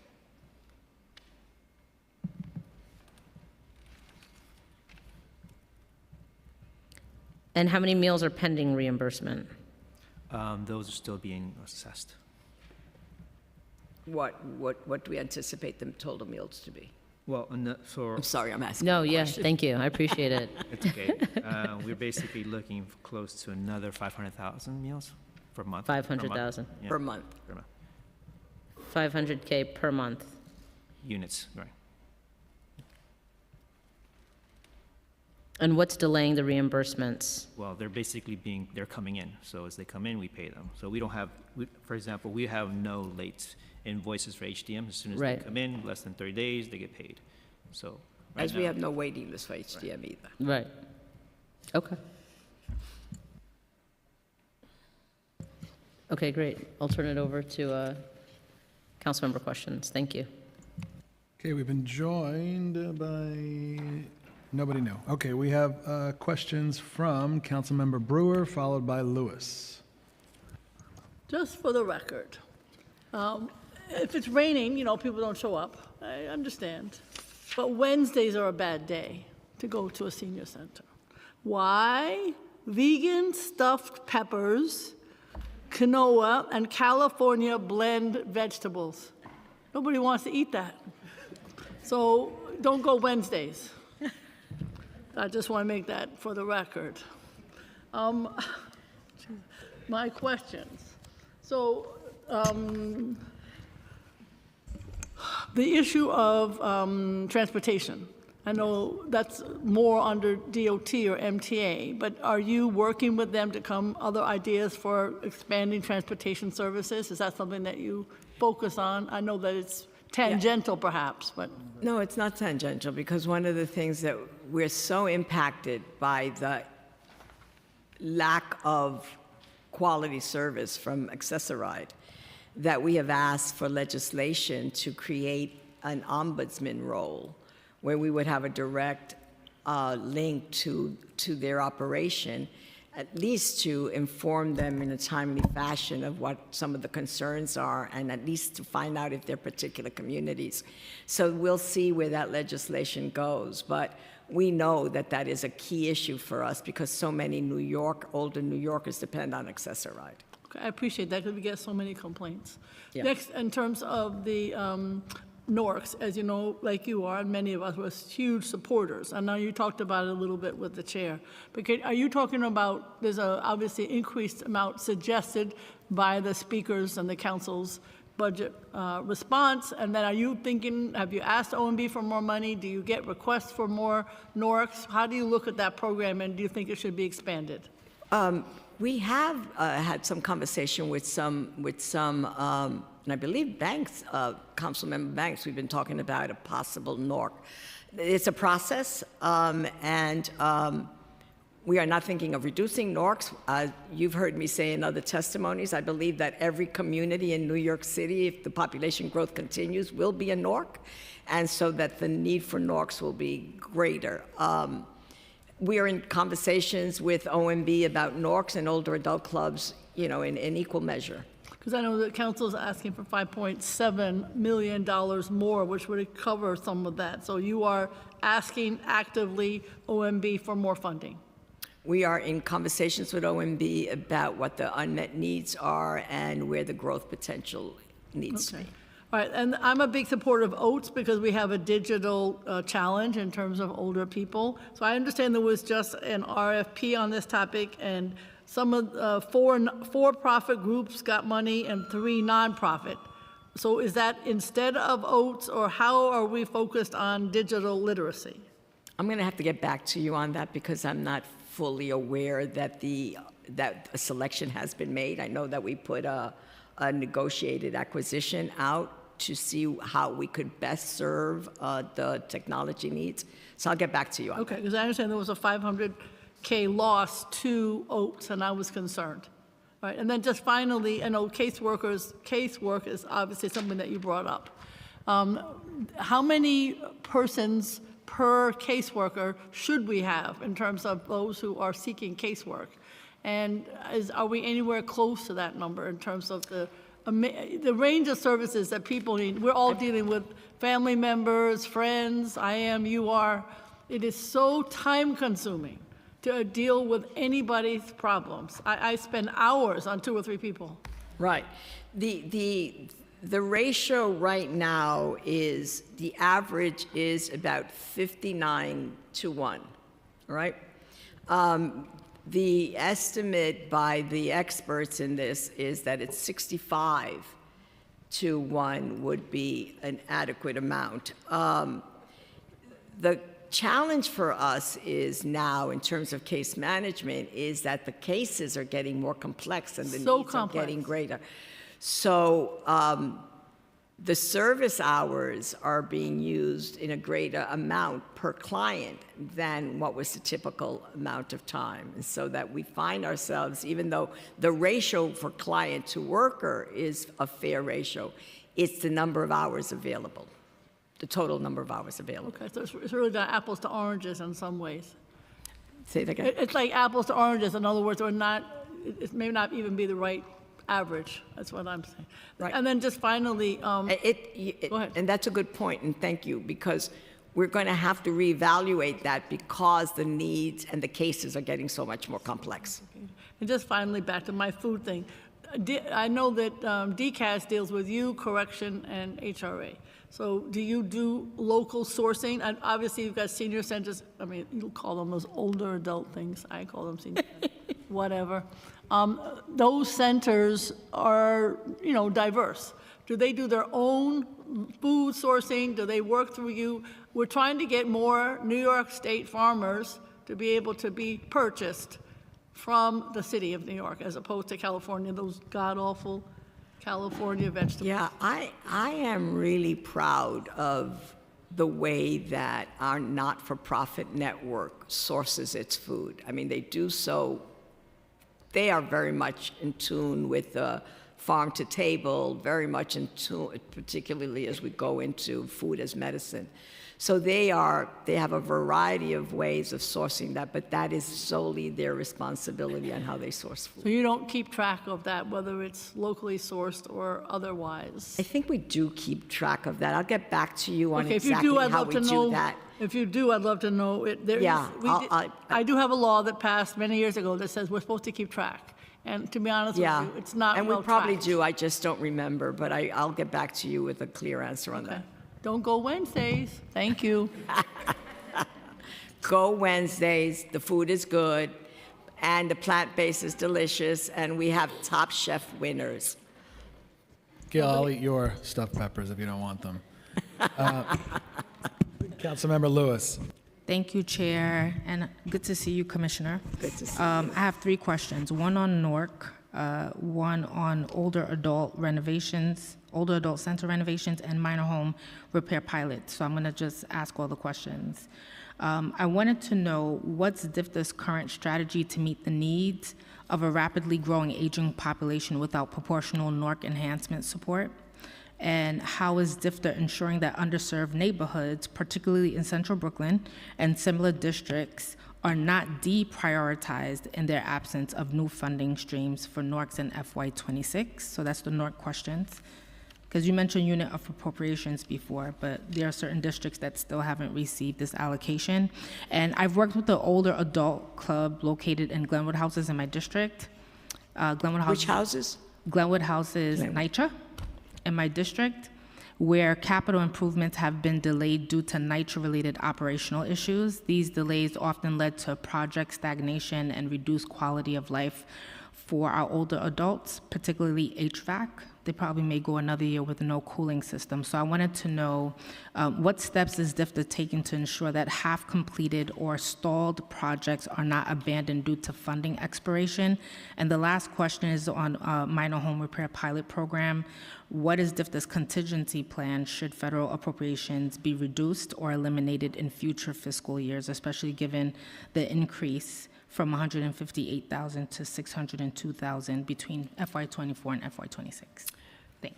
So in terms of your first question about underserved communities, right? One of the things that we look at constantly, and we'll be very aggressive about it during the RFP process, is we look at where the population shifts occur. Okay. So where older adults are moving to or moving from are very different where sometimes traditional older adult centers have been. We've seen that in Manhattan a lot. There's more of a shift for people moving uptown rather than downtown, and yet we have an incredible amount of older adult centers in the Lower East Side, right? So we're doing that by borough. There's challenges with that because everybody loves their older adult center and nobody wants it to move, but maybe that's not where the population is. And so those are the kind of discussions we do, and we will never do it in the absence of people, all the stakeholders involved, right? But it really has to be where demand and services and needs are, right? So we're looking at that all the time. Tough process. Right. Nobody wants their center to leave, and everybody wants a new center. We have a finite amount of resources, and we have to respond to where older adults are. In terms of Glenwood, I don't know that particular one. I can give you a very definitive answer on that one, but what I can tell you is that we have a liaison with the NYCHA now, New York City Public Housing. We have a relationship, and we work on tickets, what that ticket process is. The ticket system is the problem, but yeah. And we work on those things to escalate the situation, to make sure that we can escalate what the problem is. And we always go by health and safety first, right? And so we have been working with that. In terms of HVAC, where there is a NYCHA HVAC, to the extent that we share that cost, that we put full attention on those because they're also cooling centers. But you may not have heard me say this before, you may have, where we say we're responsible from the wall out, all the cosmetics, and NYCHA is responsible for infrastructure and the wall in. And that is where we negotiate how this gets paid and how fast the repair can be made. It would be good to strategize on that, but Chair, if it's okay with you, if the Commissioner could answer the last question on minor home repair? The minor home repair pilot program? Oh, the minor home repair, that is out now, right? Yes. It's out now for an RFP. So we're looking at that, and one of the things I believe we put in the RFP, and if I'm mistaken, I will correct it later on, but we also were looking at, can we do minor repairs also for people who were elderly crime victims? And so we're looking at expanding that to make sure we have that covered. Even though we know that there is some funding for elderly crime victims, there might not be enough, and so we're looking at expanding that to include that. And it would be good to know the contingency plan, regarding, with the federal climate. We could talk about that another time, what the contingency plan will be by the agency. Yeah. Thank you, Chair. Thank you, I'd be Commissioner. more than happy to share that with you when we get clear picture about where they're going. Thank you. Thank you. Okay, we have a question from Councilmember Banks, followed by Salam. Thank you, Chair, and to Commissioner, good to see you. How is this budget supporting the aging in place programs, particularly home care assistance for seniors with limited mobility who prefer to remain in their homes? And I think we've had a conversation about the leasing agreements with those NYCHA developments that have converted over. I know at Millennium Development, there's a particular issue with their leasing agreement, or having lack thereof of a lease agreement since the relocation from the main center. So I just want to know, what are the resources put in place to help those particular centers that have been relocated, and in this situation where it's now have found a home now, and because of not having a lease, it's hampering them getting any type of capital investment needed in that particular space. So I want you to chime in on that as well. And I also want to know what is being done to improve food access for seniors living in food deserts, especially in neighborhoods without food grocery options. And additionally, for seniors who have been victims of EBT or SNAP fraud, what steps is the city taking to supplement or replace their food benefits quickly rather than forcing them to wait weeks for reimbursement? Just want to know what are y'all doing to assist those seniors? So what I can tell you is, from the SCAM perspective, we work very closely with DSS on those kind of issues. I don't know exactly what their time frame is, so I don't want to speak on behalf of DSS in terms of reimbursing that. But what I do know is that our elderly crime victim program works very closely in those kind of situations, and where necessary, we can give some cash assistance. Excellent, that's good to hear. But it's small. And it's not always the case. Well, at this point, anything helps. Right. Yeah. And I agree with you. And in terms of we're in constant conversation with NYCHA about that we have an agreement that the RADs have to follow the same protocols and procedures that NYCHA has had with those facilities that we have. We have 108 of our older adult clubs in NYCHA facilities, so that's very important to us. But it's a constant, conversation with NYCHA. I believe that we're getting closer and closer to a workable agreement in that that the RADs are adhering to the same principles that NYCHA has had with community-based organizations, and that rent is not an option, because OMB has basically, we could not afford to pay rent for all of those youth programs and older adult centers housed in NYCHA facilities. That has still been in discussion. The decision has been that there is no rent as of this moment. Excellent. Okay.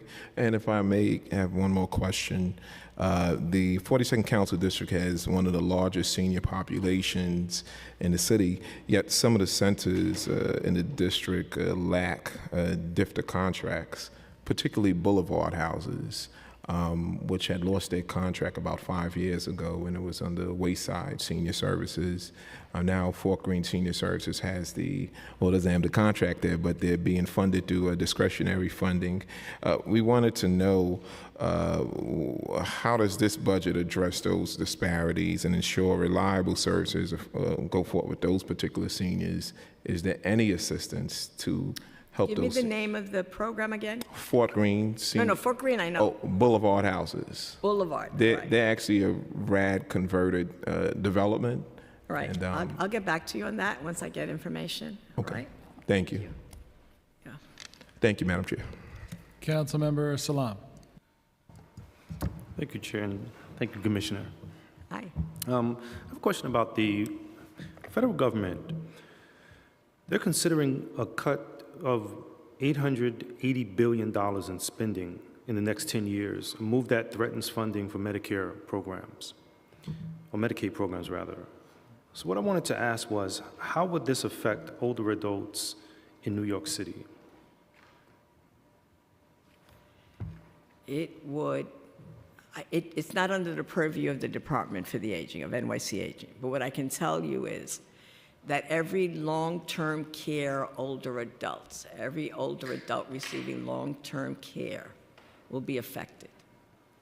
every older adult receiving other medical services will be affected. The impact will be great on the older adult population. That coupled with the Social Security conversations also presents a threat for the older adult population.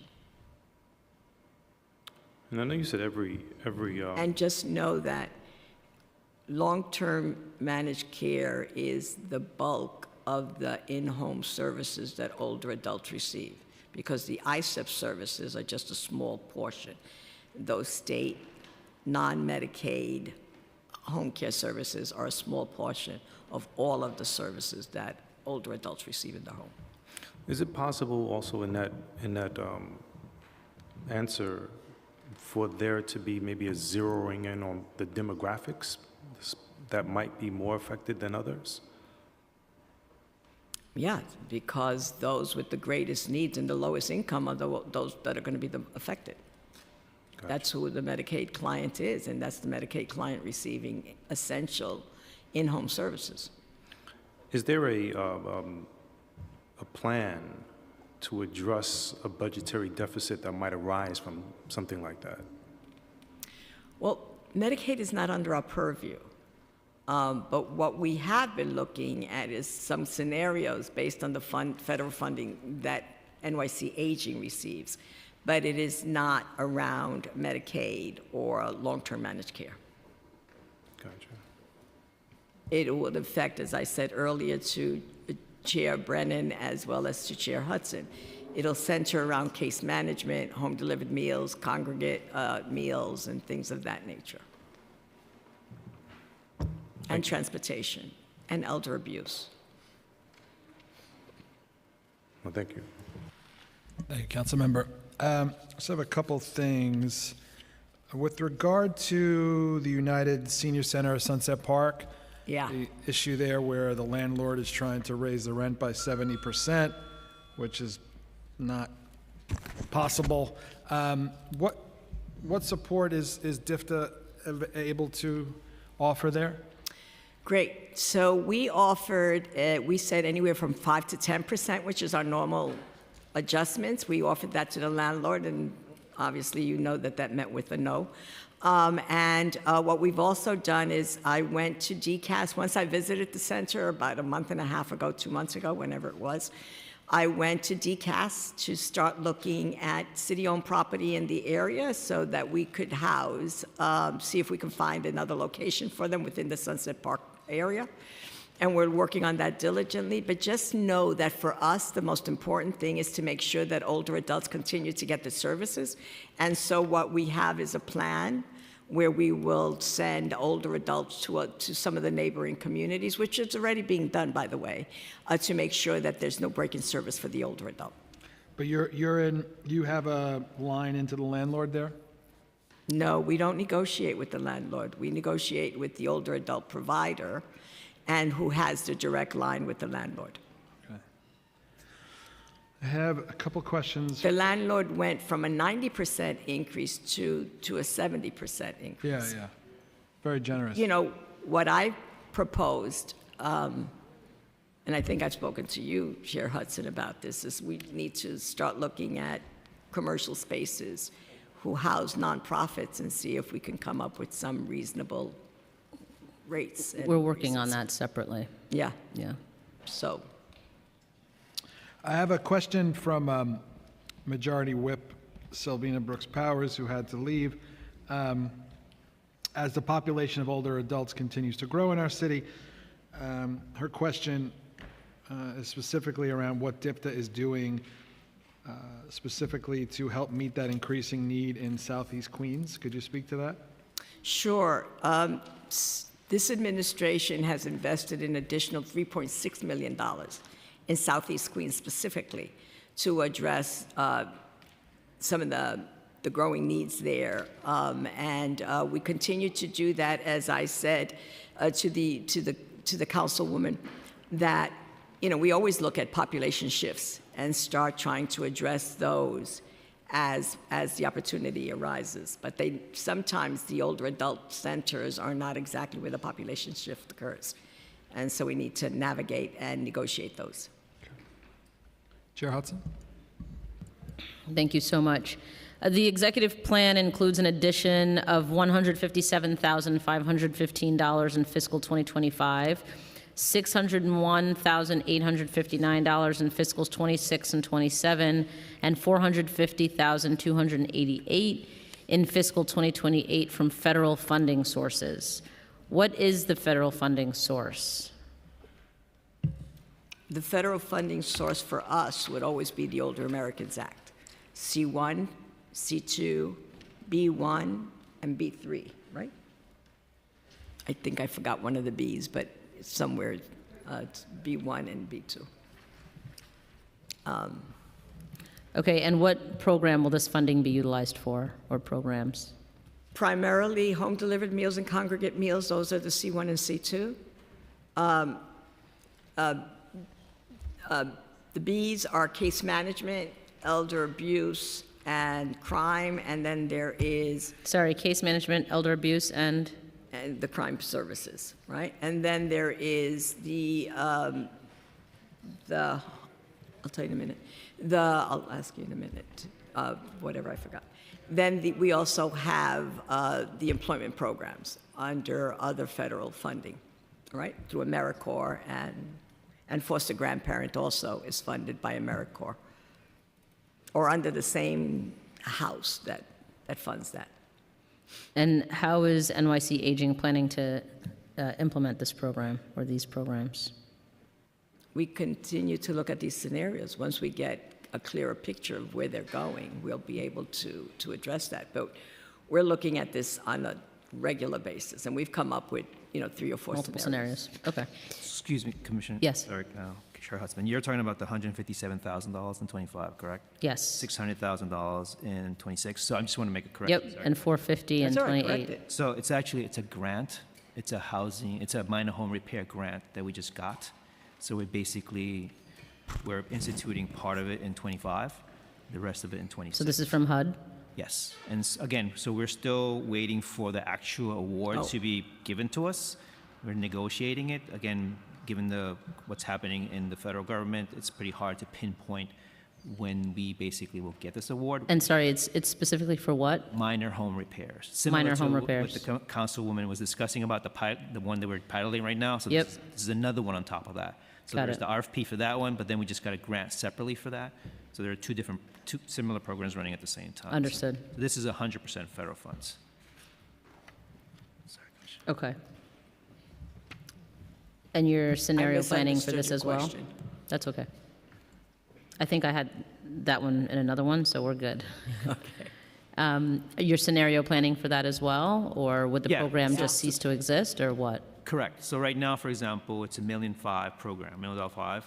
So we initially had conversations prior to all these different things happening. So we this is actually right now is planning to hire the individual who would actually go out and do the assessments of the homes before they can actually be then. I know, but what if we don't get the money? Right. So part of that, again, we haven't hired this individual yet. Mm-hmm. So we're still waiting for this. So we're planning for the person to be hired or not. So we're still waiting.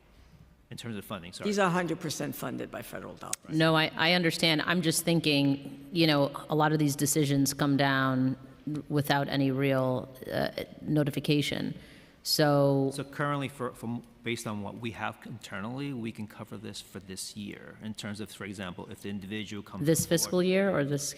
25, yeah. Okay. The 2 months that come in. Then July, again, everything is we take this going forward and see exactly what's happening.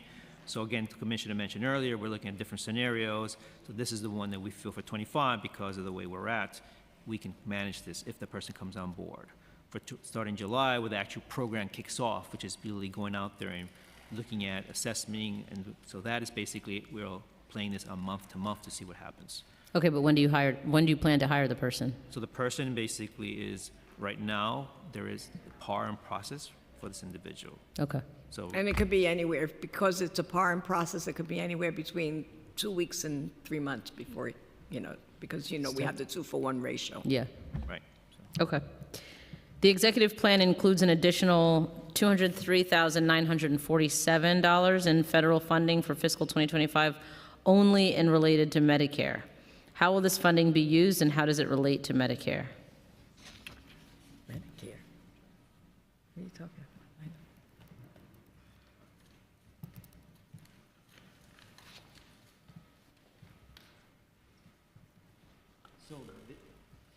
So this is, again, this is a grant. So this is the MIPA grant that came in for 25. And so this is just adding additional money to cover the existing cost of the program. What grant is that? It's the MIPA grant. Oh, MIFA. And was this funding only added for 1 year? For this year, yeah. So so part of this is the additional funding for 25. So there is part of the grant is also baseline. So as we get more money, we will then add it for 26.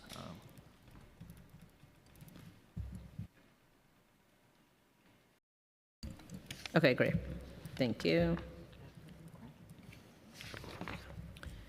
The Council's fiscal 2026 preliminary budget response called on the administration to add $5.7 million in baseline funding to NYC Aging's budget for NORCs, increasing the total budget to $14.4 million to expand the program's reach and improve services throughout the network.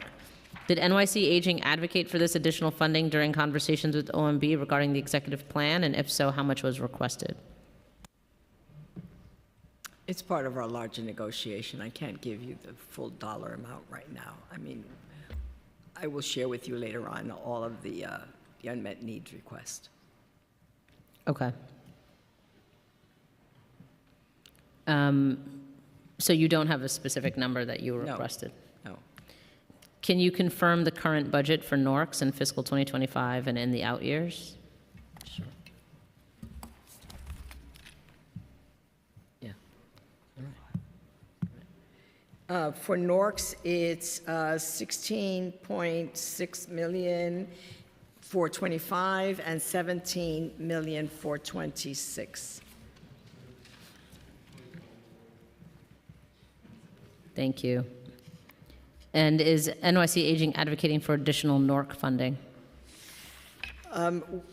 As we do with all of the other services, you know, as we see the need growing, and as I said to the councilwoman, shortly every community will be a NORC, and it will be eligible for a NORC in New York City. It's part of our ongoing conversation with OMB. Okay. Going back to capital requests, much of NYC Aging's provider network's infrastructure is in need of renovation. Many older adult centers and naturally occurring retirement communities are co-located and have large capital needs. How many capital requests has NYC Aging received so far in fiscal 2025? With the 19 that we're working on, how many have we? How many requests have you received? So it's part of that May 2nd I know, but letter. how many received? I know that 19 are being worked on. 15 projects, $19 million. Right. Give me 1 minute, and it's in the letter that we sent. You can have 2 if you'd like.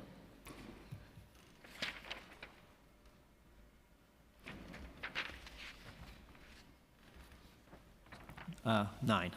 9. For Okay. 25. And what, I have it right here. Go ahead. what types of requests have you received? And can you just give me the comparison to 24?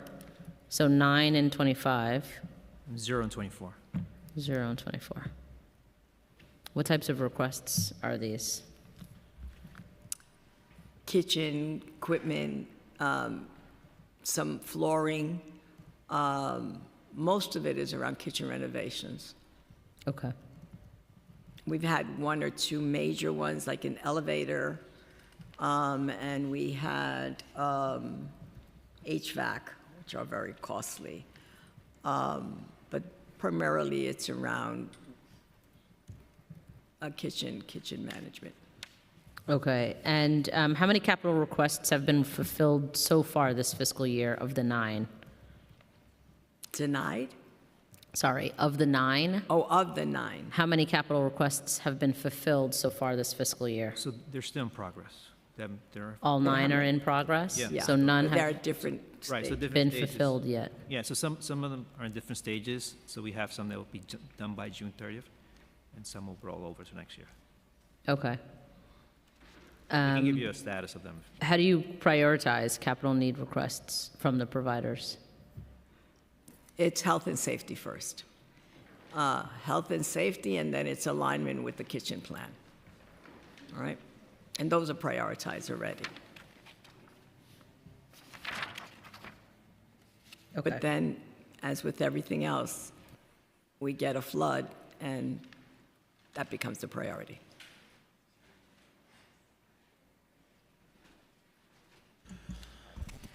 I had a question about the older adult centers and non-NYCHA or non-city-owned facilities. Are there any older adult centers in non-city-owned or non-NYCHA facilities? Oh, yeah. Yeah. Okay. So do those providers get rent included in their contracts? Yes. And why does the agency include rent for those providers and not for the NYCHA providers?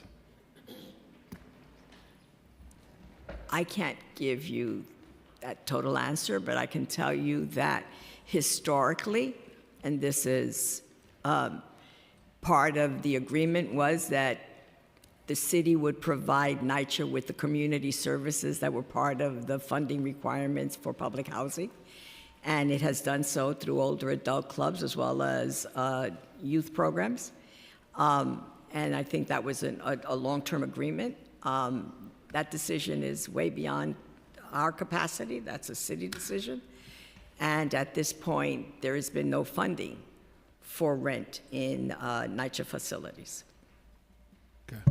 I think Councilmember Brewer had another question.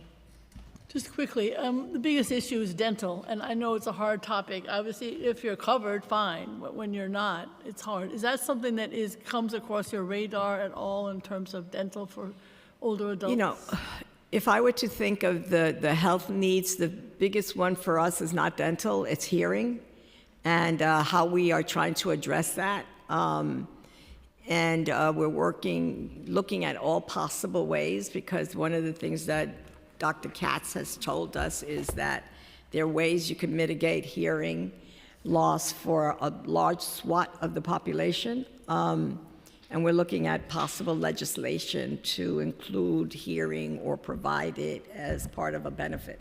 But we're way off on that. But that is, if I were to think of the two health needs, the first one that comes up is hearing, Okay. support around hearing. All right, thank you.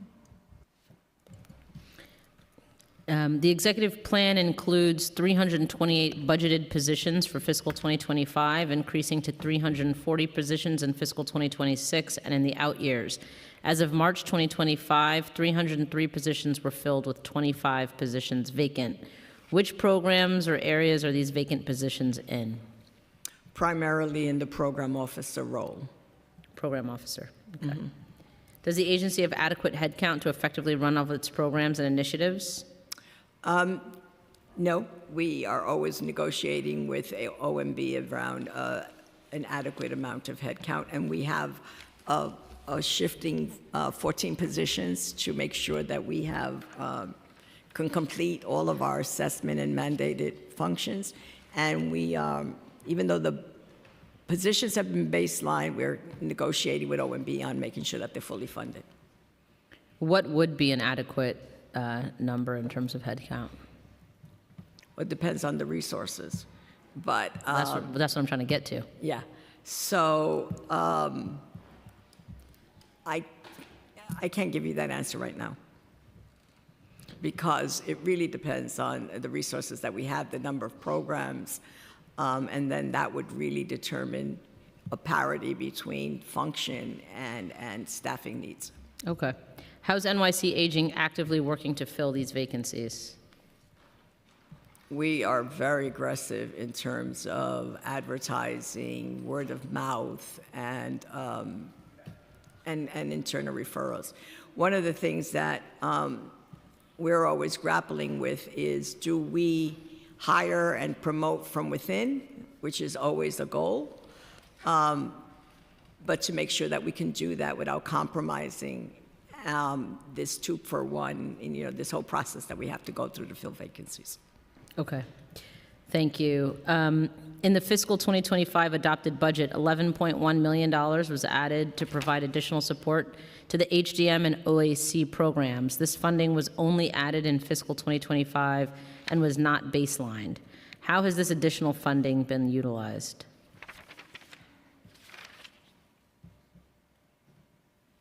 Was that to cover the cost? Can you repeat the question again, sir? Yeah, absolutely. HDM. In the fiscal 2025 adopted budget, $11.1 million was added to provide additional support to the HDM and OAC programs. This funding was only added in fiscal 2025 and not baselined. How has this additional funding been utilized? The 11.1 million. I'm trying to,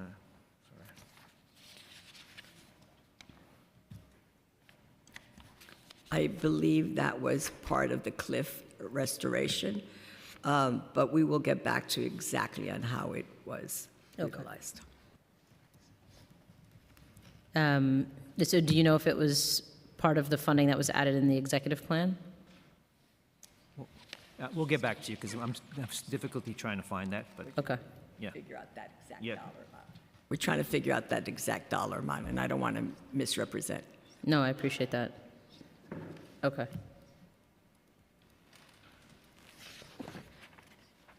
And the NYC Aging's Term and Condition Report on older adult center utilization data was provided to the council for calendar year 2024, but this report did not include the weighted utilization percentages, a vital component of the reporting requirement. The council still has not received this data. When does NYC Aging anticipate this data will be provided to the council? That is a technological issue that we're having with Passport. And so when we can reconcile the data between Passport and our STARS program, we will be able to give you the most current data. And we're also in the process of changing our STARS data management to Vive. And in that system, that will be reconciled. So we're in a data maze of data speaking to each other and being able to give you the adequate numbers. No, it's not adequate numbers, because the numbers are adequate, the most up-to-date numbers. Understood, thank you. What information can NYC Aging share with us today regarding utilization rates across the OAC network? We're about 90%. We're really pleased that the numbers. Sorry, what was the have been- percentage? Yeah, we're at 90% rate. 90? 90, yeah. Well, frankly, yeah, we're at 90% rate. Okay. Just wanted to make sure it was 90 and not 9. We keep looking at pre-pandemic as the number in the panacea, and I think that we live in a new world, and I don't know that that should be the data which we are always measuring against. Okay. Yeah, I guess we can't, keep going back to the old status quo. And we also have to take into account that more people are turning 60, and their needs are different, and so until we can address what those needs are, and we will always see ourselves at a different pace. Okay. Thank you so much. That concludes our questions. I don't think any other members have questions. No.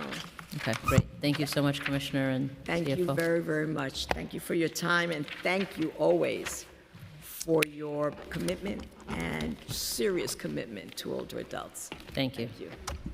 Thank you, Commissioner. All right, we're going to take a 5-minute break, and then we're going to open it up for public testimony.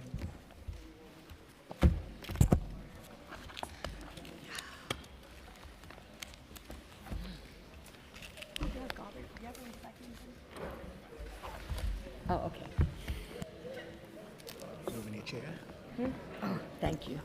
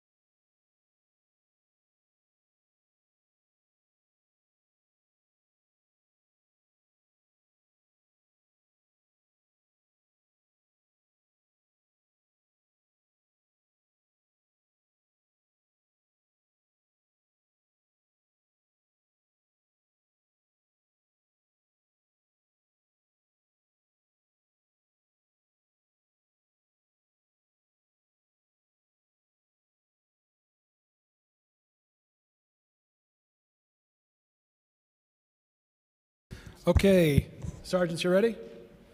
Okay.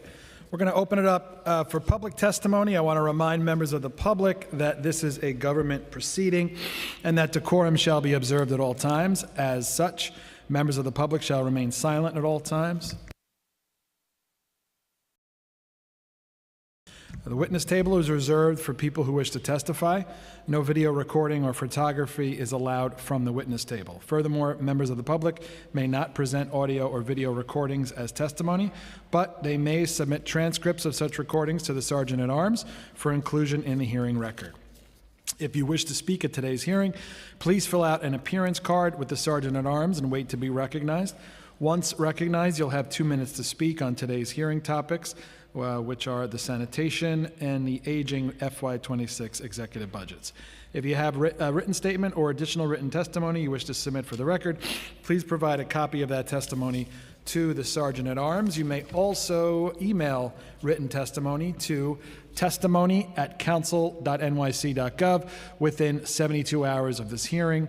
Again, audio and video recordings will not be accepted. So I'm going to call the first panel. We have Catherine Thurston, Brian Ellicott Cook, Kevin Kapowski, Anita Kwok, and Elizabeth Grelier.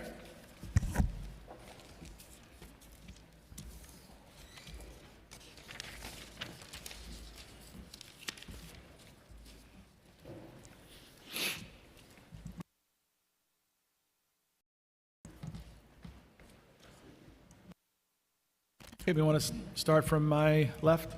You're right. You're right. Just make sure your mic's on. Here. Hello. Thank you. Go ahead.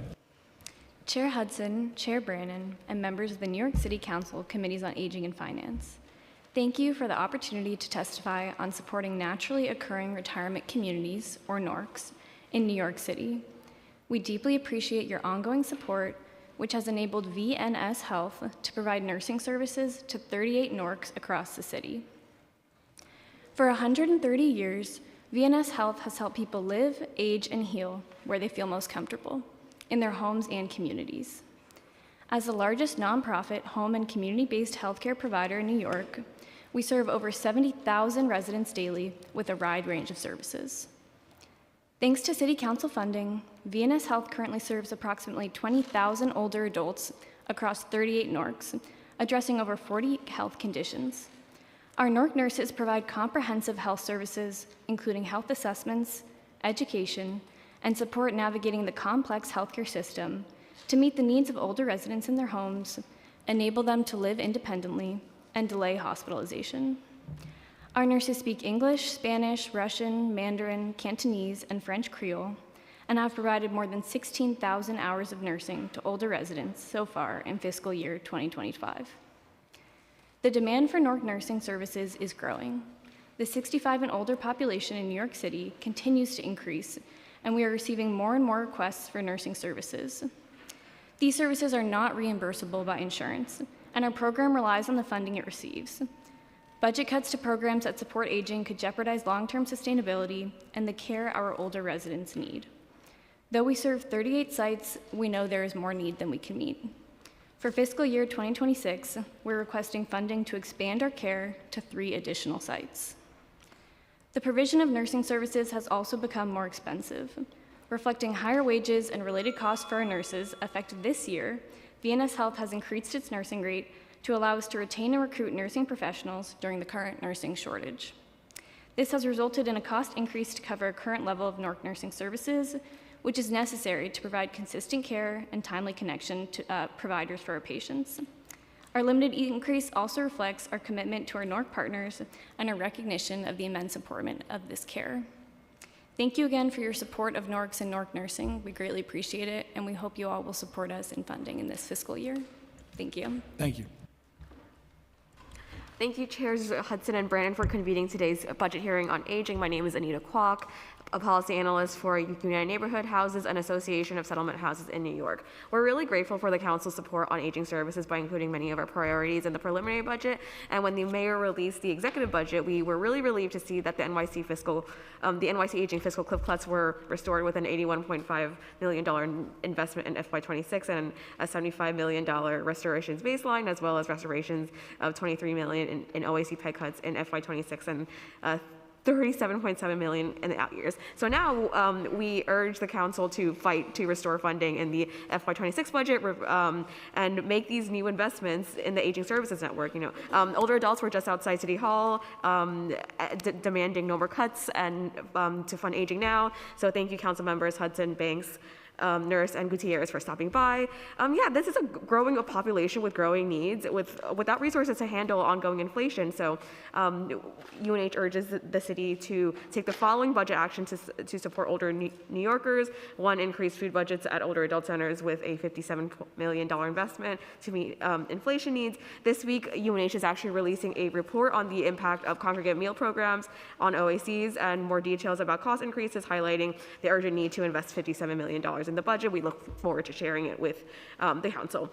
Two, invest $28.6 million to operationalize Councilmember Linda Lee's Intro 770, which would require the city to pay meals 7 days a week. Expanding home delivery meals is really critical to addressing food insecurity. Three, invest $44 million for the case management program to help with caseloads and staffing. Caseloads have increased, intake coordinators have been eliminated, and there is a really high need for case management right now without the funds.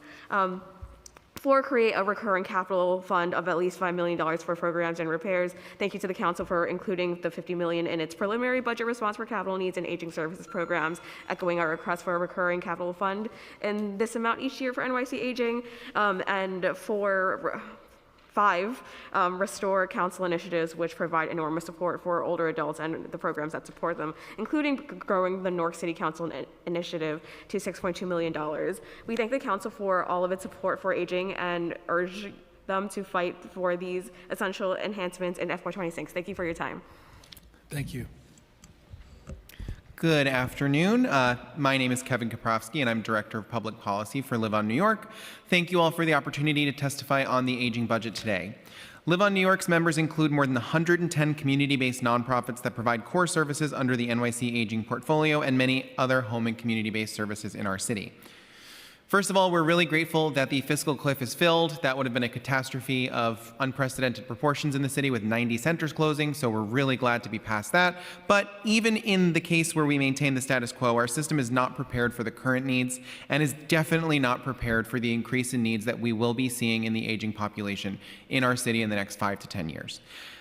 Right now, the Center for the Urban Future and AARP have published a report that shows that over 50% of older adults in our city have no retirement income at all. None whatsoever. And one of the only systems providing them services is the New York City Aging Older Adult System to get meals, to assist with their food, and our city funds that mostly with city tax levy funding. It is one of the most incredible systems in the country. I know that I've spoken to a lot of other aging providers in the country. We have a great one, but unfortunately we are not investing in it enough to ensure that it stays viable for the future and will be able to meet expanding need. Second, our own housing report from Live On shows that older adults are becoming homeless at a rate 3 times higher than younger demographics due to skyrocketing rents. And one of the biggest ways that people stay in their homes is by getting services from the city to prevent them from being evicted. And again, older adult centers are one of the places where people can get these services. We're going to call with a bunch of our other members for 3 major areas of investment. One, $500 million for OAC State of Good repair. That's every older adult center in the city, ensuring that it can remain open and ensuring that its services can grow and meet the needs of a city that will be expanding its older adult population by 25% in just 5 years. 2, $44 million for expanded case management. As we heard the commissioner say, higher needs clients are taking more resources, which means fewer people are getting the services they need. We need to expand those contracts to include more case managers, more intake staff, and more resources so that we're meeting the needs our city has today and the needs that we will have. And the last one is $78 million for increased nutritional support. There's been no investment to meet any of the inflationary cost demands on providers for the last 5 years. And also, we are seeing a need to fully fund weekend meals with Councilmember Lee's intro. We would not want to see an unfunded mandate that puts providers in a terrible position. So we're calling for 21 million additional dollars to make sure that that is funded fully throughout 7 days a week for all meals. Thank you so much for the opportunity to testify. Thank you. Good afternoon, Chairs Hudson and Brennan and members of the committee. My name is Brian Ellicott Cook, and I'm the Director of Government Relations at SAGE, the country's oldest and largest organization dedicated to LGBTQ+ older adults. Since 1978, SAGE has advocated for policies that help LGBTQ+ elders age with dignity and security. And we deeply appreciate the mayor's executive budget addressing that $1 million fiscal cliff, but we still need more. In the midst of the rising tide of anti-LGBT rhetoric and policies from Washington, many LGBTQ+ older adults live in fear and uncertainty about their rights, their health care, and their overall well-being. For thousands of our city's queer elders, SAGE is a vital source of support, providing essential services, advocacy, and a welcoming community to ensure that no one is left to navigate these challenges alone. To meet these growing needs, we are seeking increased support to serve the important and often invisible population. LGBTQ+ elders are frequently isolated, disconnected from services, and without the vital support of traditional biological family structures, they are far more likely to live alone and less likely to rely on family members for caregiving. SAGE bridges that gap through culturally competent care, building trust and community for our elders in New York City. And to meet that growing demand, SAGE is specifically asking for a request across our funding for FY26, and it's all in my testimony. But we are also here to with Live On to prioritize $500 million to repair older adult centers, $44 million to expand case management staffing and reduce caseloads, and $78 million for nutritional services, including weekend meals for homebound elders. LGBT elders have given so much to our city, and we ask to invest in their futures. Thank you very much. Thank you. Good afternoon. I'm Catherine Thurston, the CEO of Service Program for Older People, or SPOP. Thank you, Chairs Brannon and Hudson, for this opportunity to address the New York City Council Finance Committee and Committee on Aging. SPOP plays a unique role in supporting the health, emotional well-being, and independence of older New Yorkers. We are the only agency in New York City that is exclusively dedicated to community-based mental health for older adults, and we provide outpatient treatment to 1,000 adults each year. We've been doing this work for over 45 years, and we offer services via telehealth at our offices on the Upper West Side of Manhattan and at satellite locations in Brooklyn, the Bronx, and Manhattan. The benefits and outcomes from age-affirming mental health care are significant. The overwhelming majority of our clients experience reduced mental health symptoms, increased social connectedness, and improved well-being. Over 90% report they now are less likely to call 911 or visit an emergency department in the event of a mental health challenge. Our clients all grow older, but they do so in a healthier way. We understand that seeking mental health care can be a challenge, and we've developed strategies to partner with hospitals, aging service providers, and NYC Aging-funded older adult centers to address stigma and connect with those who are most vulnerable and isolated. All of our clinicians are experienced in providing age-affirming mental health care, and we offer individual and group therapy along with other services and linkages to community-based services to support aging in place. Looking ahead, we are deeply concerned about the proposed Medicaid funding cuts and the dissolution of the Administration for Community Living, which regulates and disseminates all federal funding related to the Older Americans Act, which would cause massive harm to older New Yorkers, particularly those who are most marginalized. I therefore urge the Committee on Finance to advocate for robust funding for programs and services that support the well-being of older adults, including community-based age-affirming mental health care. Thank you for your work on behalf of all older New Yorkers and for this opportunity to testify today. Thank you all. Thank you all very much for your testimony. Okay, our next panel, we have Justin Green, Nikki Cross, Domingo Morales, and Rhonda Kaiser.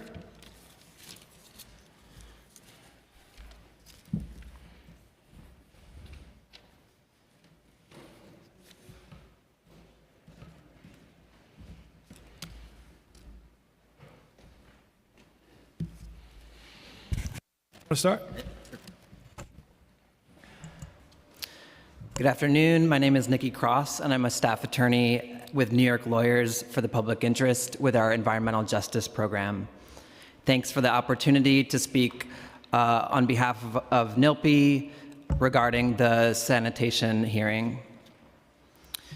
The Independent Budget Office and State Comptroller DiNapoli both found that New York City's economic outlook remains strong and project significant budget surpluses. Despite federal threats, the solid waste system remains under municipal control, and reducing disposed waste is still one of the best local strategies to reduce greenhouse gas emissions from solid waste, which make up about 12% of New York's economy-wide emissions. Our city's waste reduction programs are at a critical crossroads. In recent years, the City Council has passed landmark legislation seeking to reform the solid waste system, including citywide curbside organics recycling, a citywide commercial waste zone program, and the Zero Waste Act, with the goal of diverting 100% of recyclable waste from landfills and incinerators. However, we're troubled by the slow pace of implementation of these programs and are concerned that underfunding and further delays create unnecessary barriers to achieving our mandated goals to make our sprawling solid waste system more equitable, safe, and sustainable. DSNY's 2024 Zero Waste Report shows that overall waste diversion lags at a troublingly low 17 to 20%, and that only about 1% of residential food waste was recycled in the curbside smart bin and community-based composting programs. Meanwhile, the amounts of waste generated, disposed, and recycled by the sprawling commercial sector are still unknown and are largely unregulated, as DSNY has implemented only one of 20 zones and has set a timetable to implement only 2 additional zones this year. DSNY continues to claim that this slow rollout is required for effective implementation, but also contradictorily says that the program has seen 0 problems in its first zone. We continue to call for adequate funding for a robust and rapid rollout now, not a trickle of zones over many more years. Thank you. Thank you. Hello. Thank you, Chair Abreu, and to the Council for this opportunity to speak. My name is Rhonda Kaiser. I'm Cafeteria Culture's Program and Policy Director. I come to you today straight out of a program teaching the second graders the worm dance, or going over it, that they learned with Domingo. They were also learning about food waste and teaching their peers about food waste. This is a program that we're doing where we are reducing waste at the source. Thank you very much for mentioning that. The students are reducing food waste from their cafeteria between 35 and 80% of overall food waste. They're reducing it, but they're also eating between 15 and 30% more food per student through this program. And it's not about austerity or scarcity, it's about agency. And that's what our programs do. Our students have agency. As some of you may remember from the last budget hearing, when 2 groups of our students came to testify, they just got over math testing, so we didn't really have time to do that this time in their schedule. But we're very excited to scale up the program that we've been working on. We really appreciate the City Council's budget allocation to Compost Project, Compost Network folks, and also to us. We've started with a partnership with Domingo Morales at Compost Power, and we've chosen schools deliberately that were near his sites so that students could see a working compost site that's active and that's accessible to them, that they have access to the resources that they're going to get from these sites. So we want to scale up both our food waste reduction program and also our students' opportunity to interface with compost sites. Thank you.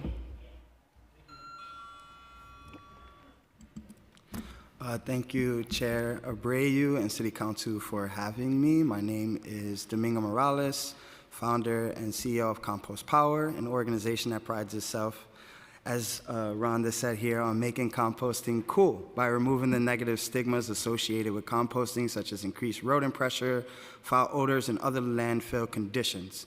We operate in public housing, showing residents that composting locally can reduce rodent populations and increase rodent-free green spaces throughout the city. Finished compost can be used to grow food locally, mitigate erosion from stormwater runoff, reduce methane emissions, and reduce the use of chemical fertilizers and pesticides while simultaneously creating jobs. We're making composting cool for New York City residents. Compost Power was funded by City Council last year, and what did that prove? That proved that with investment, we can do great things.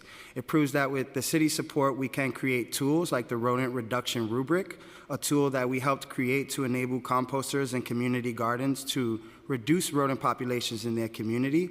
Last year, City Council made a statement that it cares about New York City Housing Authority, 1 in 17 New Yorkers who have been historically left out of DSNY's vision for a zero-waste city. Before Compost Power was funded through the community compost with discretionary funds, we were funded by individual city council members, and we are always grateful for that support that we get from the city. However, last year was so special because we were recognized by the entire council. As an organization that serves all 5 boroughs, we are thankful that we have a city council that cares about their people. I'm not here to tell you what to do with your funding next year. I'm just here to tell you how your funding impacted New York City last year.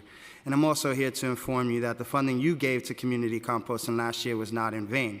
We worked hard to create the New York City Community Compost Network with almost 24 CBOs.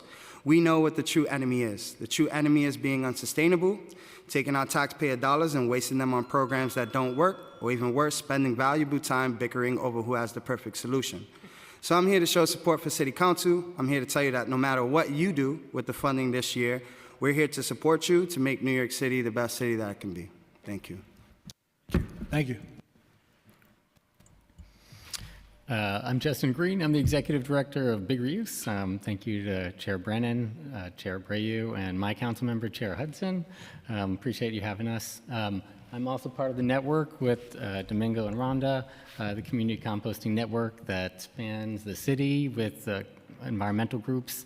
I'm doing amazing work. And some of the work that Big Reuse does is with the funding from last year, we had opened 30 food scrap drop-offs across Brooklyn, Queens, Bronx, and Roosevelt Island. We worked with a designer to manufacture and design rat-proof compost cubes that we're installing in community gardens across the city. We're reopening 2 mid-scale composting facilities, one in the Gowanus, one in Central Park.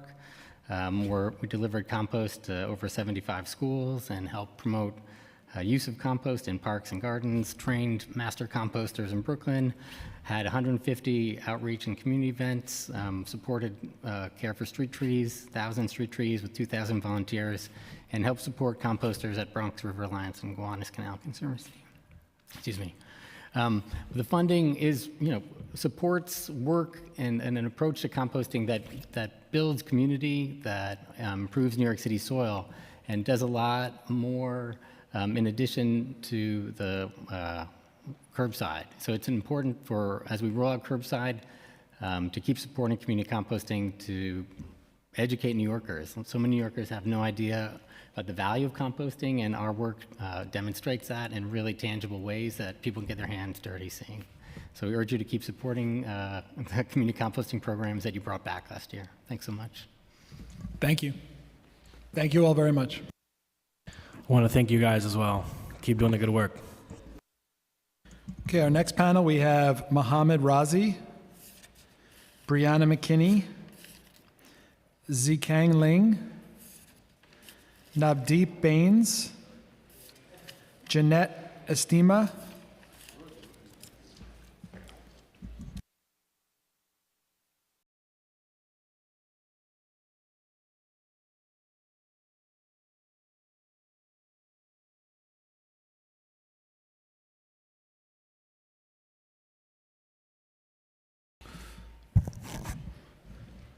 You want to start? Go ahead. Hi. Thank you, Chair Brennan and Chair Hudson, for the opportunity to testify today. My name is Jeanette Estima. I'm the Policy Director at City Meals on Wheels. Congregate and home-delivered meals programs are a critical part of the city's anti-hunger infrastructure, and these programs must be shored up in the face of possible federal cuts. But even still, they are not going far enough to address the problem. When we surveyed participants, we found that 50% had experienced food insecurity, and that went up to 60% when we looked only at home-delivered meals participants. Addressing this need will require expanding the programs and creating new ones that bring food directly to homebound older adults. That's why we piloted several new programs this year that bring more food to older New Yorkers in new ways. The Breakfast Box is essentially a second meal program, currently serving about 2,000 people, and we're hoping to double that next year. And our mobile groceries program brings monthly bags of food directly to homebound older adults. We're grateful for the Council's $500,000 to support our emergency meals program, which provided 273,000 meals in FY24, and we ask for a renewal of that amount for FY26. Additionally, we're asking for $200,000 to support our innovative pilot programs. Finally, we urge the Council to pass Intro 770 to require the home-delivered meals program to provide 1 meal a day, 365 days a year, and to secure the $21 million needed to do so. We also ask for an investment of $57 million in the congregate meals program to address years of cost increases. Thank you very much. Thank you. Good afternoon, Chairs Hudson, Brannon, and members of the committees. Thank you for the opportunity to testify today. My name is Brianna McKinney, and I'm the Chief Advancement Officer at Project Guardianship. We're a nonprofit that provides person-centered guardianship services to New Yorkers who have no one else, no family, no friends, and no financial means to manage their affairs. We also advocate for reforms to improve and modernize New York's guardianship system. Guardianship plays a vital role for people who can no longer safely make decisions due to advanced dementia, serious mental illness, and other conditions. A guardian ensures access to medical care, manages finances, secures benefits, and meets basic needs like housing and food. It is a tool of last resort, meant to be limited in scope and used only when no other option exists. When no longer necessary, it should be swiftly terminated and rights restored. Yet today, courts across New York struggle to meet the legal mandate to appoint a guardian in every case where one is needed. In 1/3 of cases statewide, and up to half here in New York City, judges report that they cannot appoint anyone because no qualified guardian is available. Those who are poor, alone, or marginalized fall through the cracks because there's no public system to support them. The consequences ripple across hospitals, courts, and social services, delaying discharges, postponing proceedings, and leaving thousands unprotected. We were encouraged by the Council's recent passage of Resolution 0561, which calls for a statewide public guardianship system in partnership with experienced nonprofits. Unfortunately, New York State did not heed the Council's call in their fiscal 26 budget, allocating only $1 million annually for guardianship services, an amount that's woefully disconnected from the scale of the problem. With proposed federal cuts to Medicaid, Medicare, SNAP, and Social Security, this crisis will deepen. Guardians can coordinate care, but they cannot replace the safety net. Yet when done right, guardianship reduces unnecessary hospitalizations and nursing home placements, allowing people to age in their homes and communities, and saving approximately $67,000 per individual per year, largely in Medicaid costs. Meeting the statewide need would generate over $85 million in annual savings. We urge our city leaders to take action by funding expanded nonprofit guardianship services and helping build a stable, accountable infrastructure of care. Thank you for your leadership and the opportunity to testify today. Thank you.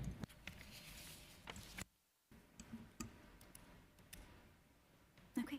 Thank you, Chair Crystal Hudson and the Committee on Aging, as well as Chair Justin Brannon and the Committee on Finance for holding this hearing and giving us the opportunity to testify. I am Navdeep Bains, Associate Director of Advocacy and Policy at the Asian American Federation, where we proudly represent the collective voice of more than 70 member nonprofits serving 1.5 million Asian New Yorkers. Asian older adults are the fastest growing older adult community citywide, making up 14% of New York City's senior population.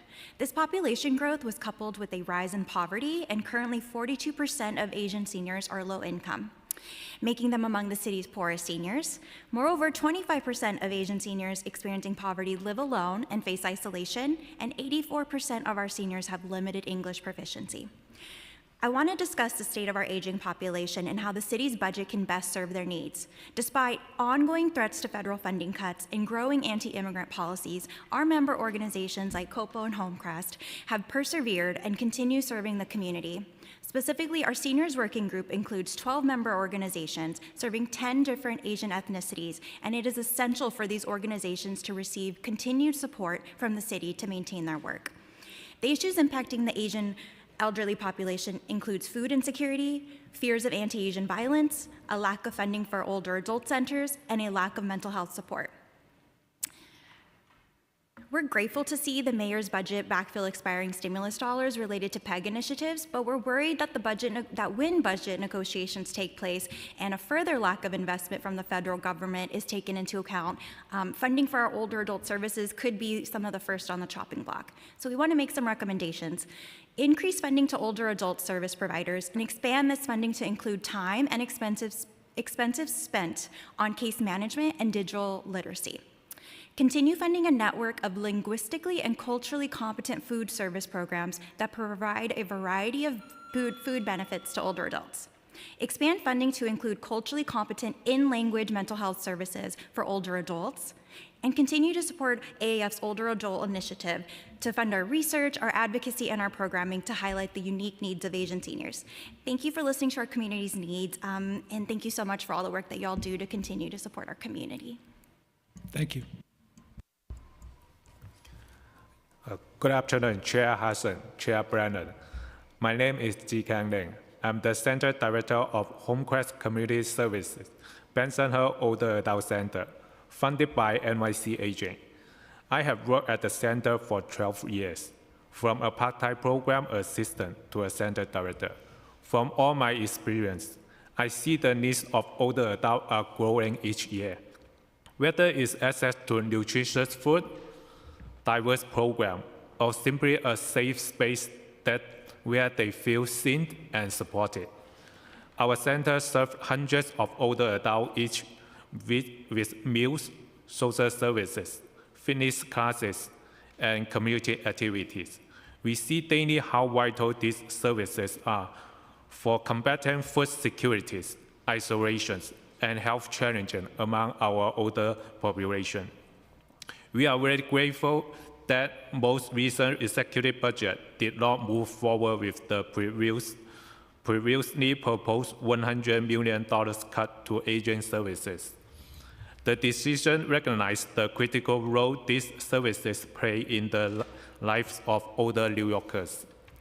But still, New York City's aging population is one of the fastest growing groups.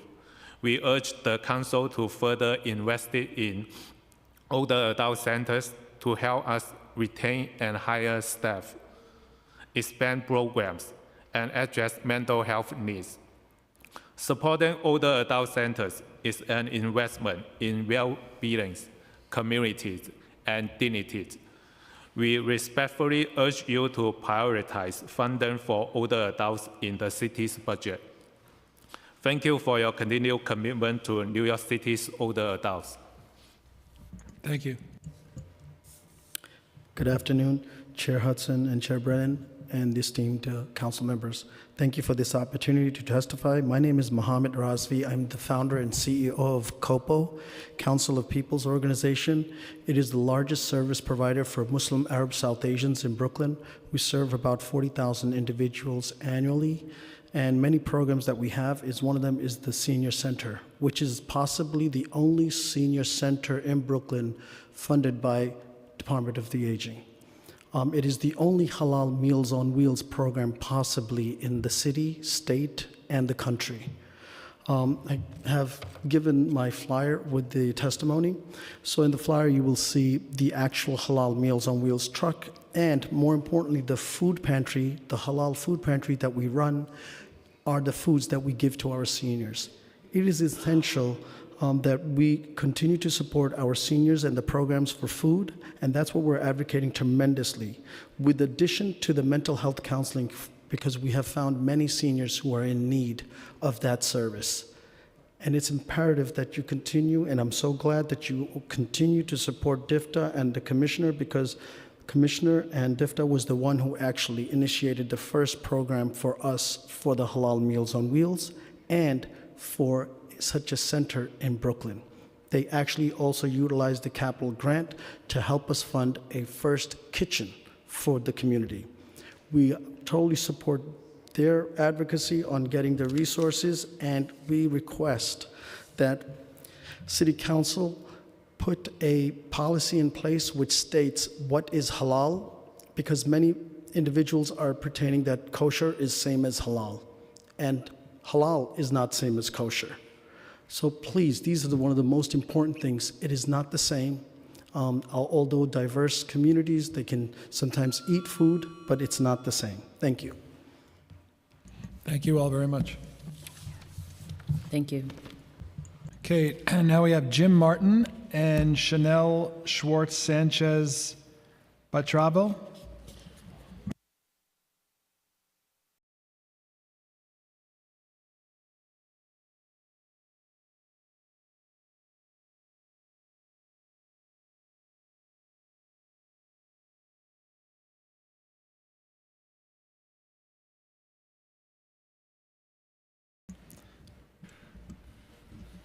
You want to begin? Good afternoon. My name is Jim Martin. I am the Executive Director of ACE New York, a Queens-based nonprofit organization.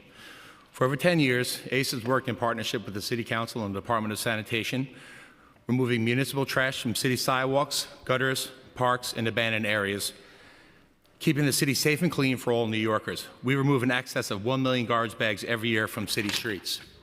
Beginning August 1st, supplemental sanitation providers like ACE will be required to place all trash bags in containers located on city streets for DSNY collection as part of DSNY's containerization initiative. The Department of Sanitation will begin issuing fines for organizations for noncompliance come January 2nd, 2026. We have estimated the cost to purchase, ship, install, insure, and maintain the necessary amount of containers at several $1 million. As a nonprofit on a limited budget, ACE does not have the funds necessary to be in compliance with this policy.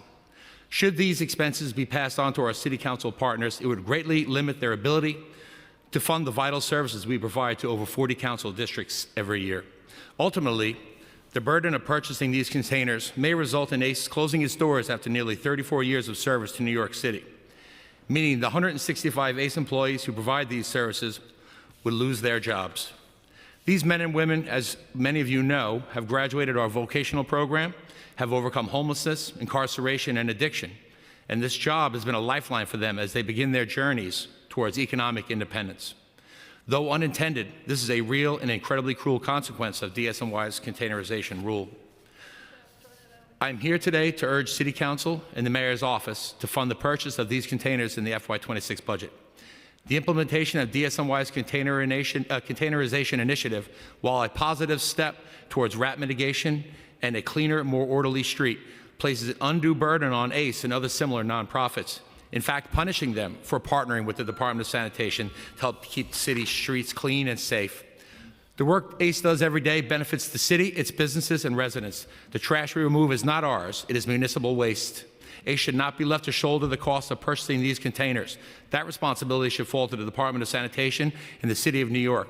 Very quickly, I want to thank the Council for your support in pushing the administration on this matter. It means the world to me and the men and women we so proudly serve.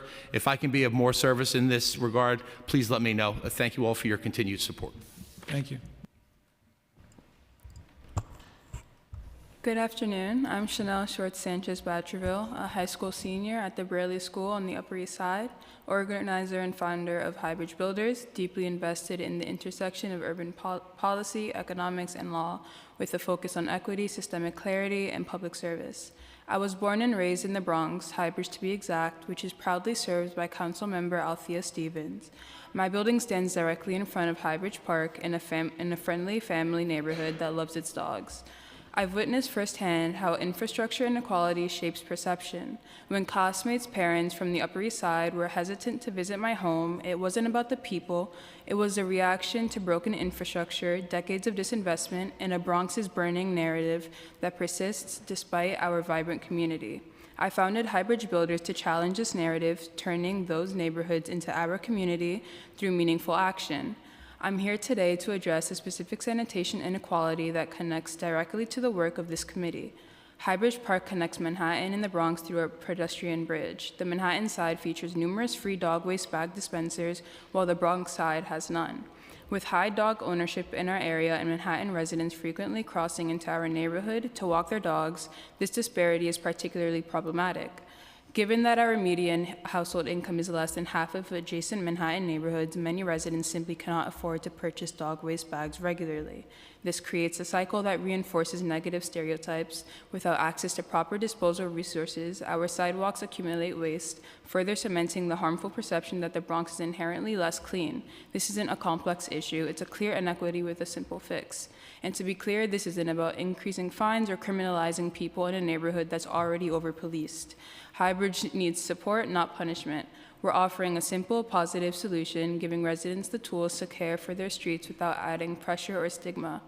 I respectfully request that this committee consider supporting legislation like Intro 0281-2024 by Councilmember Menon, which proposes installing dog waste bags dispensers throughout the city with priority for underdeserved areas like Highbridge, allocating modest funding for at least 2 additional trash cans in our neighborhood, partnering with Highbridge builders to spread awareness about pooper-scooper laws using 311 to report dog waste and to host dog licensing events, since the city uses that data to track issues, count dogs, and guide funding. This is a low-cost, high-impact investment, cleaner streets, increased community pride, and a powerful message that this administration values equitable service delivery across all boroughs. I'm encouraged by efforts like Councilmember Power's Scoop the Poop PSA campaign, which demonstrates how public education can reinforce civic responsibility, and by Councilmember Brewer's advocacy around responsible pet ownership, and as the Zero Waste Act, championed by Councilmembers Nurse and Hanif, shows waste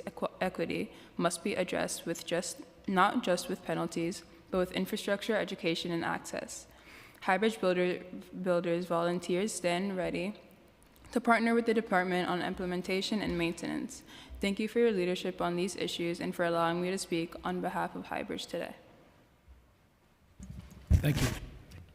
Thank you both very much. Okay, now we have Sandra Martinez,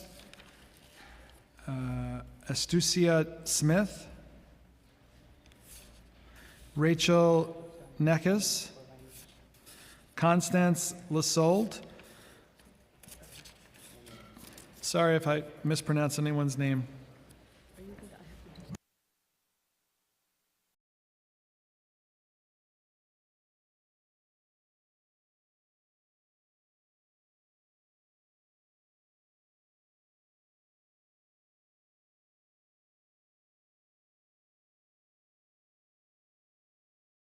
Okay, you want to start from the left? Good afternoon. Thank you for this conversation today. I'm Rachel Neckes. I'm the data researcher at the Center for an Urban Future. Thank you to Chair Hudson and Chair Brennan and members of both committees for the opportunity to testify. Our new report out today, The Emerging Financial Security Crisis Facing New York City's Older Adults, reveals a deeply troubling reality. Over the last decade, the number of older adults living in poverty has increased by 41%, rising to more than 250,000 older adults. Many more are on the brink. Nearly 60% of those aged 70 or over report having no retirement income. Nearly 1 in 5 lack Social Security benefits. This crisis disproportionately affects communities of color. Over the last decade, poverty rates among Asian older adults grew by 82%, and among Hispanic older adults by 42.1%. Immigrant New Yorkers, many of whom have spent their lives working in low-wage jobs without access to retirement benefits and receive much less in Social Security, face a poverty rate of around 21.7% compared to 14.9% among US-born older adults. Although recent restorations helped avert significant service cuts, aging services still receive less than half of 1% of the city's budget, even as older adults now make up a record 16.1% of all New Yorkers. To meet rising needs, the city will have to commit to long-term increased funding that will allow DFTA to expand access to essential programs, reverse the alarming rise in older adult poverty, and invest in innovative pilot programs and challenge grants. We also recommend a $50 million investment in capital improvements to shore up New York City's crumbling aging services infrastructure. By allocating additional capital funding to upgrade these facilities, the city can ensure that they remain safe, accessible spaces while taking steps to modernize buildings to meet the challenging needs of today's older adults. In addition to restoring funding for DFTA and investing in capital needs, the city should allocate $20 million to expand social work staffing at community-based providers and older adult centers. These professionals are essential to helping older New Yorkers navigate and access these benefits and services that enable them to age with dignity, and these investments will likely prove even more essential in the face of anticipated federal cutbacks. Finally, DFTA cannot meet this challenge alone. A truly age-inclusive city will require all agencies to embed older adult needs into their strategies, programs, and capital plans. This will mean making parks, libraries, and cultural institutions more accessible, investing in age-friendly transportation options through DOT, supporting older entrepreneurs through EDC and SBS, and expanding efforts to prevent age discrimination in the workplace. Thank you for the opportunity to testify today. Thank you. Good afternoon. Thanks, Chair Brannan, Chair Hudson, and the committee for the opportunity to testify. I'm Eustacia Smith, and I'm the Director of Advocacy for Westside Federation for Senior and Supportive Housing. We've provided housing and services for older adults in New York City for nearly 50 years. We also run 3 older adult centers serving over 1,300 older New Yorkers, providing them with nutritional support, socialization, education, and connection to services. Our participants are able to remain stably housed in the community because we're able to provide them with a range of services that keep them from falling into emergencies that would displace them. Our services are sometimes life and death essential, but we can't keep them going without increased funding. Our budget has stayed flat while the cost of food and other operating expenses has gone up dramatically. We have no wiggle room. Each increase in cost means we have to cut something else essential. Is it the meals that keep our elders from wasting? Is it the case manager who makes sure people can access their benefits? Truthfully, cutting any of it is dangerous. Here's a real-world example from our center at the Red Oak on 106th Street, where we serve 150 meals per day. Right now, our refrigerators are broken. It's the 3rd time this year. We don't have the budget to fix them, nor to get new fridges we really need. It's nearly impossible to prepare meals without working refrigerators. Our staff has spent many, many hours figuring out how to work around the broken refrigerators to still get the meals out. That's time when they should be providing services but can't. Why do those meals matter? For some participants, the meal at our center may be their only meal of the day. Why do the case managers matter? Case managers play a critical role in keeping older adults housed in the community, even as their needs change over time. It prevents people from losing housing. It reduces hospitalizations and limits the need for nursing home care. It's humane, it keeps communities whole, and it keeps public costs down. Older adults are the fastest growing group of people experiencing homelessness. They're also a fast-growing New York City population, set to grow by 25% by 2040, yet city funding for older adults is disproportionately low. We call on our city to scale up investment in older adult services, implementing new funding of $78 million for nutritional support, with $57 million to meet the rising cost of food and $21 million to provide additional meal services. $44 million for expanded case management, $5 million 5-year emergency repair discretionary fund for older adult centers that need small-scale repairs or equipment replacements, and all of the recommendations that are part of the Age Strong New York City campaign organized by Live On. Thank you. Thank you. Good afternoon, esteemed members of this Committee on Finance hearing. We are honored to be here today representing our President and CEO, Dr. Anderson Torres of Regional Aid for Interim Needs, Inc., also known as RAIN, an organization that has proudly served the older community along with those in home care since 1964. It is our privilege to continue this essential work. Our dedicated staff reflects the diverse communities we serve, and we are humbled to carry forward the legacy of our late founder, Beatriz Castiglia Catullo, affectionately remembered as B. Our 13-plus older adult centers are more than facilities. They are lifelines. Many of our members describe them as their home away from home, where they find friendship, connection, and purpose. In these centers, older adults reduce feelings of isolation, depression, and anxiety by engaging in meaningful activities and building supportive social networks. We live in a society that too often overlooks the needs of older adults. Today, we appeal to you to stand with us in promoting equity and age inclusivity and fund our older adult centers. We need a city that works for all ages, integrating care in a way that honors every stage of life. You may ask, what does that look like? We answer, it looks like a model that engages, invites, and empowers older adults. A model that bridges generations and amplifies the message that seasoned New Yorkers are vital contributors to our communities. Our older adult centers are not passive spaces. They're interactive hubs of cognitive stimulation, creativity, and empowerment. They also provide spaces where the risk factors are assessed on a regular basis. Through diverse programming, we challenge the mind, encourage lifelong learning, and promote mental agility. We're a community of collected voices who live experiences that enable us to mentor others and thrive through inclusion. Our thoughts matter. Our contributions matter. In times of need, you will find many of our older adults continuing to serve as pillars of their families and communities. It is essential that we are seen, heard, and considered in policy decisions. We want the champions in our professional networks who have already advocated for programs that support our work. But today, we ask you to reflect. What is essential for an older adult to truly thrive in New York City? Who is the older adult we serve?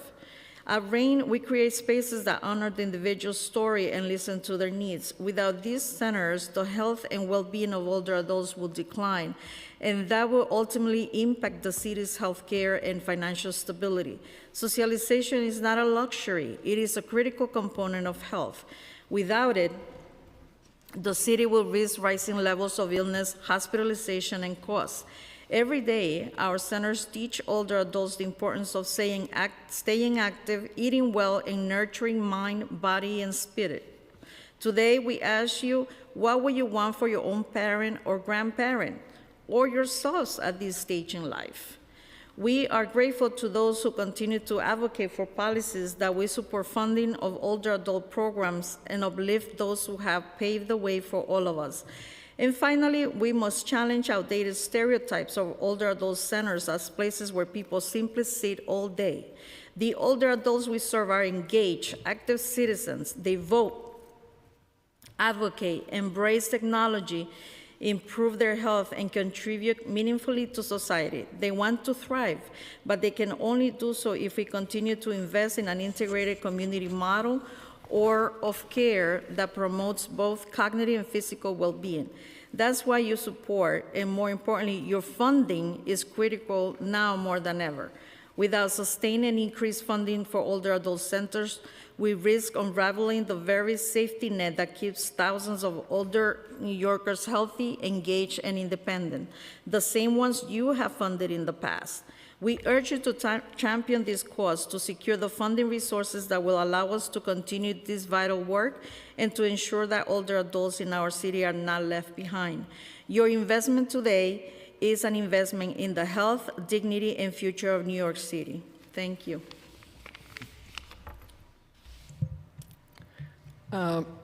Good afternoon, and Councilman Brennan, I congratulate you on your being able to listen to all of this very difficult testimony from beginning to end.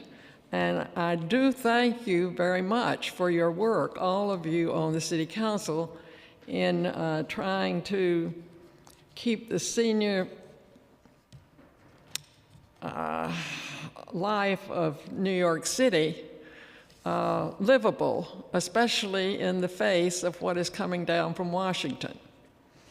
I myself am unhoused right now and am paying rent, though, to good friends who live, I'm sorry she's not here, in the district of Councilwoman Hudson.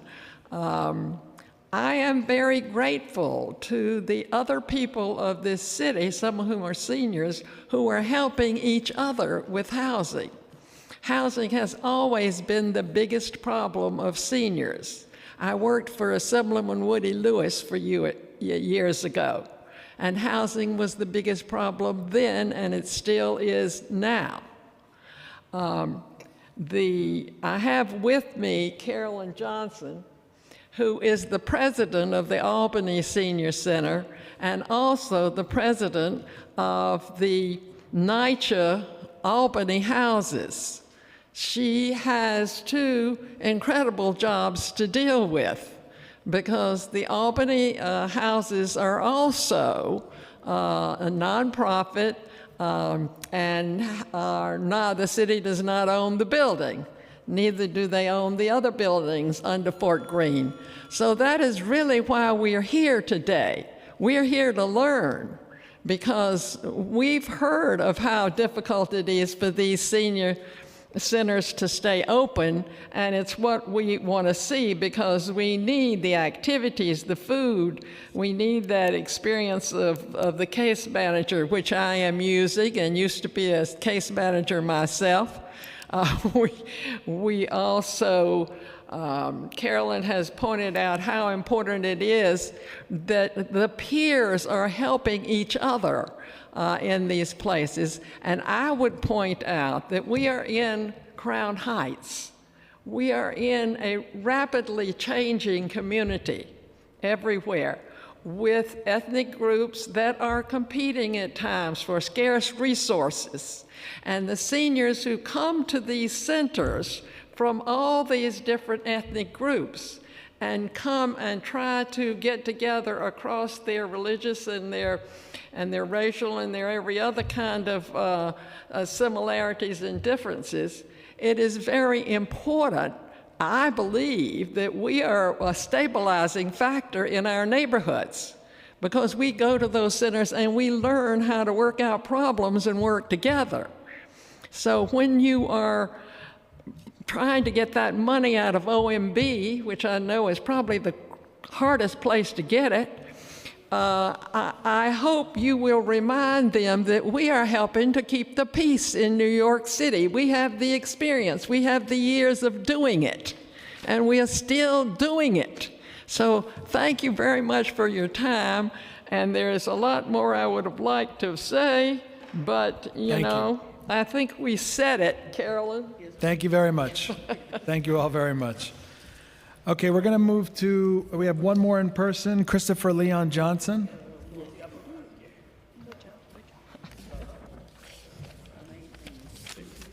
Huh?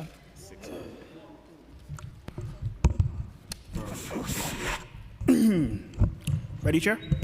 Yes, go ahead. All right. Hello, Chairs Brannon, Abreu, and Hudson. I know you're in the land use hearing, but thank you for having this hearing today. Thanks for staying out here, Mr. Brannon. I'm calling on the City Council to allocate $6 million, $2 million each to Worker Justice Project, Loca Mena, and the Street Vendor Project for sanitation-related purposes because they are known for doing their work and not clean up after themselves, or if they do certain things, they don't know how to properly dispose. So I'm calling on the City Council to give them some money to help with that situation. I'm calling you, the chair of the Finance Committee, into looking into the mayor's office and asking why that the Liberista Hub is not built outside City Hall. You're the chair, you're the finance chair. You should be asking the mayor or the department, any of these departments, like why that sanitation hub is not built. I know I can't be political, but I know that you deserve that in labor endorsement from NYC CLC, And I believe the way you should get it, you can get it, Mr. Brandon, is by proving to them that you can get that deliveries to hub outside City Hall. I believe that once you get that deliveries to hub outside City Hall, Mr. Brandon, you will get that CLC endorsement over Mark. They'll probably revoke that endorsement from Mark Levine and they'll give it to you. So I'm calling you, the chair of the Finance Committee, Mr. Brandon, to find a way. You have enough time before June to get that deliveries to hub built. I know there's a sanitation hearing.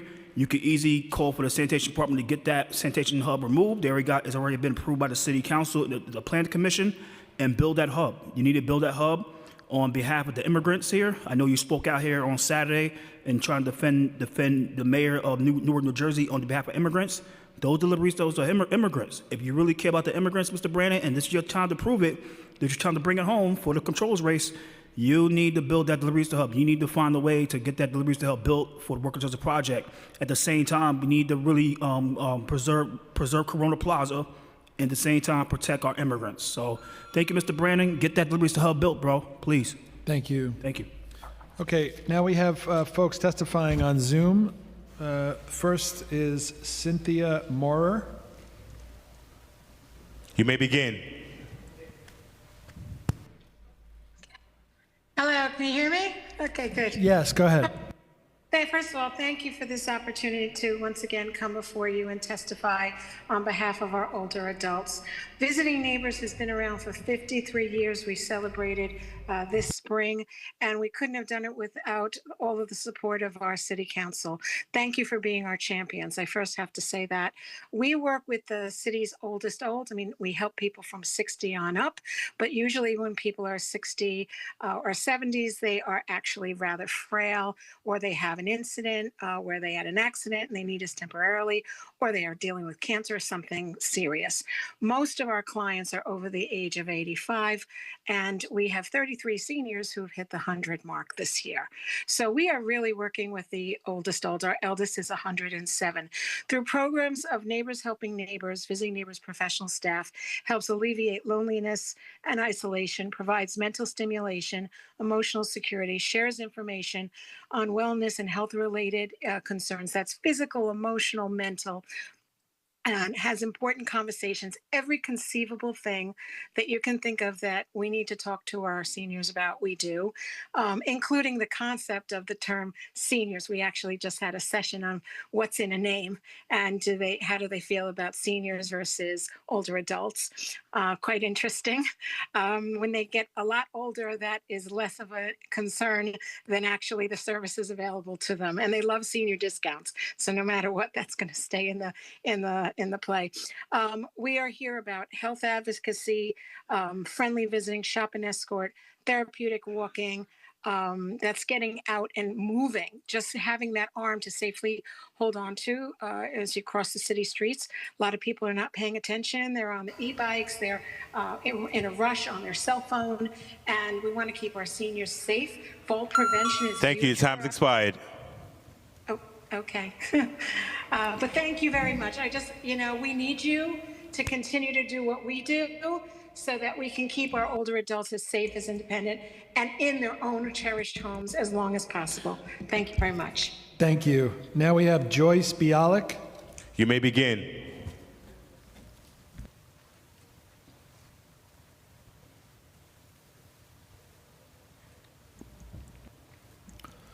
Joyce Bialik. You may begin.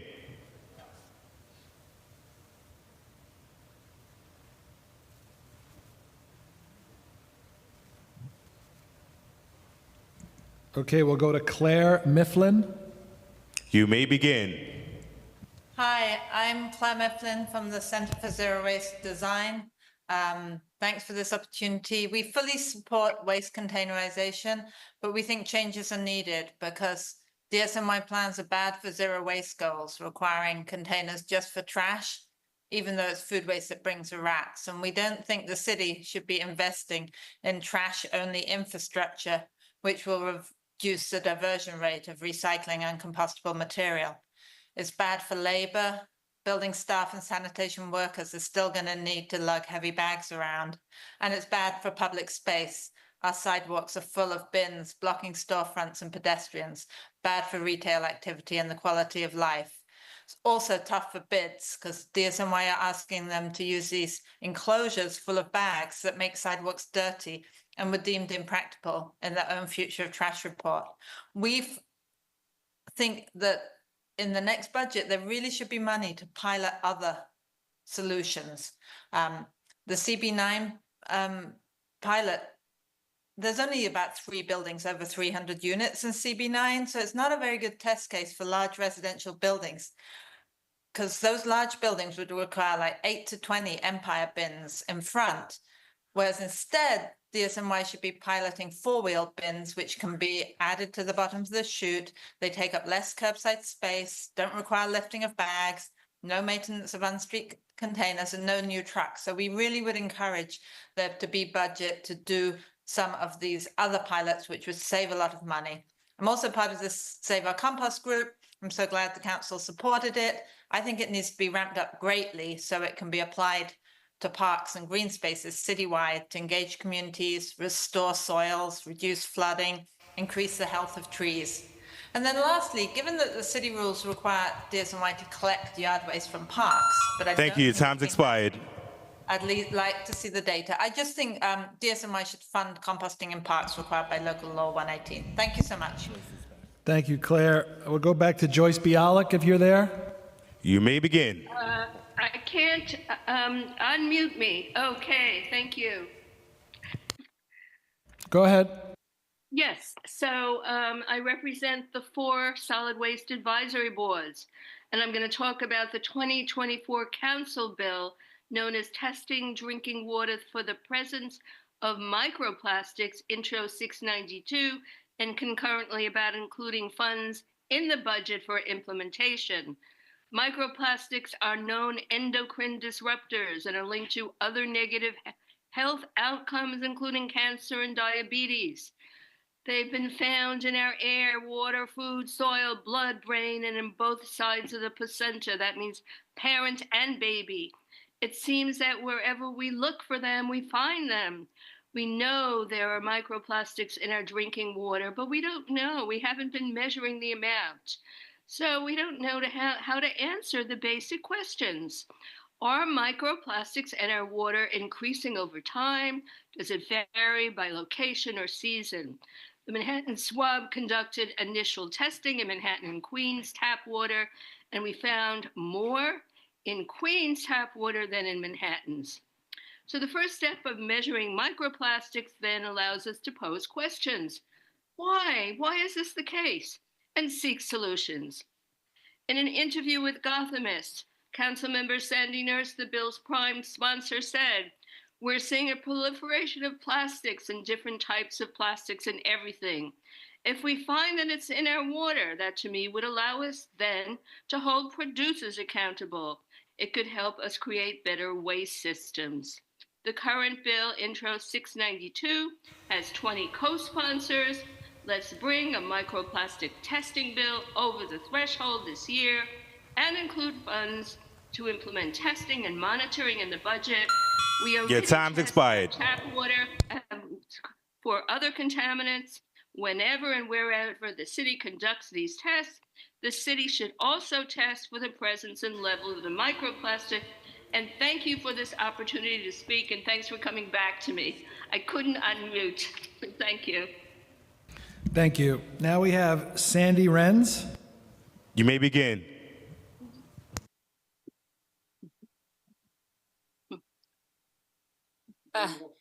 Okay, hi. My name is Sandy Renz, and I have lived in Gowanus, Brooklyn for almost 40 years, and thank you for letting me speak. We all have one crucial issue, and that is saving the planet. Composting is an economical, practical, and completely doable habit-forming activity that can be part of the New York City arsenal to combat climate disaster. In most of the city, community composting is the only true composting that happens, and true composting is the best route for this waste. I have worked at Big Reuse's community composting site and have personally seen how supportive and responsive residents are, even if the composting site was not the easiest to get to. From what I just heard from the Commissioner and the Department of Sanitation, the New York City community is participating enthusiastically with the organic collection. This organic collection has lowered the transport cost and that there is not enough compost to give out to the public, and this service needs to be expanded.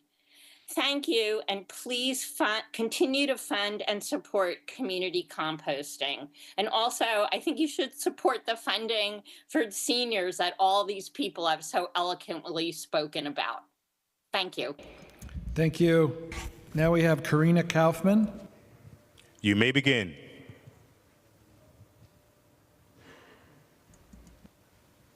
I think it's working now, sorry. Hi, good afternoon. My name is Karina Kaufman Gutierrez, and I'm the Deputy Director at the Street Vendor Project. Thank you, Chair Brannon, for the opportunity to testify today.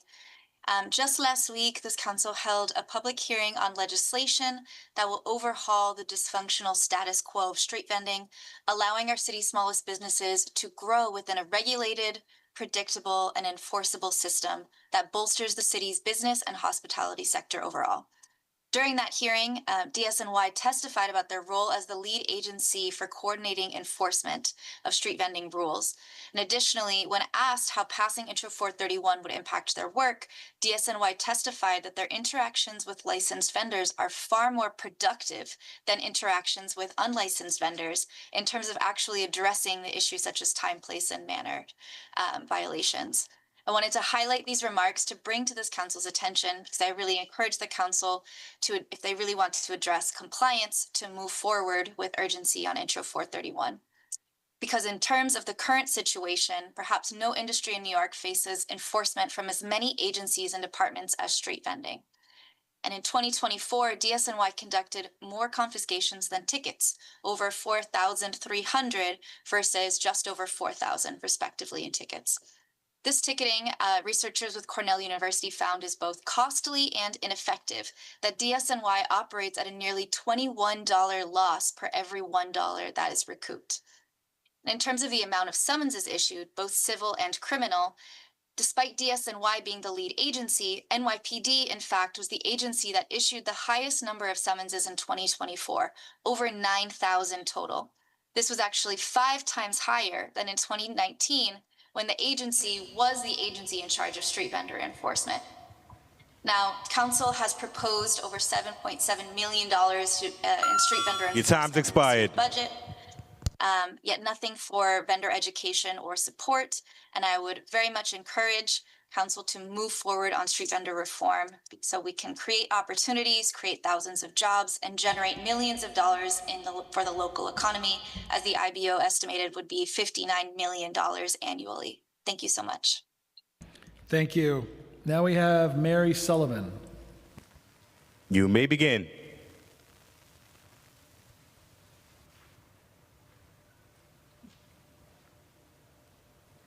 I'm not sure if you can hear me. Oh, great. Yes, go ahead. Again, thank you, Chairs Brennan and Abreu, for this opportunity to address you today. My name is Mary Ellen Sullivan. I'm the new chair of the Brooklyn Solid Waste Advisory Board, and my testimony today will reiterate the overall priorities of the 4 solid waste advisory boards across New York City. This budget hearing comes at a propitious moment as we transition from the city's 2006 to the 2027 Solid Waste Management Plan. After 3 decades of divergent efforts, the takeaway is clear. It's not just how much we spend, but how we spend it. Today, 80%, or roughly 2.8 million tons of residential waste is exported to landfill and incineration annually at a projected cost of about $500 million in 2026, very similar to what we heard earlier from the DSNY. Organics make up 40% of exported waste, but only 4 or 5% is captured, and it's not compost until it's actually composted. Local Law 85 mandates source separation, but we must fund the New York City Community Composting Network and pass Intro 696 to realize compost full environmental, social, and fiscal benefits.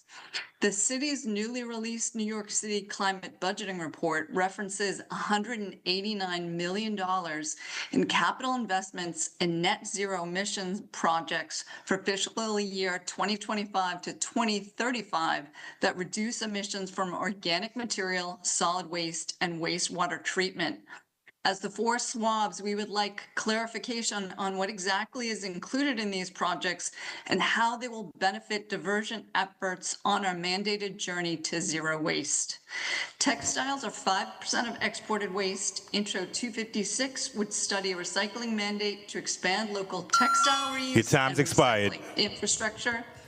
Sorry, real quick, Intro 697 requires DSNY to continue waste characterization studies, and it should include reuse and prevention data. Intro 692, we heard about from Joyce Bialik. I will skip that. Much of the success of New York City's solid waste management plans hinge on funding outreach and education, ensuring residents fully participate in recycling and composting so we can reduce our reliance on waste export as called for in the city's 2006 plan. We, the four borough-based solid waste advisory boards, urge you to double down on your commitment to the New York City Composting Network by including the network's full funding request into the budget. This vital program excels at community outreach and education, a skill that is desperately needed right now. Funding and integrating community compost into the city's long-term waste management strategy is long overdue. Thank you very much, and you can see more detail on our cross-SWAB priorities in our submitted testimony. Thank you. Okay, if we have inadvertently missed anyone who has registered to testify today and is yet to be called, please use the Zoom hand function and you'll be called in the order that your hand has been raised.